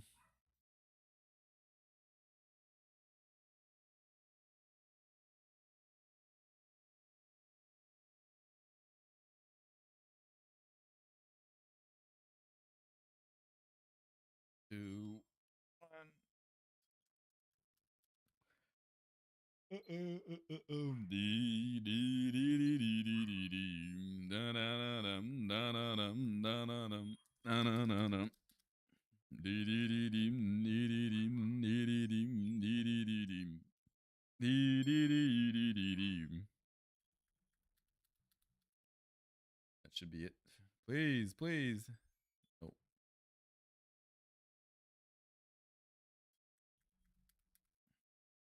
come on, Meku. There we go. We do also have that chat command.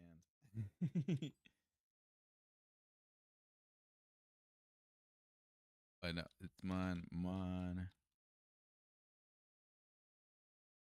Come on, chatbot. I believe in you. Chatbot, you can do it. Unless it's the other way. Is it the other way? Oh yeah, it probably is.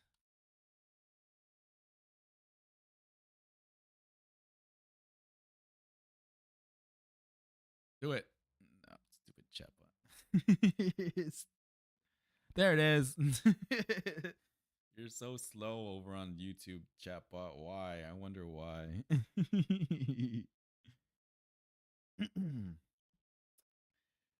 Chapter 21. I've known my parents. I sat there absolutely still staring at the photograph. The statement Cecile made about my parents explaining to me about my mental condition not being a coincidence didn't make any sense to me. What are you talking about? I nervously asked. You just have to look at the photograph and everything will fall into place. I always wanted to know more about my parents, but never got a chance to learn anything about them. And now when their answers lied in front of me, I felt nervous. My hands felt heavy and refused to obey me. With all my courage, I picked up the photograph and had a look. As soon as I looked at the photograph, I developed goosebumps. I immediately recognized the faces of both of them. I had seen them in my dreams before. It was a photograph of the man and the woman whom I saw being tortured in my dream. They both had a big smile spread across their face and looked happy. The man's blue suit, along with his white silk shirt, complemented his strong jawline, high cheekbones, and black hair combed backwards, and made him look extremely handsome. The woman, too, looked ravishing in the red satin dress with her blonde hair falling up to her chest. How? I was rendered completely speechless. This means that the man and the woman who I saw being tortured were my parents, and those brutal torturers were actually seeking me. And the little infant boy I had seen them hand over to Robert was me, I continued. Yes, you were not safe with your parents. I couldn't even believe it. I felt even more helpless. I had seen my parents suffer so much, and they did everything for my sake.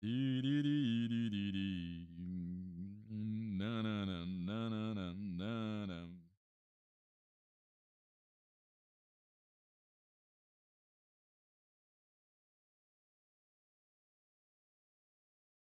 Do, do, do, do, do, do, do.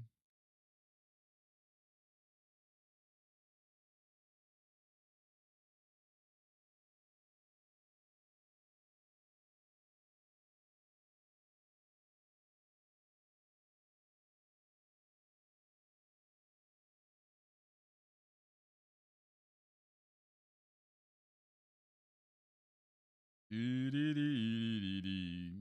Dee, dee, dee, dee, dee, dee, dee. Deem, dee, dee, dee, dee, dee, dee. Na, na, na, na, na, na, na. Oh my god. Sorry, I'm getting distracted.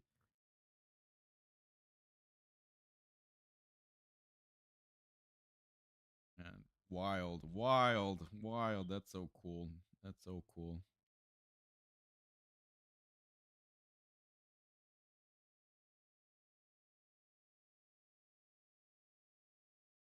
Earn the home cape inspired by a Minecraft movie. Just watch Minecraft content on Twitch and you earn the cape.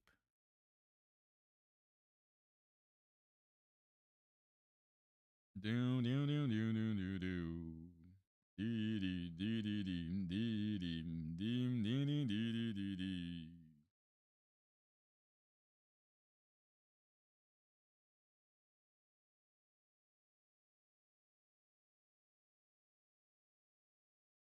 Oh my god.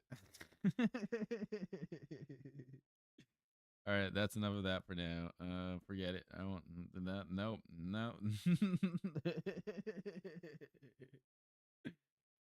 Chapter 22: My True Identity. When I saw Lisa and Paul, I got surprised to my core. It was totally uncalled for, something I'd never imagined. After all, I had known Paul and Lisa all my life. Paul and Lisa came and stood in front of me. They were exactly like I last saw them. Same glowing, ghostly golden glow surrounding them. Same hair, same clothes.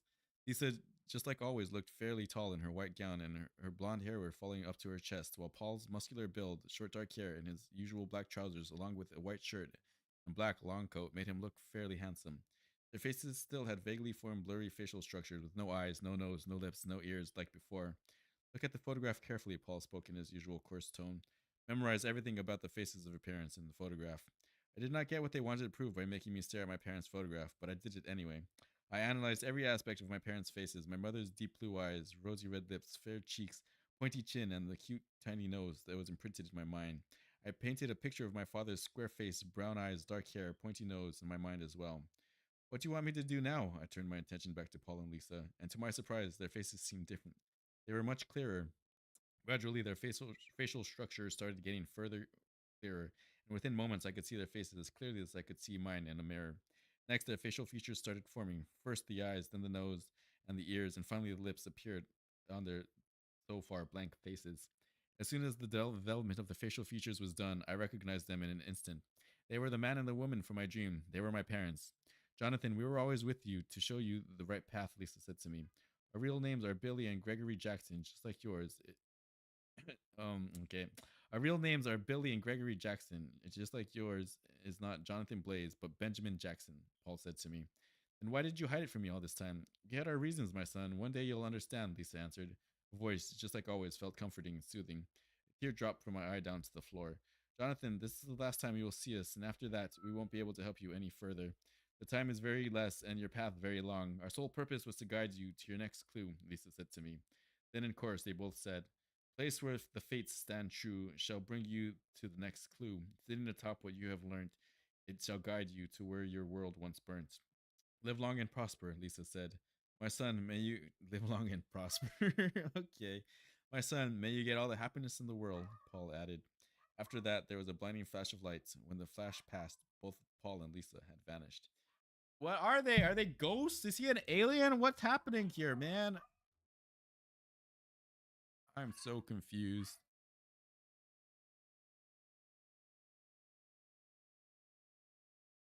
Yay, yay.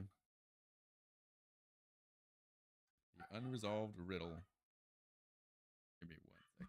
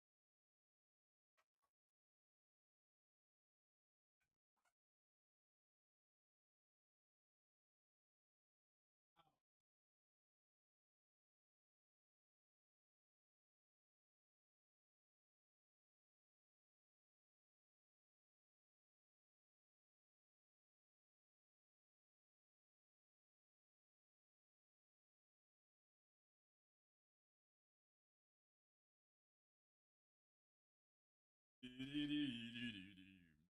na na na na na na na na na na na na. Ba da da da da da da da dum da da da dum ba da dum dee dee dee dee dee dee dee.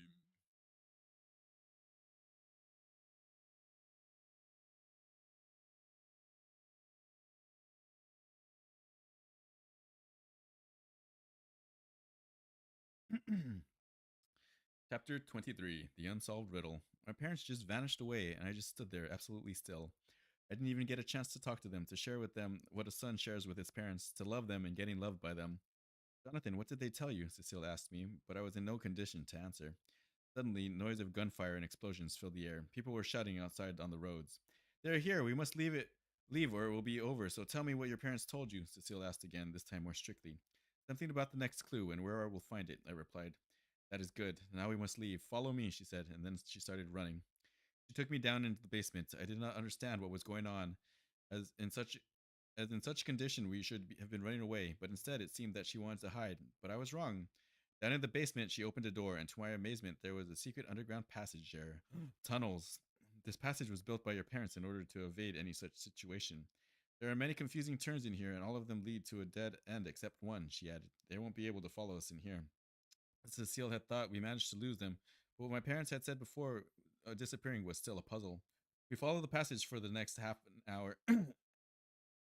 hour, after which we came out and found us in some garage with as many as 10 cars parked in it, including many expensive luxury and sports cars, a Jeep, and a bike. Come on, get in the car before they reach here, Cecile instructed me while climbing aboard the Jeep. I, as told, hopped in without wasting any time. Cecile stepped on the accelerator as hard as she could, and we rushed out of there. So where to now? Cecile asked me. I don't know, I answered. What do you mean? Cecile asked back. What did your parents tell you? It was some riddle I didn't understand, I answered her. Yet, she said in an encouraging tone, give it some time and you will surely understand what your parents were trying to tell you. Even you were not able to see them, were you? No, Jonathan, your parents were not there, and nor were their ghosts or spirits. It was your imagination, a hallucination. It always has been. Cecile replied as politely as she could to make sure she doesn't hurt me or make it sound like I was crazy and belonged in some asylum.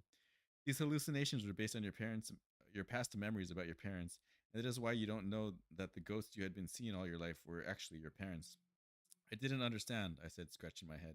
Jonathan, you wanted to know why those ghosts whom you call Paul and Lisa hid their real names from you, stated, didn't you?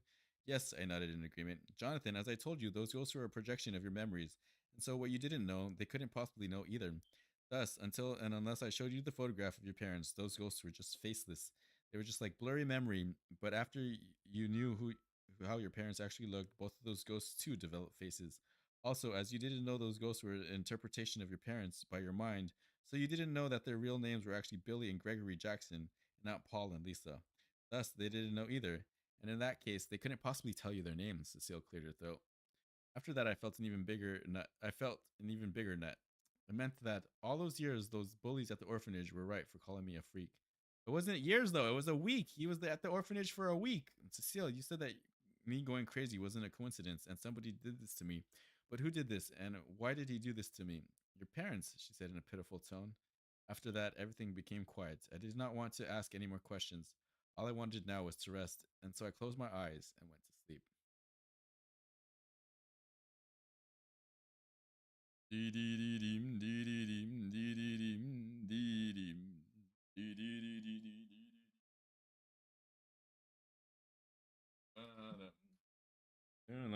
Lost in the thick of it all. Dee dee dee dee dee dee dee. Dee dee dee dee dee.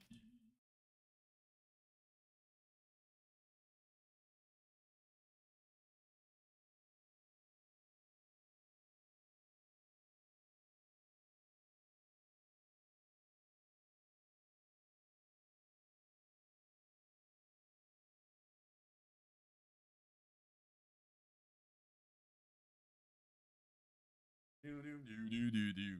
Dee dee dee dee deem, dee dee dee deem, dee dee dee deem, dee dee dee deem. Dee deem. Ba-da-da-dum, ya-da-da-dum, ba-da-da-dum, ba-da-da-dum, ba-dum. Dee dee dee dee dee dee.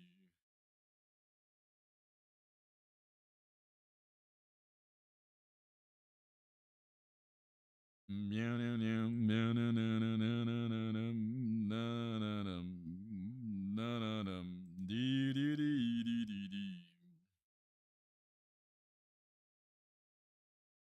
In Japan. Freaking Japan. I'm still upset that he's not over there murdering everybody.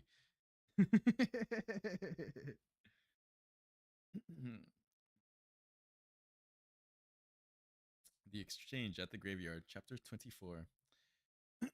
As per tradition, I this time as well saw a dream while sleeping. In my dream, I found myself in some creepy graveyard in the middle of the night. Full moon shone in the sky, and freezing cold winds blew across the terrain. There were graves along with tombstones and crosses all over the place. Tall grass and overgrown weeds, along with wild bushes, made the place look all the more scary. A huge banyan tree stood tall in the middle of a graveyard, and its widespread network of branches made it look like some terrifying ghostly figure with claws. Hooting sounds of owls came from the tree's direction, made it seem even more frightening. Under the tree, I noticed two human shaped figures standing in the dark. At first, I got so scared that I could hear my own heartbeat. I could feel the warmth of adrenaline rush in my muscles, and my gut rumble out of terror. But on looking closely, I realized that they were actually real people. I could not see their faces, nor could I get an idea as to what they were doing at such a place at such an odd hour. Suddenly, I saw a bright light at a distant point, and it was approaching the two people under the tree. As the light came nearer, I realized it was actually a third man carrying a flashlight. He was wearing a black suit with a black bow tie. His face was covered with cloth, and his body language stiff and tensed. It's Stephen and his parents, right? He ran towards the two people under the tree. When the light from the torch lit the faces of the other two waiting for him, I caught a glimpse of them. There they were. They were my parents. I'm glad you could make it. We were afraid you won't show up, said my father to the newly arrived man. His tone was filled with a mix of joy and relief, and tension and sorrow. How could I not? You and Gregory mean the world to me, and I can do anything for you, said the man. Then do one thing for me. Take care of Jonathan for me, my father said, trying extremely hard to keep himself together. You mean Benjamin? No, my friend, my father politely explained. Our son Benjamin died the day we decided to go forward with this plan. For his own safety, he'll have to live by this false name. He'll have to become Jonathan Blaze. The third man took a long pause. He seemed to be trying to analyze and digest the thing my father explained. I understand, he nodded. From now on, I don't know any Benjamin. All I know is that my life's only purpose is protecting Jonathan Blaze. The way he was talking about protecting me, I thought that this man was Robert, but I was proved wrong the next instant when he said, But I thought Jonathan was going to live under the care of Robert. Yes, but it would not be long before they find him with Robert, and so when the time comes, only you would be able to keep him safe, my mother said to that man. Yes, yet it is necessary for him to stay there, no matter how dangerous it is, because the quest that he must undertake one day requires guidance, knowledge, and information that only Robert can provide him, my father added. We always thought we had more time, but the circumstances have gotten out of hand so quickly that we were not able to do anything, and the situation has worsened beyond what we had anticipated. We are out of time, and so we need you to hold on to something for safekeeping, and give it to Jonathan when the time is right. My mother told him while handing something to him. How will I know when it is time? The man asked my parents. You won't, my father politely replied, keeping his hand on his shoulder, and then he continued. He will. Though Robert might be the guardian and guide of Jonathan, but only you can take care of him the way we would have if we could. The person who held him at the time of his birth after us was you, and so the person who has the right over him after us too shall be you. He wiped a large tear rolling down his cheek. May God give an acquaintance like you to everybody, so nobody ever feels alone. He hugged him as tightly as he could. Goodbye, Stephen, my old friend. Now it seemed to make sense, and at the very moment I understood what my parents' riddle meant. Chapter 25. The conversation was much needed. When I woke up, I found myself lying on a bed in a decent little room. There wasn't much furniture except an almirah in one of the corners, a couch along the wall in the front of the bed, and a dressing beside it. The bright green walls left the soothing effect, and the ceiling fan hung just above my head. Almirah, what is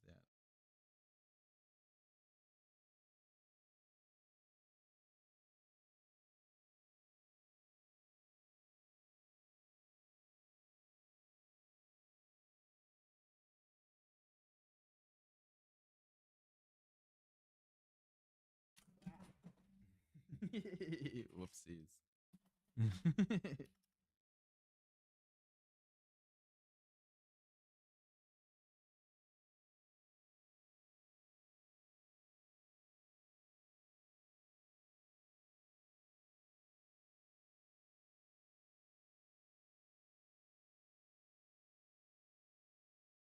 Almirah in English, especially in Indian English, refers to a cupboard, cabinet, or wardrobe, often a large freestanding storage unit. Almirah.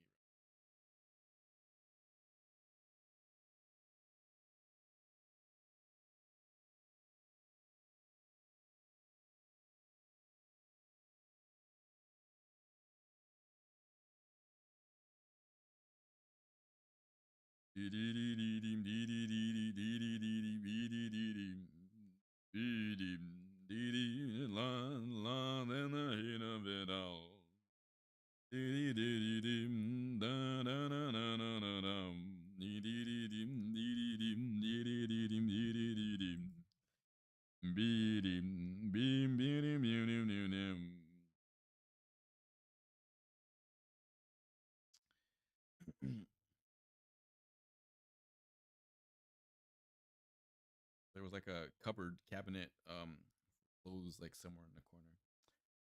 Good to know. It's always good to learn new vocabulary, chat. Don't be a dumb idiot.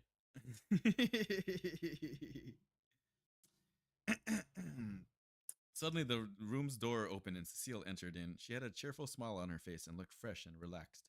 Good, you're up. I brought breakfast. How do I always wake up in some place other than the one where I fall asleep?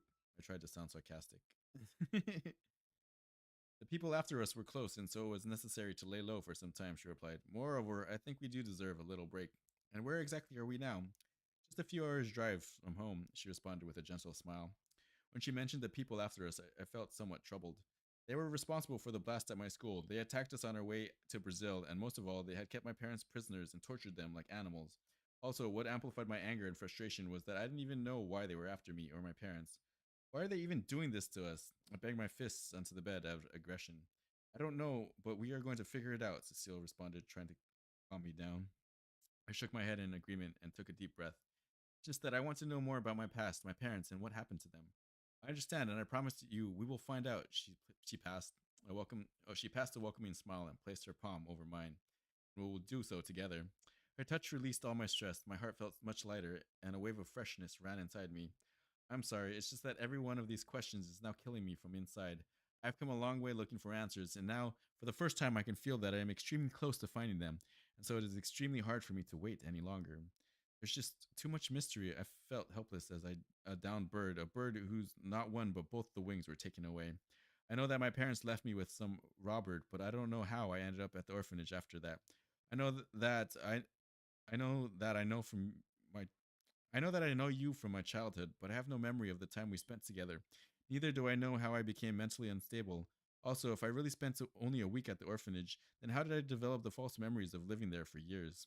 Cecile saw me with eyes filled with pity, as well as compassion. I could see on her face how much she wanted to release me from the burden I was carrying, but I don't know what was stopping her. For over a minute, we just kept on staring at each other, quietly. At last, I broke the silence. You don't know what it feels like when you are a stranger to yourself. So if you know anything, please tell me. I beg you. I wish I could, Cecile said, took a deep breath. Jonathan, you yet do not understand the extent of your mental problems. And telling you everything can make things both complicated as well as risky. Jonathan, I assure you that everything I know I will tell you, but now is not the time. Her eyes started getting teary, which she tried extremely hard to hide, and so she walked away without speaking another word. I understood that something about the conversation troubled her. Chapter 26, Cecile's Foundations. Foundations? Is that a word? Did he make that up? Is that a word? Oh my god. I mean, it probably is.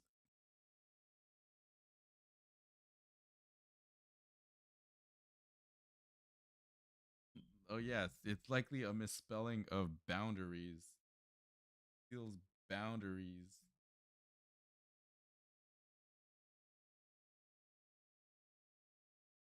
Bounden. Obligations? Oh, if it's related to bounden and not boundaries, foundations. It would be under obligations or beholden. Her duty.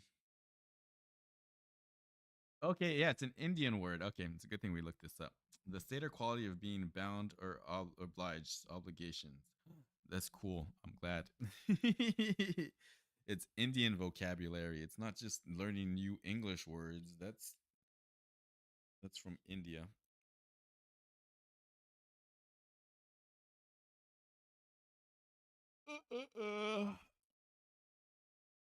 I'm glad that I was an ignorant bitch. But now we have knowledge. We've gained knowledge, chat.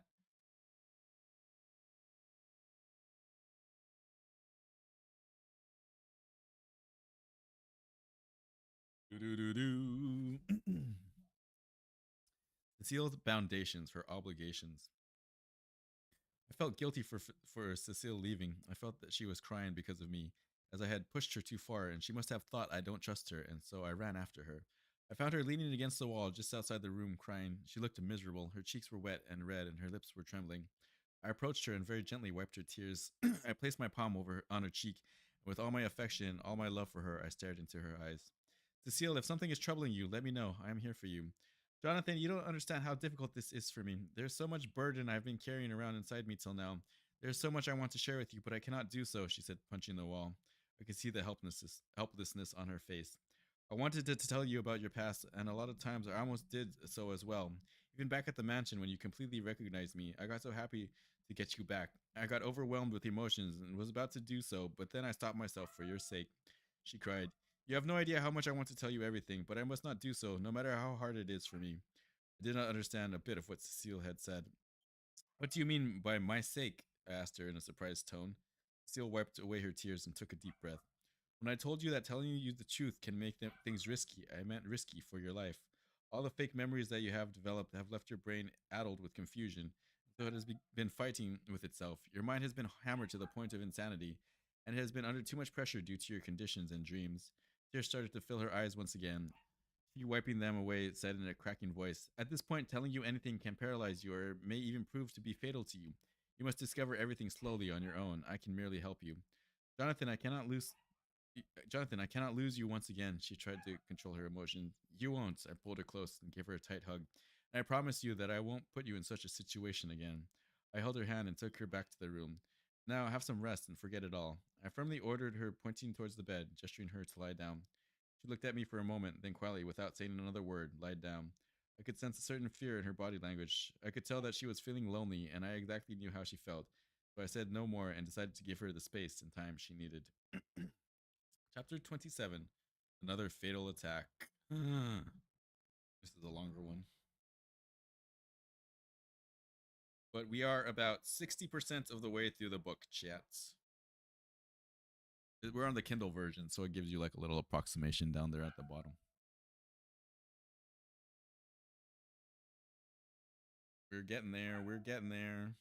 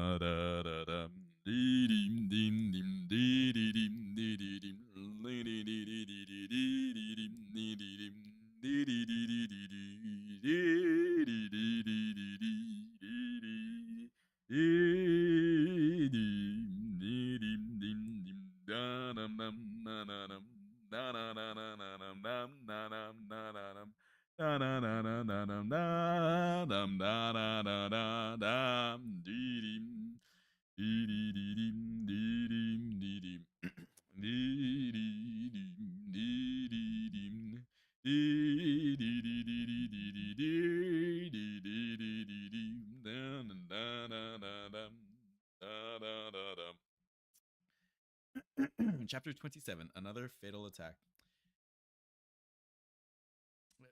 I took her inside the room and made her lie down. It had been over an hour since our conversation, and Cecile was still very disturbed. I quietly sat in front of her, wishing I could take all of her worries away from her. When all of a sudden there was gunfire outside the building, followed by a natural panic, followed by the natural panic-filled screams and shouts of pedestrians. Cecile's facial expressions hardened. Already terrified, Cecile turned even more disturbed. It is all my fault. I should have been more careful, she wailed in a tone filled with panic. Got up as quickly as she could and was about to rush out when I stopped her. First of all, stop punishing yourself. There was nothing you could do about it. Cecile looked at me like a traveler tired from his journey looks towards us. Cecile looked at me like a traveler tired. Cecile looked at me like a traveler tired from his journey looks towards shelter. We will get through it. We just don't lose faith. Cecile pushed. Cecile pressed both their lips against each other and hummed in agreement. Suddenly, a heavy voice came and echoed through the air. We know you're in there. Show yourself, he continued in an even heavier voice. Jonathan Blaze, if you don't come out in 5 minutes, your friend will have to bear the consequences. For a moment, I froze. I got afraid for Cecile's well being. Jonathan, they're just trying to fool you into their trap. We must leave now, Cecile said, pulling me towards herself. Just then, we heard another man cry, Jonathan, do not listen to them. You simply run out of there. His voice sounded weak and filled with sorrow. We both recognized the voice instantly, and our jaws dropped down. It was Stevens. Cecile and I both looked at each other, terrorized for a moment, and then rushed out as fast as possible. We took a peek outside from a window, and what we saw was enough to bring tears into our eyes. Stephen, a fatherly figure to both of us, was lying down on the concrete ground about 100 meters far from the building entrance. One huge muscular-looking guy stood right beside him, leaning against his red Jeep with a megaphone in one hand and a gun in the other. He was wearing the exact same attire every other guy who attacked us was wearing. A big scar ran across his left cheek, and his black hair were all messed up, and a dense beard gave him a fierce look. His foot rested upon Stephen's cheek, while Stephen's other cheek rubbed against the rough ground, due to which his face got all bruised up. Blood was running down from a wound on Stephen's forehead, and from the creases on his forehead and his stiffened eyes and lips, anybody could tell he was in unbearable pain. On seeing Stephen in such miserable condition, I lost all my control, all my power of judgment, and was about to run out to save him, even if it meant surrendering to them. I was just about to reveal myself and surrender when Cecile pulled me back behind a wall. Jonathan, sacrificing yourself will do no good. They will kill Stephen anyways, so calm down and think it through carefully. She kept her hands on my shoulders. I realized that Cecile was right. Poor Stephen. Oh man, he's definitely gonna die here. Well, can't he go in and with his superpowers and go and like defeat all these guys? Come on, save him, save him, save him, please. Carefully took cover, looked around, trying to figure a way to save Stephen. Meanwhile, Cecile produced a gun, which she must have kept for situations like this, from one of her stock, and took aim at the man. And another man standing at the window of a nearby building caught my eye. He had a sniper in his hand, and I was sure that he had his aim set on Stephen, so that in case we tried to save him from his partner, he could shoot Stephen and finish the task. Wait, I said. I instantly pushed the gun away, disturbing Cecile's arm. Oh, disturbing Cecile's aim. What happened? Cecile asked for an explanation. I pointed my finger in the direction where I saw the man with the sniper. But that means the sniper can see them too, right? Why don't they just take a shot at him? Cecile automatically understood what I was trying to explain. I felt completely helpless and my heart grew heavy. There was nothing I could do. Jonathan Blaze, you have only 3 more minutes left. My heart skipped a beat and started thinking harder to find a way out of it. Jonathan, we can't hit him from this distance. We must find another way to get rid of him, Cecile said. Time was running out, and we didn't have any other option than me going out there and buying Cecile as much time as I could so she could sneak into that building and take out the other man. Good luck, she took a deep breath. We're gonna need it. Okay, here it comes. The very next moment, Cecile, with all the strength she had in her legs, ran, while I sat behind the wall in case the situation worsened and there would be no option left except surrendering. As the time passed, my pulse was getting higher, and before I knew it, 3 minutes passed. The muscular man brought his megaphone in front of his face and screamed, Your time is up! Show yourself now, or your dear butler loses his precious life. He raised his one hand and started his countdown. Every second, he folded one of his 5 fingers. Just before he said, 1, I rang out shouting, Wait! There you are, he replied in his heavy voice. Now let Stephen go, or I will. I tried to threaten him. Or what? He chuckled. I could see the confidence in his eyes. What will you do? Don't you even try to do anything foolish, or else I have a friend waiting up in that building who can finish off both of you. The way this is written, sorry guys. Don't you even try to do anything foolish, or else I have a friend waiting up in that building who can finish off you both in less than a second. So now put your hands up in the air while I come and tie them, he added. I knew if I protested, he could easily murder Stephen in cold blood within a second, so I did as told. A wide, vicious smile spread across his face. He put his hands in the pocket of his torso and took out handcuffs and slowly started to walk towards me. While he was heading toward me, the smile on his face too became wider and wider, and my tension multiplied with his every step toward me. I did not know how much more I could delay him for Cecile to take down the other guy standing at the window. Within moments, he was right in front of me. He simply stood there for a minute, staring at me. He was enjoying the terror on my face. My helplessness humored him. I stood absolutely still, praying and hoping that Cecile would complete her task before he could finish his. Today I capture our biggest enemy, he spoke in his heavy voice. Your biggest enemy? I questioned him, hoping to engage him in a conversation. What do you mean? And my biggest foe as well, he answered with the same vicious smile. What are you trying to say? I once again asked, this time trying to sound even more surprised. You know how I got this? He pointed toward the scar on his cheek. He passed me a blank look. You gave it to me years ago when I was sent to capture you. You threw a knife at me. It seemed weird, but I tried not to think about it and focus on keeping him engaged in the conversation. You're mistaken. No, you are, he sounded furious. You have been living a lie. He then started frisking me in order to check if I had any weapons. Nervousness gripped me from head to toe as I knew I could not delay him any longer. I had almost given up when came the sound of gunfire. Both of our expressions got stern. I got afraid for Cecile when he too looked confused and pointed his gun at me. What was. He had a finger on the trigger and was about to press it when once again the sound of gunfire echoed through the air, and before I knew it, he was lying on the ground, bleeding from his chest. Within a second, he was dead and his clothes red from blood. I understood that Cecile had shot him with a sniper, and the first gunfire was actually of her shooting the other guy who had the sniper aimed at Steven. Only then did I gain peace of mind as we had overcome that obstacle without any collateral damage. They saved him! Let's freaking go! Steven's still alive! Nice. Good job, team. Go, team venture. Maybe he's a clone. He could be a clone. Have you ever considered that, chat? Have you thought about that? Possibility that this guy is a freaking clone?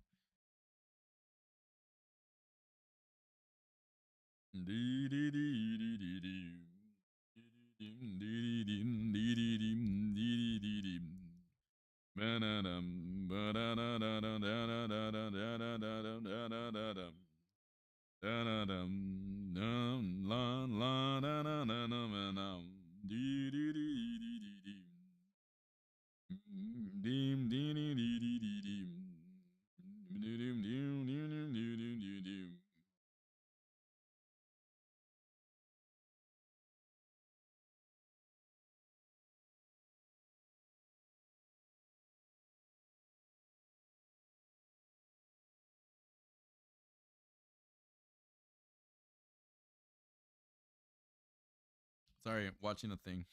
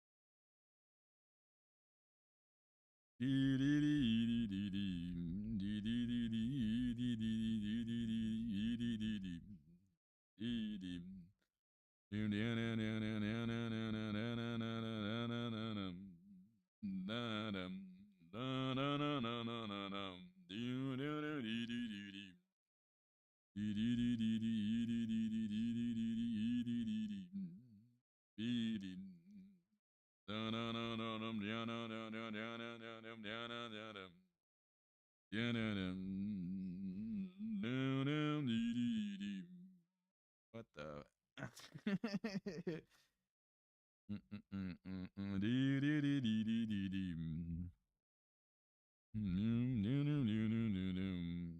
In Japan.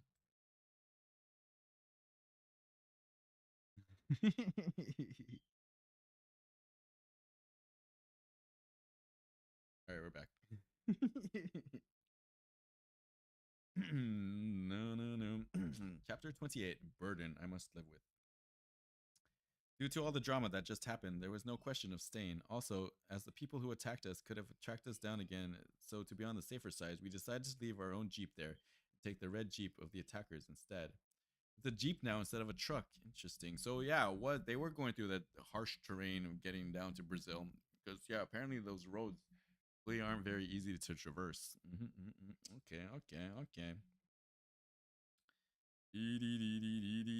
Why did they even leave Steven behind though, right? They should have just taken him with them in the first place. Why did they go off on their own? Isn't it even more suspicious of them riding around in the attacker's Jeep though? Because what if like their friends see them? Like, hey, that's not our friends driving that Jeep right now. I don't know if this is the most thought out plan. All right, we're going. We're going. We quickly gathered our stuff from our rooms and got ready to leave, as Stephen was pretty weak, so we made him lie down in the back seat of the Jeep, and I sat along with him and kept his head in my lap. His forehead was red with blood, and he seemed to be in a lot of pain. His pain-filled wails pricked my heart like nails, and all I wanted in that moment was to be able to share his pain. I carefully washed and dressed his wound. Sitting next to Stephen, I felt the warmth I always wanted. His mere presence seemed to have filled that void that had always been in my life. For the next hour, I stared at Stephen with my eyes gleaming with hope. Hope of starting a new peaceful life, hope of finally having somebody whom I could call family. I was quietly looking at Stephen with his lips when his lips showed slight movement. All of a sudden, his eyelids too started to move. He's regaining consciousness, I announced to Cecile. Though I should have been dancing with happiness and excitement, but instead a nervousness gripped me. I was rendered blank from the fear of meeting the person who raised me after such a long time. I didn't know how to react. Cecile saw me in the rearview mirror and sensed my discomfort. Jonathan, he loves you, and you mean the world to him. Just talk to him. But I don't remember anything about him, I cried. He loved you since he first heard your cries echo through his ears, and will always love you, no matter what. So just be the way you are. It doesn't matter what you remember. As Stephen opened his eyes, an awkwardness surrounded me, but as soon as his eyes met mine, it was clear that Cecile was right. Past didn't matter. All I could see in his eyes was compassion for me. His eyes were moist with tears, and a welcoming smile rested upon his lips. How have you been, little master? Stephen said in a voice cracking out of emotion and pain, and his shaky hands coming to touch my face. Stephen's voice felt like wind chimes in my ears. It felt as if my world was complete. In no time, my emotions took over as well, and I, without any further delay, bent and hugged him. I'm sorry, Stephen. Please forgive me. Tears started to fill my eyes as well. Don't be, son. It was not of your making. When Stephen called me son, I started getting back some flashes of my time with him, where he tucked me into bed, fed me, and played with me. Stephen managed with all his strength. Your parents gave me a chest and asked me to pass it on to you. He evidently had to put even more effort than before in order to speak, and he was becoming weaker and weaker by the minute. I know, let's talk about it later. You must rest right now, I tried to stop him. No, listen, I kept it hidden in my closet at Madame Cecile's place in New York. Just then, white foam started coming out of his mouth. I lost my control and screamed, No, what is happening? White foam. This guy's been poisoned or something. There's no way white foam just starts pointing. And so, yeah, I told you they were in New York. There's no way they drove from New York to Brazil. Oh my God. I'm sorry. I'm sorry. I shouldn't have asked the question. 2 days. There's no way. So unless they took a flight and like got closer to Brazil, there's no way. There's no way. Oh, I'm sorry, Chet. I'm sorry.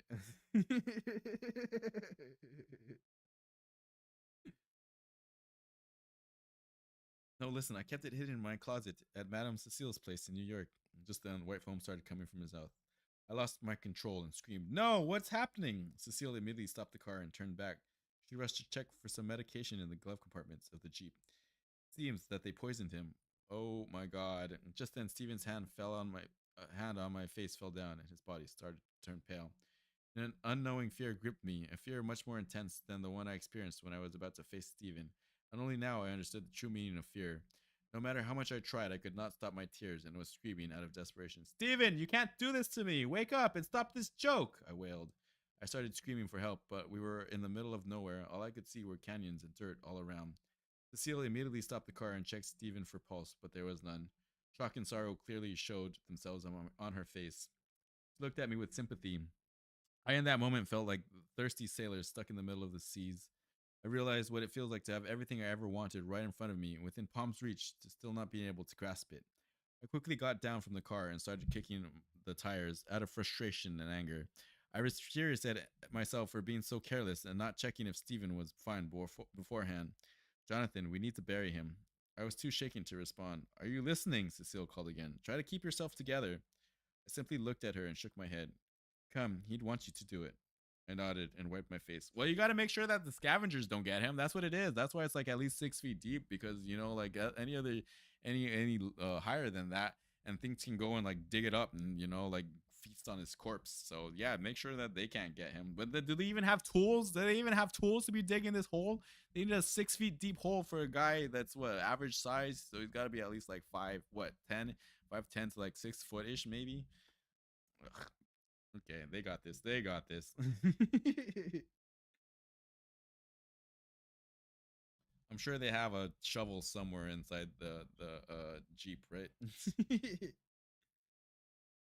I nodded and wiped my face. Under the back seat of the Jeep, Cecile found some tools that could be used for digging. With a shovel, I dug up a grave nearby and buried Stephen there. For hours, I sat next to his grave. Every second I spent there staring at Stephen's grave, my sorrow changed to anger. Till now, I always considered all this to be my parents' fight, but now the fire had spread far too wide.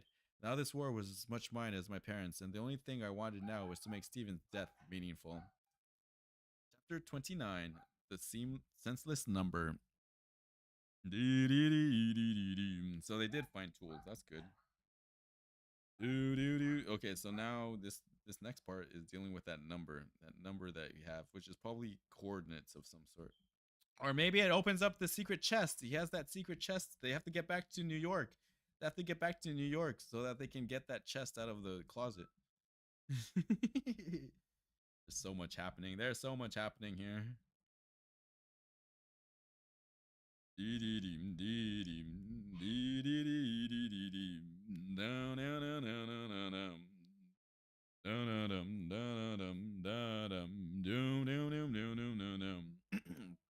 Chapter 29, The Senseless Number. I knew the mob was behind us trying to find us, but I was no longer afraid. My anger gave me courage. I climbed onto the driver's seat and drove as fast as the car could go. For hours we traveled without any breaks. Without any tiredness, our grief fueled our urge for revenge and justice. Both of us were shaken from the inside, but for the sake of Stephen, we were trying to keep ourselves together. We reached Cecile's place in the evening, and the sun was almost about to set. Wait, what? What? What? He said New York. They drove for 4 hours and they got to New York from Brazil. What do you mean? What do you mean? What is happening here? I'm sorry. I'm so sorry. I'm so sorry. I'm so confused. Where are they? This is just the location. That's all that's driving me insane. That's all that it is. Like, what?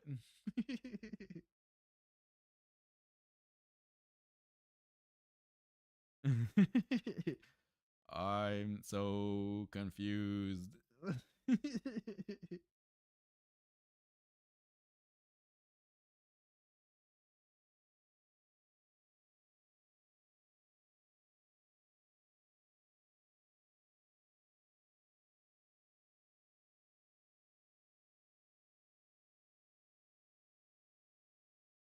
Dun-dum, dun-dum, dun-dum.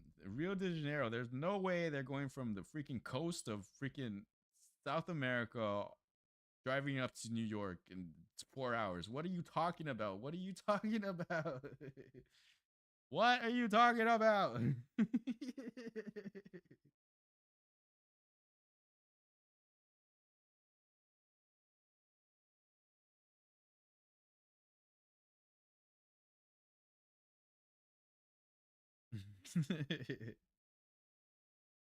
All right. So I mean, I guess, but he said New York. He specifically said that it was in New York. They're New York and Brazil.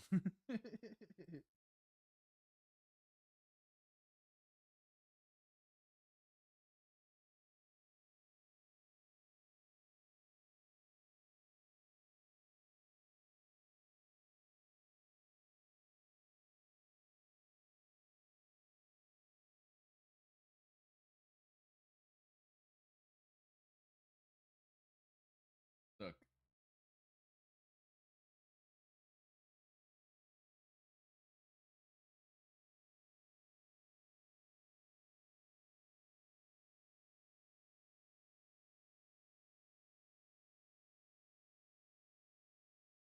been on the bus. It's 20 hours. It's 20 freaking hours.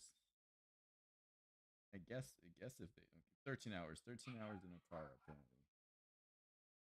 Maybe. Okay, maybe. I don't know. I don't know enough about the infrastructure of the roads and all that sort of stuff. Okay, maybe it's just me overthinking things I don't know anything about.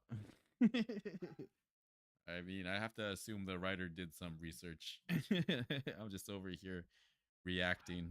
All right, on we go. I climbed onto the driver's seat and drove as fast as the car could go. For hours, we traveled without any breaks. Without any tiredness, our grief fueled our urge for revenge and justice.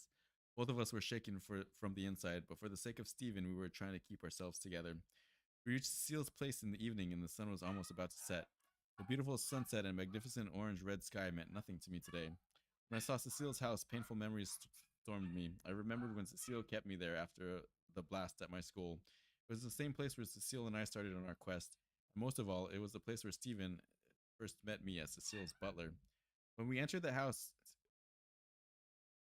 my school, so they're back in New York because of the orphanage. They have. Oh my god, I'm so. Oh my god. When we entered the house, it was all dark and lonely. Every second in that house felt like a rock hitting my heart. When we turned on the lights, we found everything in a mess. Curtains were torn, and chairs and tables were and cupboards broken to pieces. All the things were thrown on the floor. Somebody had clearly been there before us. Those people must have found this place, she said. I suspect this is where they must have gotten hold of Stephen. It was evident that they had searched the place, and I doubted that they must have found the chest we were looking for. I quickly ran to Stephen's quarters. There too everything was in a similar kind of mess. For a second I got tense. Panic completely froze me. Sweat started to accumulate in the creases on my forehead. I got afraid that I was late, that I failed, and because of me, the sacrifices that Stephen and my parents had made were about to go in vain. But then, in the middle of all the clothes and furniture lying on the floor, I saw the chest. A wave of relief ran across my body. I wiped my forehead and quickly went ahead and picked it up. Once again, my hopes fell to the ground as its stalks was cracked open. I once again went blank with terror. I, with a heavy heart and without much hope of finding anything inside, opened the chest and surprisingly found in it a translucent papyrus scroll. On unrolling the scroll, I found a quote written on it.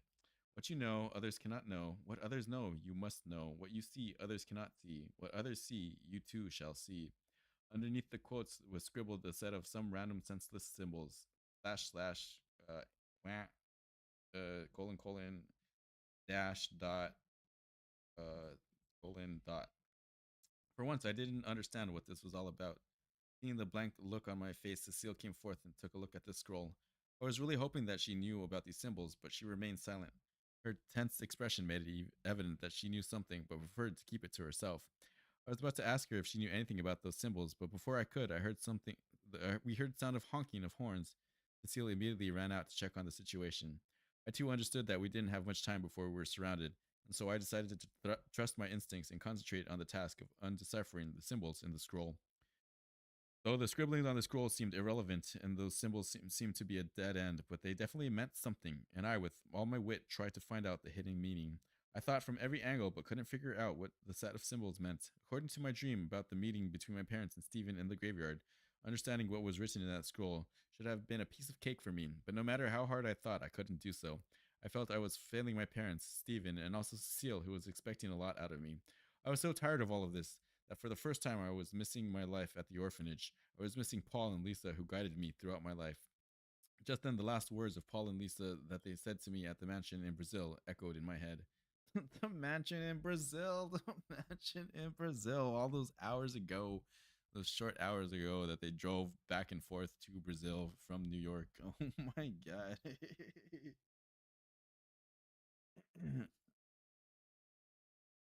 The quote written on the scroll indirectly said that I and only I could find the answer to my parents' riddle, and I quite understood that this answer was lying somewhere in my dreams, and so I desperately recalled all the visions and voices I had ever seen or heard in my dreams, or while hallucinating.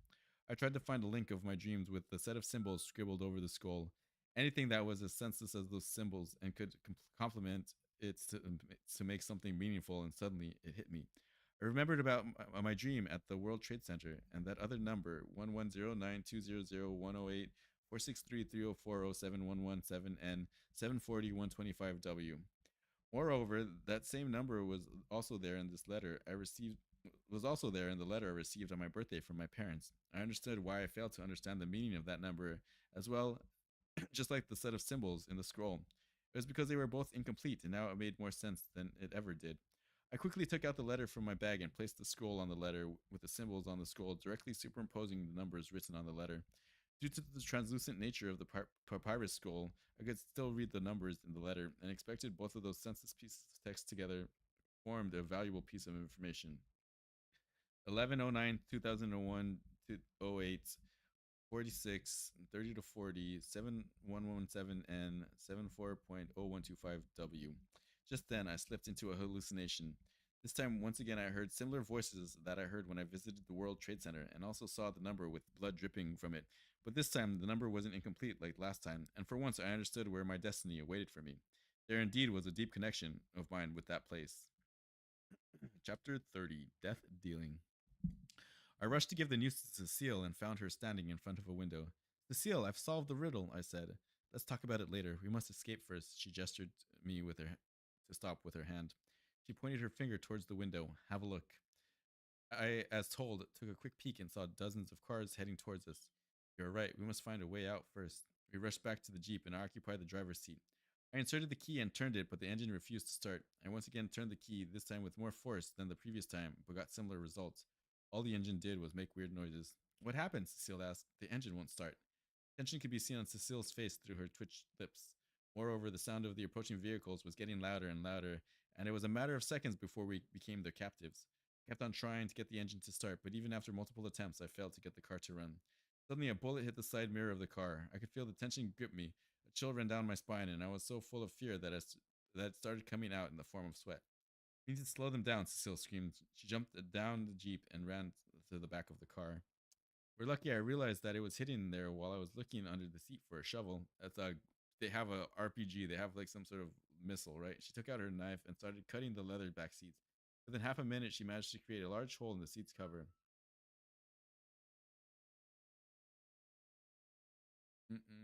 Oh, I gotta do that.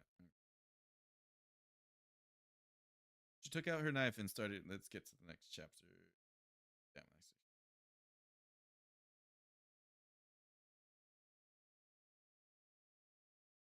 nice. Um, Hold on, 1 second, Chan.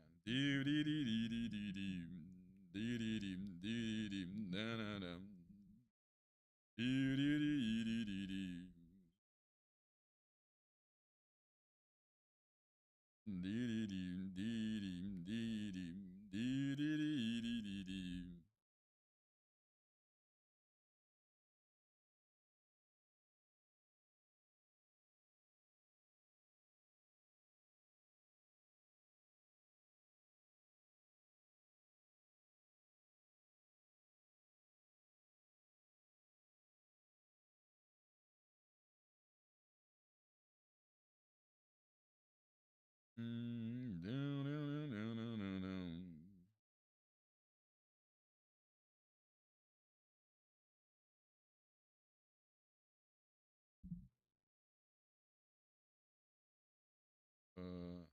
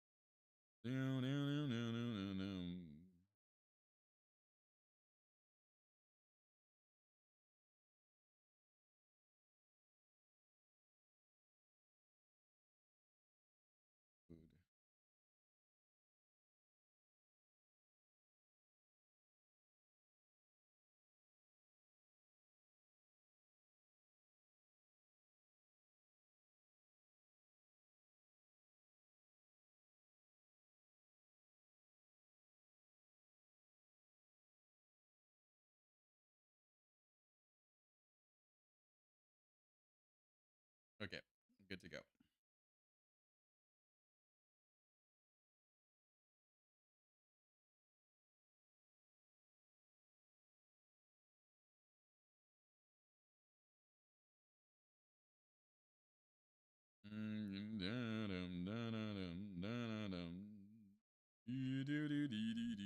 Okay, we're back, chat.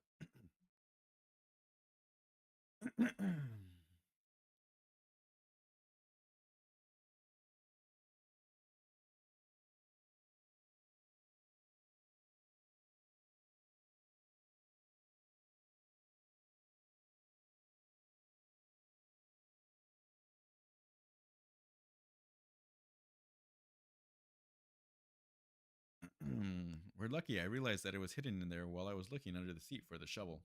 She took out her knife and started cutting the leather back seats. Within half a minute, she managed to create a large hole in the seat's cover. It all seemed extremely weird. For a second, I thought she had a mental breakdown from the tension, but what she did next was even more unexpected. She put her arm inside the hole and brought out a huge machine gun. I knew it. There you go. Jonathan, carry on your attempts to start the engine. I will hold them off as long as I can, Cecile said to me, and then started firing. Oh my god. The way Cecile used the gun, it seemed that some violent war goddess had possessed her. I too quickly got my head together and rushed to the front of the car to look under the hood. I didn't expect much time to get the engine started. I was desperately looking around, checking every aspect of the engine, but couldn't find the fault. On the other hand, Cecile was ruthlessly firing in order to buy me more time. A bullet hit the driver of one of the cars and it went toppling to the side. Another got its tire pierced, lost its balance, and bumped into the car moving parallel to it.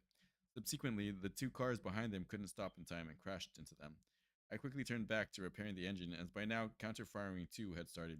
Cecile had taken cover behind the back seat of the Jeep, and I doubted she could grant me any more time for repairing the engine.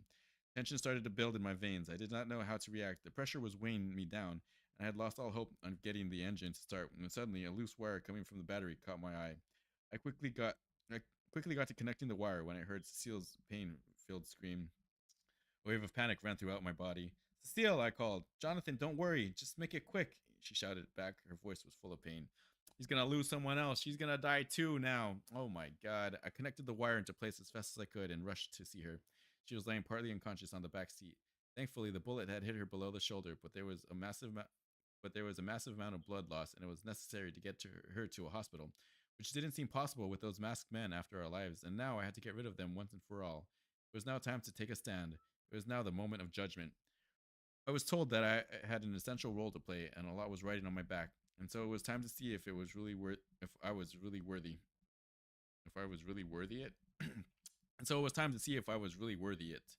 I quickly sat in the driver's seat and drove the Jeep inside the mansion, straight through the wooden gate. Follow him and kill him, I heard a man shout from outside. I had a little time before I was once again surrounded, but it didn't frighten me. What frightened me was the thought of not being able to get Cecile to a hospital in time and losing her. I dragged her gently into the room. Cecile had hidden me after the blast at school. She was still bleeding at a rapid rate and looked very faint. She at best had half an hour before she got the right treatment. I pulled off a sleeve of my shirt and tore it apart in order to bandage the bullet wound tightly to minimize the blood loss. I looked at her dreary face. It felt as if something broke inside me. One of the most dreadful feelings I ever had experienced was weighing me down. Cecile's lips had turned pale and her red cheeks had lost all of the color. And on seeing her like that, a complicated urge was born inside me. Initially, I resisted, but then I closed my eyes, went with my heart, and did something I should have done long back, but my ego and hesitation never let me. And only now, when I knew I was about to lose Cecile, I realized that it didn't matter who she was to me before all this, and how we first met. The only thing that did matter was what she was to me now. The next moment, my lips were resting in contact with Cecile's, and that very touch seemed to have rejuvenated me. My heart felt tons lighter, and it seemed I was finally at peace. I felt that I had just finished an incomplete task, and now this was the very feeling I had to protect. You better save her instead of just kissing her, man. What the heck? She's running out of time, buddy. Stop making out with her. I opened Cecile's bag and found her pistol, a knife, and two grenades. I hung the bag around my waist, took out the machine gun, and with one last look at Cecile, went out for my final face-off. As soon as I came out of that room, I saw a four-armed Ben. I didn't know what to do. I tried to remember the night I fought the men on the roof of that truck. I didn't know how I did it, but right now I needed to repeat it. Come out, boy. We've played enough. You cannot escape this time. We have the complete building surrounded, said one of them while firing a bullet into the air. Shh. As soon as I heard the gunshot, everything turned plain white like a lightning flash. Gradually, my vision returned, but I found myself in a very different posture than the one I was in before the flash. Now I had my right eye closed, my finger on the trigger, and my gun aimed at the man, but I didn't know how and when it happened. I had no memory of doing any of it and felt as if somebody else was controlling me. I could sense the blood gushing under my skin and sweat trickling down my forehead. I was still there on my knees with my gun aimed at the guy, wondering how it happened, when I heard another gunshot. For a moment, I thought that bullet was fired on me, but instead I saw that the sweater of the man I had my gun aimed at was turning red. His face twitched out of pain, his blood started dripping down on the floor, and he fell down. I was confused, but this confusion of mine didn't last long, because when I saw my finger on the trigger, I found that the trigger had been squeezed, and it was me who had fired the bullet. Playtime is over. This is your last chance to surrender, screamed another man. But I didn't understand what just happened. I neither had any intention of shooting nor I shooted. I was freaking out and started panting. I could sense an anger taking over me. There he is, one of them said one of them, and then they all lifted up their guns and opened fire upon me. Luckily, I managed to dive and take cover behind a couch. In time, though, I didn't know how. Luckily, I managed to dive and take cover behind a couch in time, though I don't know didn't know how because I didn't dive intentionally. It just happened. Subsequently, my panting was becoming heavier and grumming sounds were becoming louder. By now, I could feel myself losing whatever control I had on my muscles. The very next moment, I was banging my fists on the floor like an angry gorilla. Suddenly, it hit me. It explained everything. I understand how I changed my posture, shot the guy, and dove without even knowing it. It was because I didn't do it. The monster that I had become in my sleep did.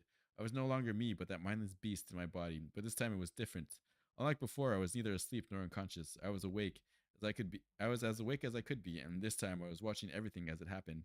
I could feel and experience everything that I did while I was this wild monster, but did not have any control on myself. So he's actually alive, awake in the hallucination or whatever it is that he snaps into.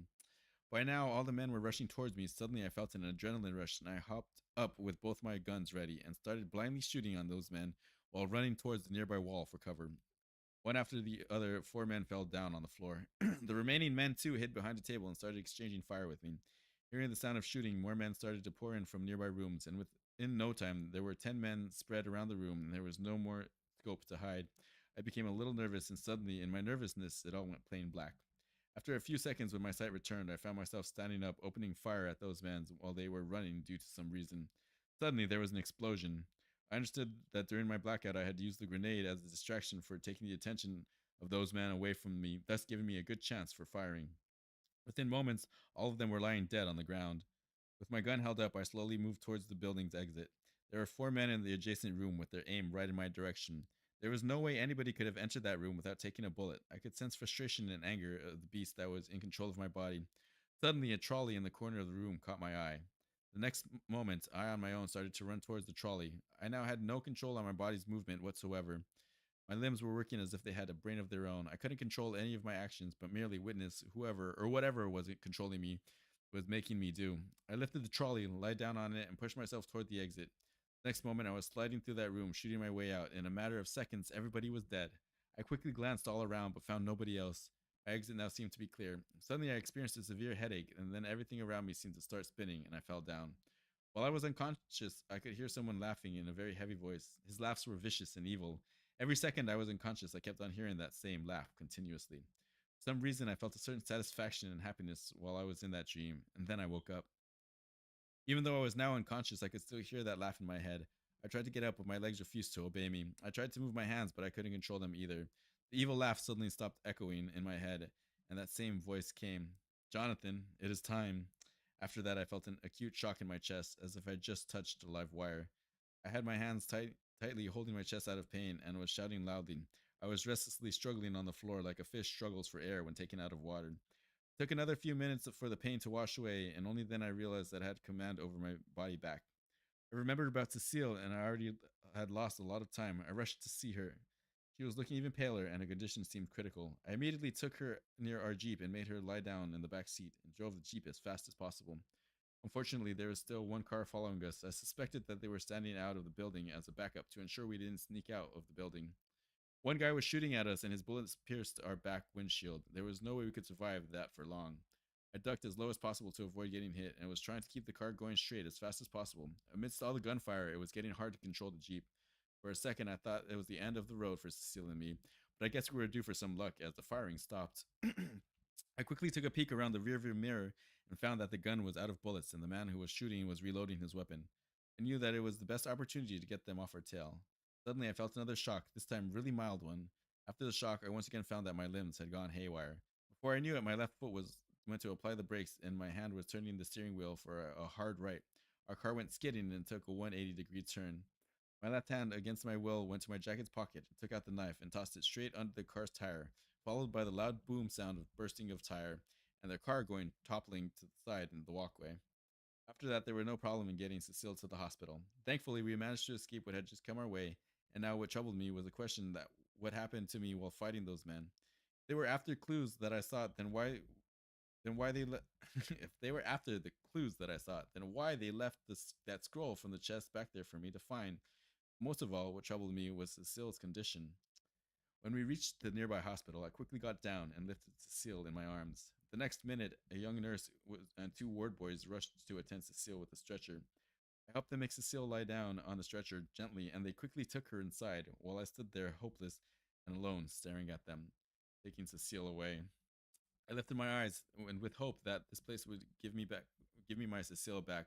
Took a glance at the hospital board, which now in bold letters was written Manhattan City Hospital, New York. Then trying to keep myself together and my hope alive, I went inside.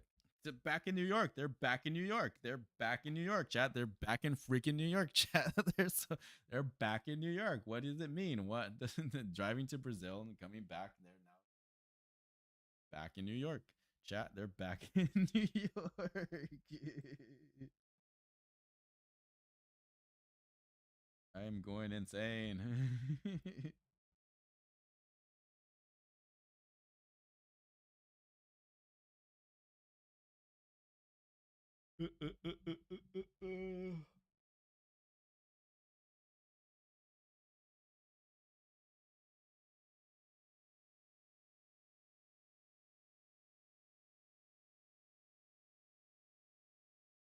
Man.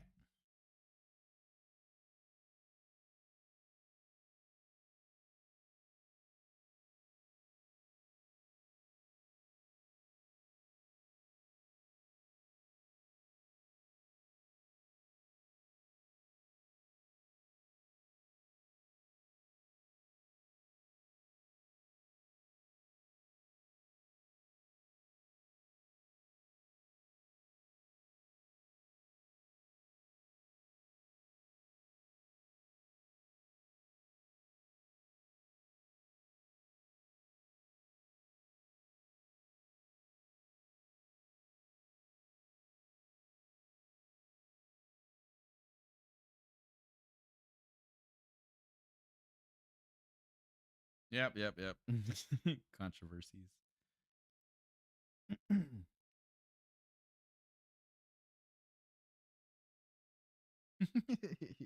What?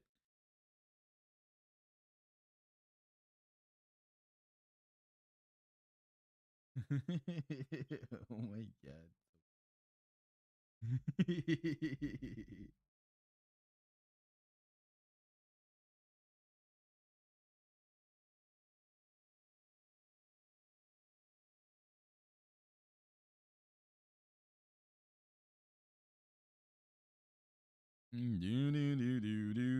Japan's still freaking playing Divers.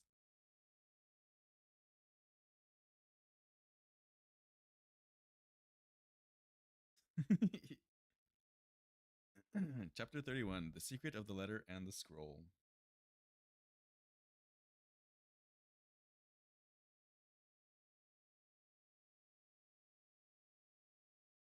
All pretty short chapters coming up. Oh, actually, this one's pretty long.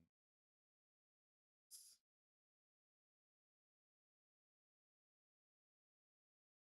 almost there. Yeah, we're 44 chapters. 41's kind of longer too.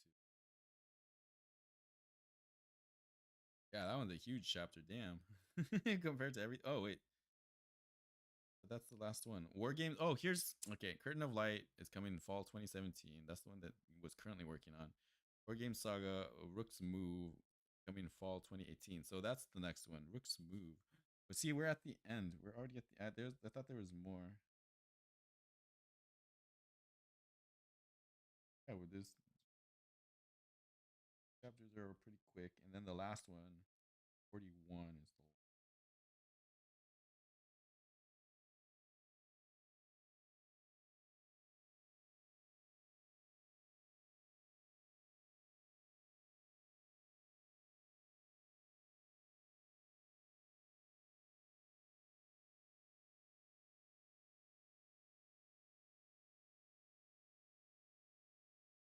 Yep, we're pretty close. There, we're pretty close. Yeah, we shall finish this book today. I guarantee it. I'm a good reader. It's just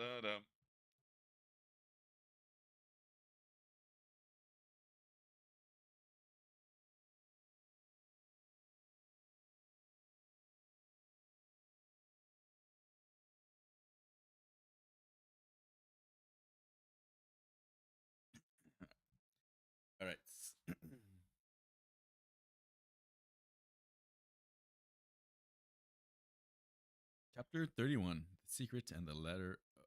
The Secret of the Letter and the Scroll. Chapter 31: The Secret of the Letter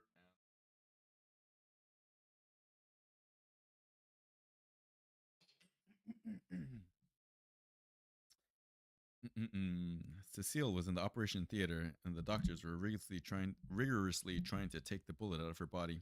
But as she had lost a lot of blood, operating her was difficult and risky. My heart was in my mouth, and my pulse was racing. Seeing Cecile in such condition had shaken me from inside, and I felt completely helpless. In order to take my mind off the matter, I went out to get some fresh air. Just in front of the hospital entrance, I saw the Jeep in which we drove there blocking the way. I had just left it there in a hurry. I quickly hopped into the driver's seat and drove it to the parking space. How long was he in there, though? They would have towed that thing. Don't ask questions. Don't ask questions.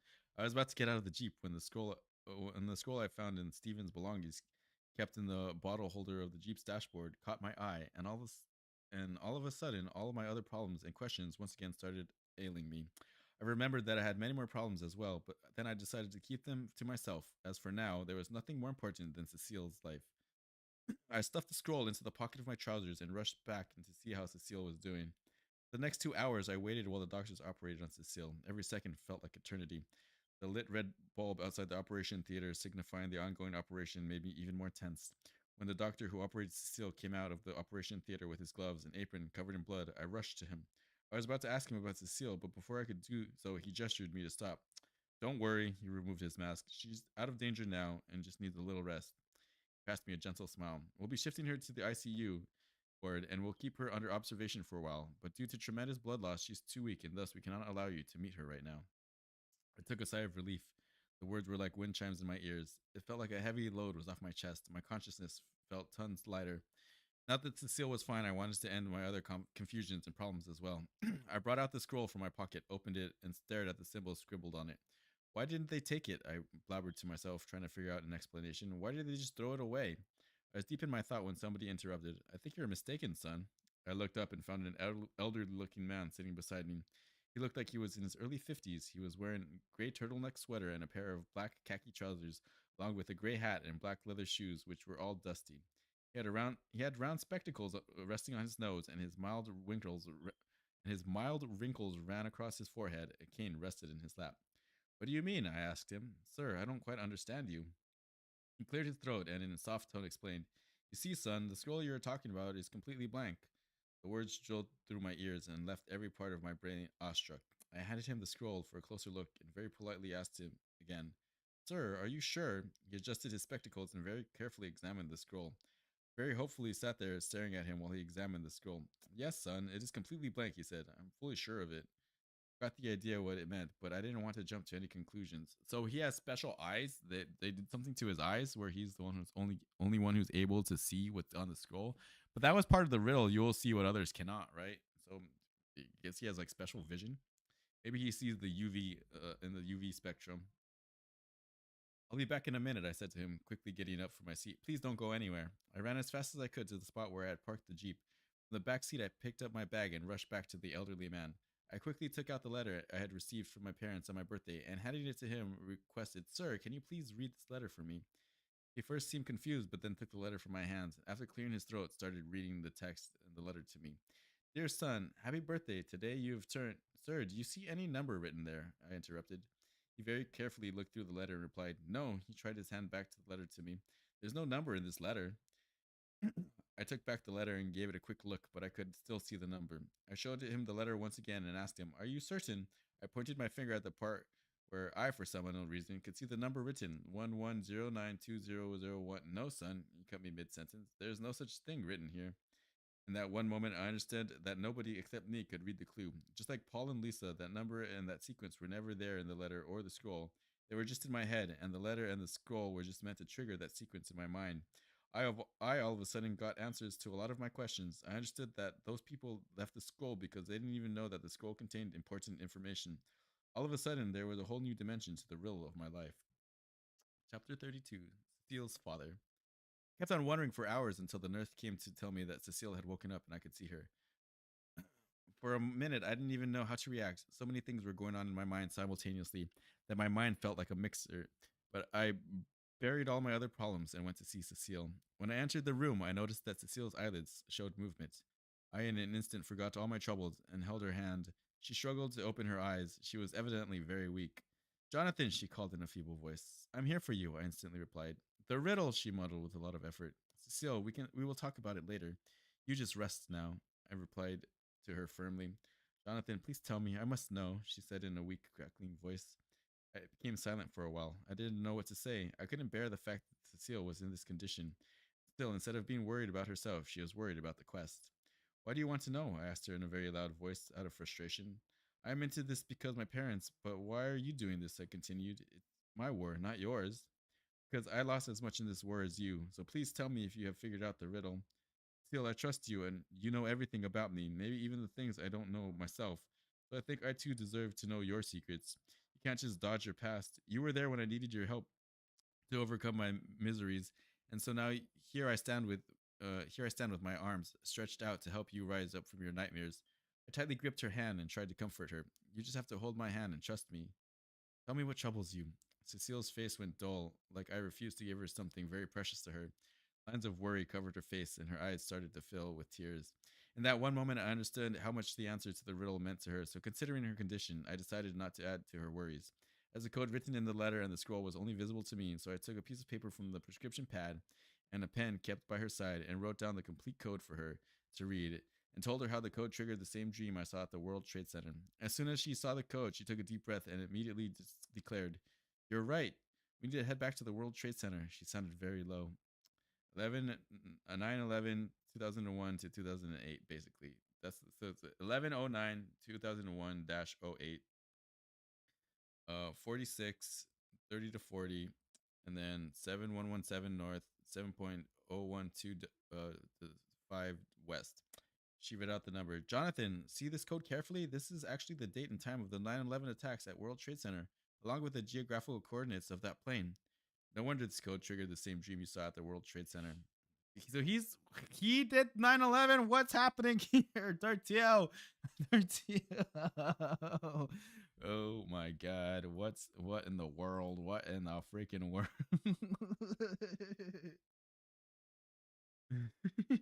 What? What?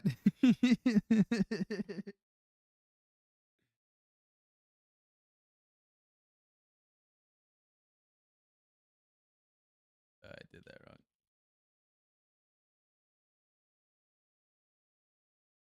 I think we need to wait at least like 10 seconds. Nightbot can post the thing.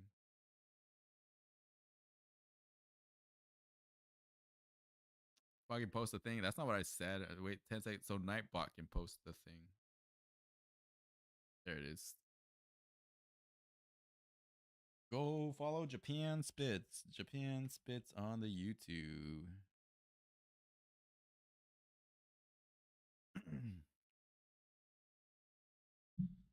He's still live right now, chat. Still live. Hill diving with no brain cells. In Japan.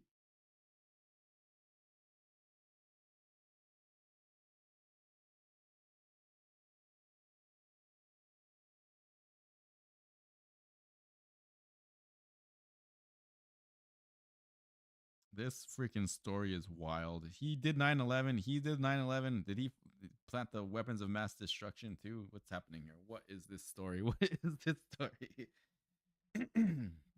I could see the fear I sensed in her voice now show through her face at the first mention of the World Trade Center. I could surely tell that there was something related to that place that ailed her, and from her condition, I knew that this time she needed me, and I was not going to let her down. Cecile, I broke down the silence. What exactly? I stopped myself as I felt it wasn't the best time to talk, and I started walking away. I was just at the room's door when from behind Cecile called, Wait! She wiped her eyes. Jonathan, it wasn't you. I just. Before she could finish, her voice collapsed and her eyes shut closed. I ran back towards her to check on her. I quickly bent forward to check her heartbeat and placed my index finger in front of her nostrils to check her breathing. I took a sigh of relief when I was sure that everything was fine and that Cecile had just passed out due to weakness. Suddenly, a photograph in Cecile's hand caught my eye. She held it as tightly as she could, as if it was something very precious to her. I gently unwrapped the photograph from her hand in order to give it a casual look, but as soon as my sight fell on the photograph, my mind completely blew off. In the photograph, there was a man standing in the middle of a garden. Sunflowers and roses and tulips blossomed along the white wooden fence to the garden. White clouds covered the entire sky with only specks of blue visible here and there. The man had a cute little girl in his arms. The girl had an innocent smile on her lips, and her long blonde hair were tied back in two plaits. Her pink frock was covered with mud, but the big story was that I recognized both of them. The man was Robert, and the little girl he was holding in his arms was Cecile. I looked at the photograph again and again to confirm I wasn't mistaken. But there was no denying the fact that the man and the girl in the photograph were indeed Robert and Cecile. Also, in the bottom right corner of the photograph was written with a red marker, I miss you, Daddy, from your rookie, Cecile. Only one person calls her rookie. Chapter 33, Newspaper Cutouts.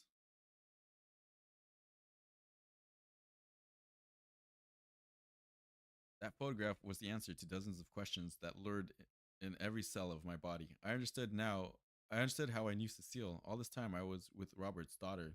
I took a deep breath and turned my sight towards Cecile. Seeing her lie so quietly stung my heart. I could not bear the pain and immediately rushed out of the room. I took another look at the photograph and my eyes filled with tears. Brown tears drops of the size of big pearls rolled down my cheeks. I wiped my face and quietly went out, trying not to think about the terrible past Cecile and I had gone through. After an hour, when I went back to check on her, I found her lying absolutely still with her eyes closed. I quietly went forth to her and gently stroked her hair. Cecile, I called out as politely as I could. Slowly opened her eyes and quickly threw her arms around my waist. I instantly froze, unable to move. What happened with Uncle Robert? I asked in a serious tone, showing her the photograph of her and Robert's. Cecile raised her sight and glanced at me. For a minute, she went completely blank. Oh, you know, she cried. I nodded with a grim expression, wiping her cheeks. Cecile, what happened to Uncle Robert? I asked again. Cecile's facial expressions turned firm like a rock. Fine, she said. Where's that diary I gave you? Her tone clearly showed how painful the discussion was for her. I brought out the diary from my bag and handed it over to her. Cecile quickly browsed through the pages of the diary and brought out a newspaper cutout. She handed me the newspaper cutout. When I looked at it, I found an article written on it. Gas explosion due to leakage in outer Los Angeles. On February 27th, 1993, at about 6 in the evening, there was a gas explosion in a house located on the outskirts of Los Angeles. The house was owned by Robert Swift, who lived there with his family, which included his wife, daughter, and a son. When the accident took place, Robert Swift was not present there. The police and fire brigade arrived at the scene 15 minutes later, but could not save any of the three trapped inside, and after the fire was extinguished, they found the dead bodies of the three victims. The police suspect the police suspects that there was a leakage in the gas pipeline of the house. With every word I read on that with every word I read written on that piece of newspaper, more and more of my doubts got washed away. By the time I was finished with reading, everything started making sense. In that article, I found a lot of the answers I had been seeking. The so far random memories of mine started making logical sequences. This article proved to be the key to explaining my memories of my foster parents, because according to the article, Robert was my foster parent, and the gas explosion which killed them was actually the explosion I saw in my dream during my school picnic to the World Trade Center. When I saw Cecile after I had finished reading the article, her eyes were wet. I could see the pain in her eyes and feel the fear that gripped her.